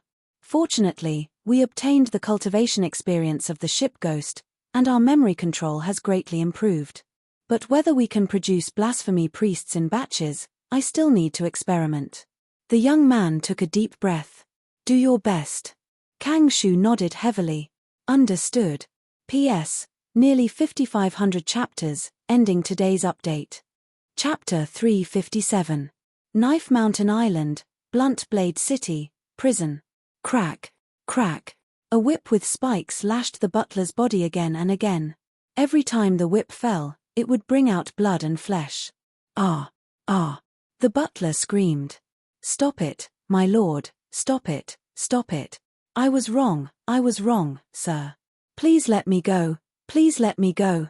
Crack, crack. The one who whipped the butler was the mayor of Blunt Blade City. Let you go. Who told you to buy the ship spirit repair scroll? How dare you act on your own? The mayor roared and whipped the butler harder. Crack, crack, crack. The butler was beaten until his skin and flesh were lacerated, and he did not look like a human anymore. His pleas gradually faded. Sir, Mayor, please, for the sake of my diligence in the past, spare my life. The butler's breath of life had become very weak. Hearing the steward's words, the mayor's heart skipped a beat. Indeed, the butler was very diligent and responsible. But at this time, the second butler next to the mayor whispered, Sir Tan Mo has woken up, but he did not leave the mansion. He is looking for you. The servants have no choice but to temporarily put him in the living room. The mayor immediately frowned. Why hasn't he left yet? Tan Mo's fleet showed a swift and decisive attitude and visited the mayor's mansion late last night. Tan Mo was a gold-level fighter and a rear admiral of the navy, so the mayor quickly hosted a banquet to welcome him. Tan Mo accepted the banquet with a smile and told the mayor of Blunt Saber City that he was in big trouble. The mayor of Blunt Blade City had been in a high position for a long time, so he immediately recognized his situation. In order to solve the problem, not only did he entertain Tan Mo, but he also gifted Tan Mo 5,000 gold coins and turned in the ship spirit repair scroll that had just been stored. Tan Mo ate and drank to his heart's content. He drank almost half of Blunt Blade Mayor's hidden wine and happily accepted the 5,000 gold coins. At the banquet, he patted Blunt Blade Mayor's shoulder and said, "You're my friend." In the end, the mayor of Blunt Blade City accompanied him until 2 or 3 o'clock in the morning, but Tan Mo was too drunk to walk. Left with no choice, the governor of Blunt Blade City could only arrange for him to rest in the guest room of the governor's mansion.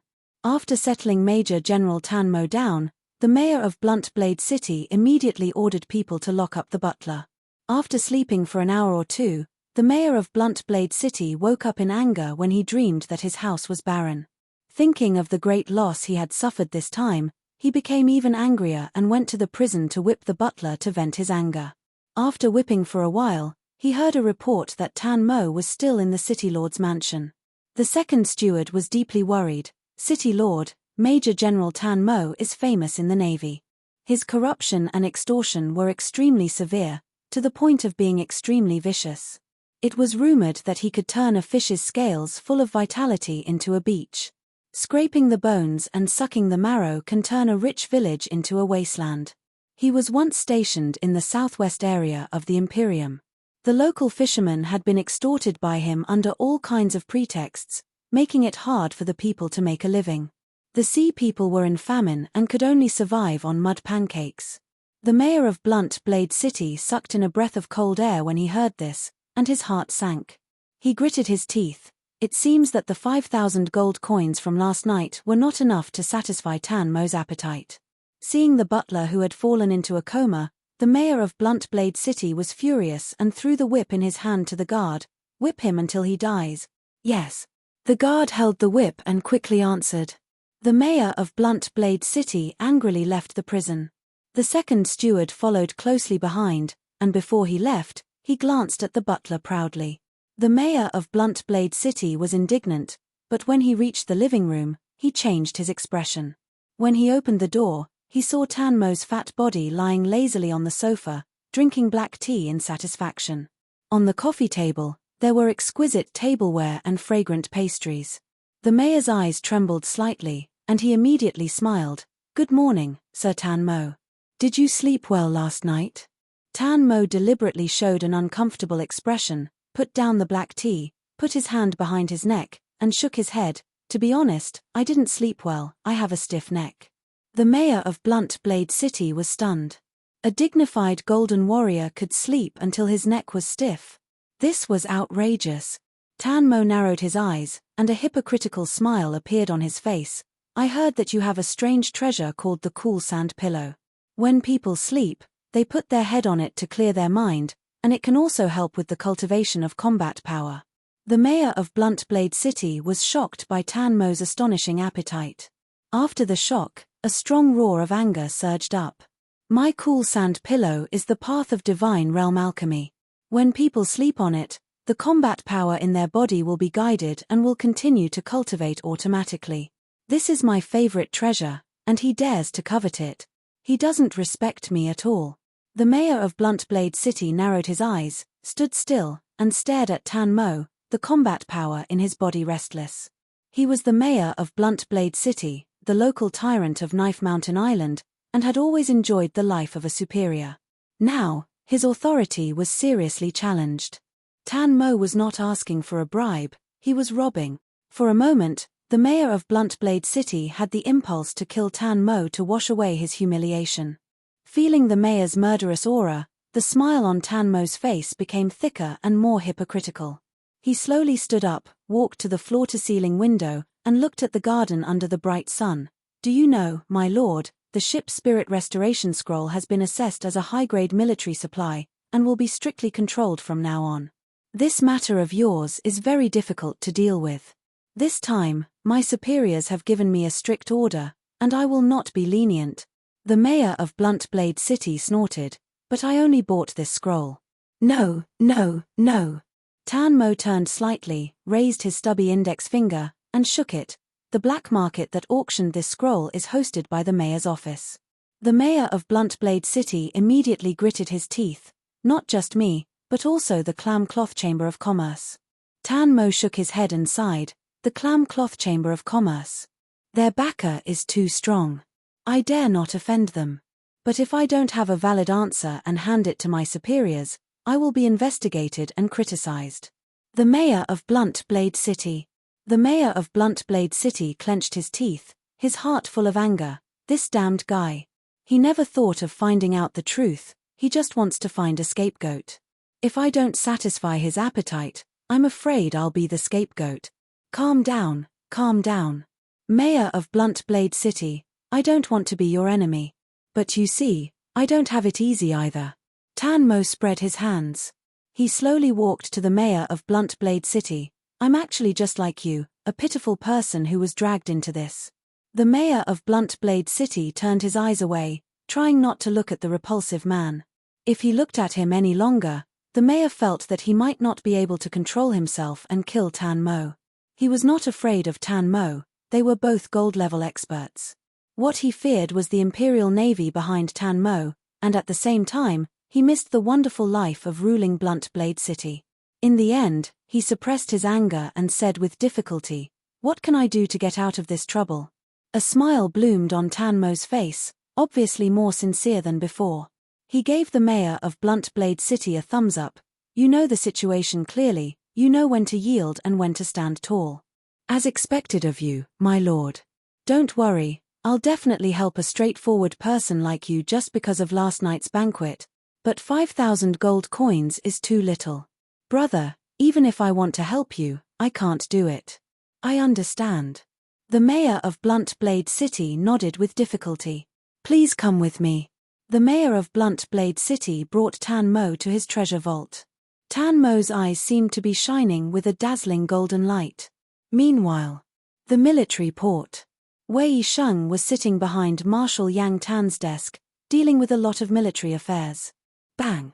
Bang! Bang!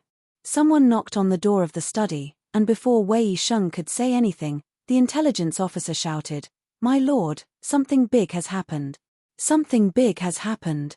Wei Sheng frowned, his eyes instantly becoming sharp. "Come in, what's going on?" The intelligence officer immediately pushed the door open and quickly closed it. He quickly walked in front of Wei Sheng and said quickly, "It's information about the gods of the other races. In the Eye of the Sky Pillar in the Night Spirit Sea region, a huge battle broke out. The participants were mainly the Blue Charm religion and the barbarians. The barbarians Frost Ripper Jua Ya and the sacred warrior man Zhuang won, and the Blue Charm religion suffered heavy losses. The Blue Charm goddess was protected by the god's son and fled." "Oh!" Wei Sheng was shocked, and immediately threw the other military affairs to the back of his mind. "Has the information been confirmed?" "Confirmed." The intelligence officer said, "In this chaotic battle, there was Firebeard's third boss Feng Yarrow, the Mother Tree Pirates, the Justice Pirates, the Stone Pirates, a group of Liquid Eater tribe sea giants, and a large number of other pirates." Swallowing a mouthful of saliva, the intelligence officer continued, "There were many survivors on the battlefield, and many people saw the god's son carrying the goddess into an alchemy submarine and successfully retreating. According to our calculations, the leader of the Justice Pirates, Ryufu, is the god's son of the Blue Charm religion, a fishman with the blood of Sha Qing." Wei Sheng was bombarded by this information, and his state of mind was completely shaken. The intelligence officer handed him another report. "This is the summary of the battle after combining many pieces of information." Wei Sheng immediately took the report, and the thin paper trembled slightly in his hands. Something big had indeed happened. Every god was a threat to the empire. The Blue Charm goddess of the other races was actually not dead and was still alive. However, anyone who saw the report would know that the goddess was in a bad state. If he could kill her, it would be a great achievement. "Calm down, calm down." Wei Sheng shouted to himself in his heart. A few seconds later, he calmed down and quickly thought about it, then ordered, "Mobilize all forces and immediately find out the whereabouts of the Justice Pirates. Everyone on level 1 alert. Prepare the war room. Recall all navies within 3,000 nautical miles of the port and order them to return to the port and be on standby 24 hours a day. I want to personally report to the Fleet Admiral. P.S. Today's update. Chapter 358. After reporting the situation to Fleet Admiral Yang Tan, Wei Sheng immediately rushed to the war room. Halfway there, the intelligence officer ran up to him with a happy face. "Sir, we found the location of the Justice Pirates." "Good job." Wei Sheng was slightly surprised and quickly took the military report. After a few glances, he suddenly showed a strange expression.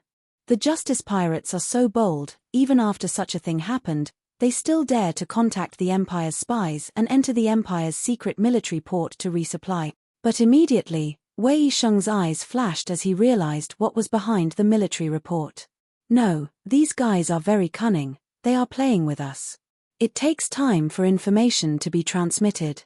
What they are doing is still very risky. It seems that although they successfully retreated, they are in a very bad state and need to resupply urgently. With such a guess, Wei Yisheng strode into the war room. A huge military map, exuding a saint-level aura, was pasted on the wall. This was a magic map. On the map, the emblem of a specific naval fleet was moving in real time. Wei Yisheng reached out and touched the surface of the map. Do-Chi flashed, and his spirit was infused into the map through the Do-Chi. The map under his control began to change. The map immediately expanded, revealing a sea area. The markings on the sea area were much more detailed than before, and the center of the sea area was Knife Mountain Island. Wei Yisheng immediately saw the markings of the two fleets on Knife Mountain Island. Lightning flashed in his mind, and his eyes flashed again. Oh? Tan Mo and Chopper Joe are both on Knife Mountain Island. What good luck!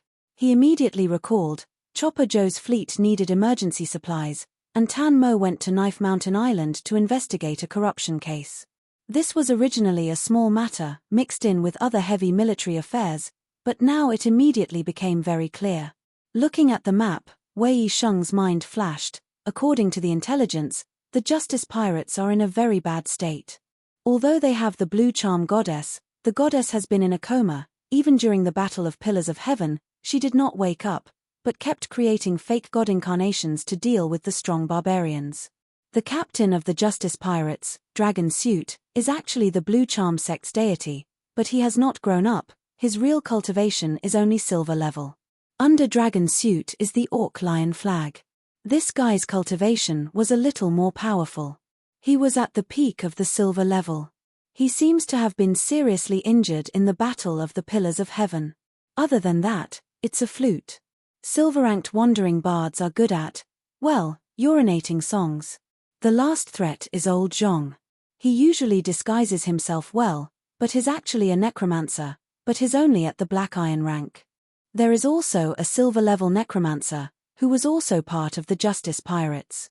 However, in the Battle of Pillars of Heaven, he did not hesitate to self-destruct in order to delay the attack of the barbarians.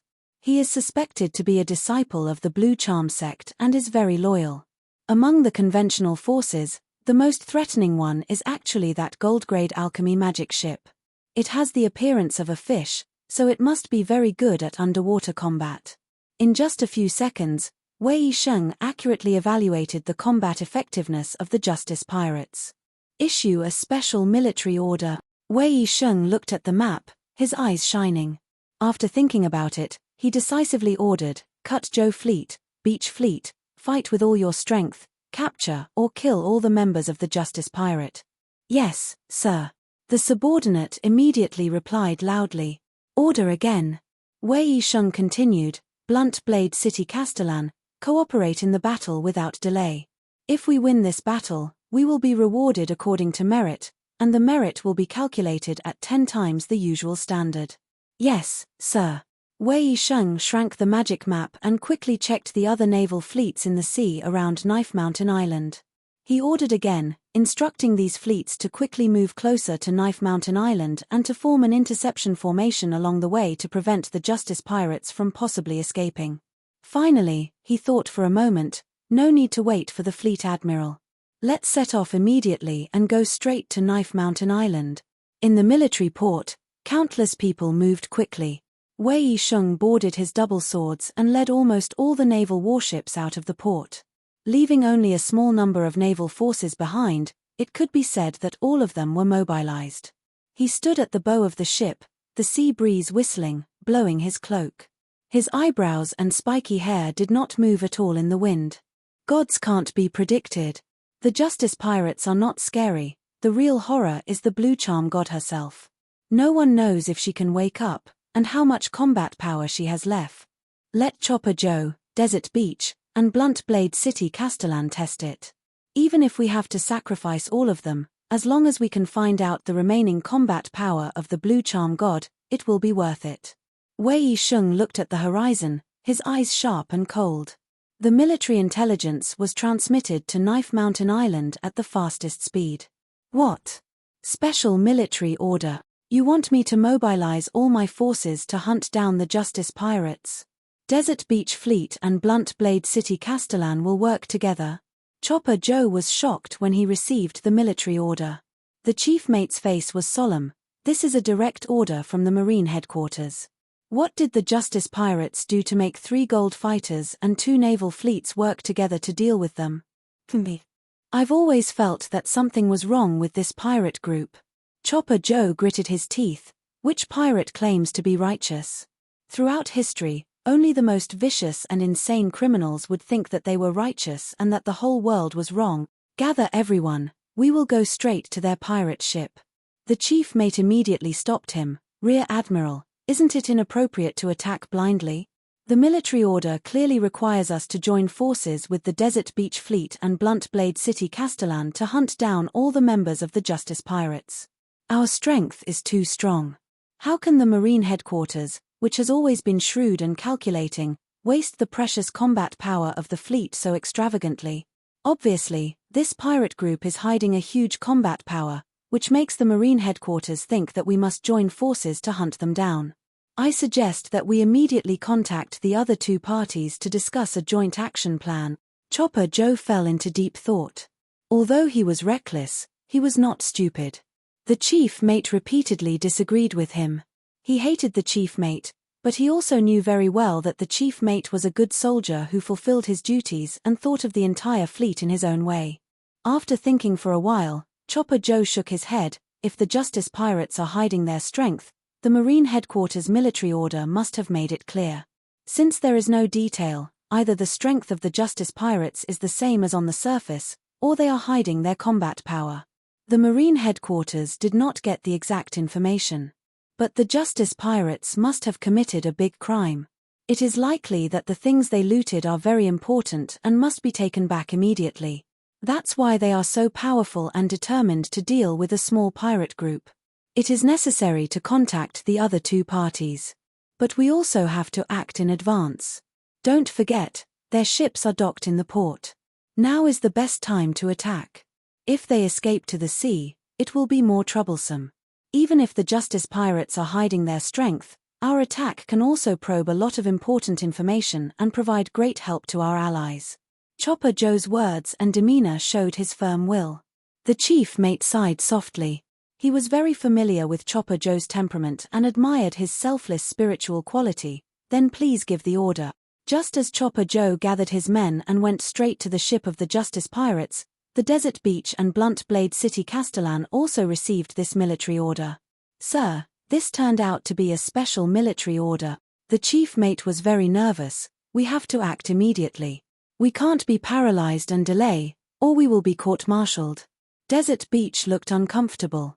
He was picking left and right in the treasure house, testing the psychological bottom line of the Blunt Blade City Castellan, and such a thing happened. Looking at the military order in his hand, Desert Beach only felt that this thin paper was extremely hot. It's dangerous. This military order is too strange. Special level military order, and they even mobilized so many people, gathering 3 gold rankers to deal with an unknown pirate group. The water here is very deep. Rear Admiral Desert was not familiar with the Justice Pirates. Although the Justice Pirates destroyed the Gold and Silver Hook brothers, they only had a small reputation. In fact, later the Bishop of Life Church issued an order to suppress the spread of this record. The Marine Vice Admiral not only dug out Treasure Island but also set up several pirate gangs to ambush them. He was the one who was in the limelight. Rear Admiral Desert was a person who liked to be sneaky, so it was normal that he didn't know the Justice Pirates. If the Justice Pirates had a gold-level combat power, he would pay attention to them. Special military orders can't be violated. We have to act immediately. Rear Admiral Desert winked at the chief mate. Even if our battleships were too eager to set sail and collided with each other in the port and almost ran aground, we have to go all out and rush to Sharp Blade Port to hunt down the Justice Pirates. The chief mate was stunned and understood the intention of his boss, but he still couldn't help but worry. Sir, this is a special military order, not usual. Execute the order. Desert Beach stared fiercely at the chief mate. The chief mate trembled and immediately took the order and retreated. On the side, the The blunt blade city castellan who witnessed all the conversation was stunned and had a new understanding of the power of the high-level connections behind Rear Admiral Desert. The city castellan was forced to hand over the ship spirit repair scroll and was extorted by Rear Admiral Desert. Of course, he was unwilling to accept the military order. He didn't directly belong to the Marine, but was recruited by the Empire. This kind of recruitment was only nominally relying on the Empire. The entire blunt blade city was actually an autonomous separatist force. Moreover, this military order was very strange. The city castellan couldn't figure it out and was unwilling to take the risk. The blunt blade city castellan stared at Rear Admiral Desert and suddenly said, "The Justice Pirates are extremely vicious. They actually set an ambush in the city. More than a dozen pirates ambushed me. Their methods were insidious and vicious. They secretly placed alchemy bombs all over the blunt blade city. In order to execute the military order, and to protect the lives of the city's people, the city castellan did his best, fighting to the death and repelling the pirates. Although I was unfortunately injured, I still didn't stop and dismantled the alchemy bombs everywhere, but because of this, the attack time was delayed. I had no choice." Rear Admiral Desert listened to these words and his eyes lit up. He clapped his hands and laughed. "Yes, the Justice Pirates are strong. They actually hid a gold-level powerhouse. I was investigating the ship spirit scroll case with the blunt blade city castellan, and when the incident happened, I joined forces with the blunt blade city castellan. Although I wasn't injured, my equipment was seriously damaged and my dochi was almost exhausted, so I finally won." The blunt blade city castellan heard Desert agree with him and smiled. When he heard that Desert's equipment was seriously damaged, his heart trembled. He knew that he had to bleed a lot to get through this. Rear Admiral Chopper Chow held a long-handled broadsword in his hand, proud of his combat power. The first mate followed closely behind. Captain Fur Seal led the other elite marines and tightly surrounded the Justice Pirates' ships. The person in charge of the military port rushed over. "Why are there fewer ships?" Rear Admiral Chopper Chow frowned, feeling that something was wrong. The person in charge wiped the cold sweat on his head and immediately replied, "Early this morning, the Justice Pirates asked for a test run. I saw that they had repaired the magic ships to a certain extent, so I allowed them to do so." "So, they left all the ordinary ships in the port?" The first mate frowned. At this moment, on the ordinary ships, a large number of pirates gathered at the side of the ship, holding all kinds of weapons. They were very nervous. These people were the captives who defeated the quick blade pirates before. Facing the gold rank powerhouses and the elite marines, these pirates' fighting spirit was very low, their legs trembled, and they looked around for the higher-ups of the pirates. "All members of the Justice Pirates listen. If you surrender now, I will spare your lives." Rear Admiral Chopper Chow roared. The military port was closed, and the ships couldn't leave. Their own higher-ups were nowhere to be seen. These pirates realized that they were likely to be abandoned. They dropped the weapons in their hands and took the initiative to kneel on the deck. "We surrender. We surrender, don't kill us." The Marines successfully boarded the ship and took control of the situation. "Search for me," Rear Admiral Chopper Chow ordered again. The Marines entered the cabin in teams and searched around. Found nothing. "There is no one in the cabin. We don't have anyone here either." Bad news came one by one, and Rear Admiral Chopper Chow's face became more and more ugly. "Wait, what is this?" Captain Fur Seal suddenly shouted. "Huh!" Rear Admiral Chopper Chow's face flashed a trace of expectation. But the next moment, he heard Captain Fur Seal's sharp voice, "Bomb. It's an alchemy bomb. Withdraw." Boom, boom, boom. The pirate ship violently exploded. The blast of the explosion raised smoke and waves. Countless hull fragments and marine corpses were thrown around. On the contrary, the pirates kneeling on the deck were less injured. Most of them fell into the sea. There were also unlucky ones who were killed by the explosion, or were blown up high and fell to the ground. "Damn it, this is a trap." The first mate gritted his teeth. Rear Admiral Chopper Chow's face was pale. He was silent for a moment, then he roared, "Chase."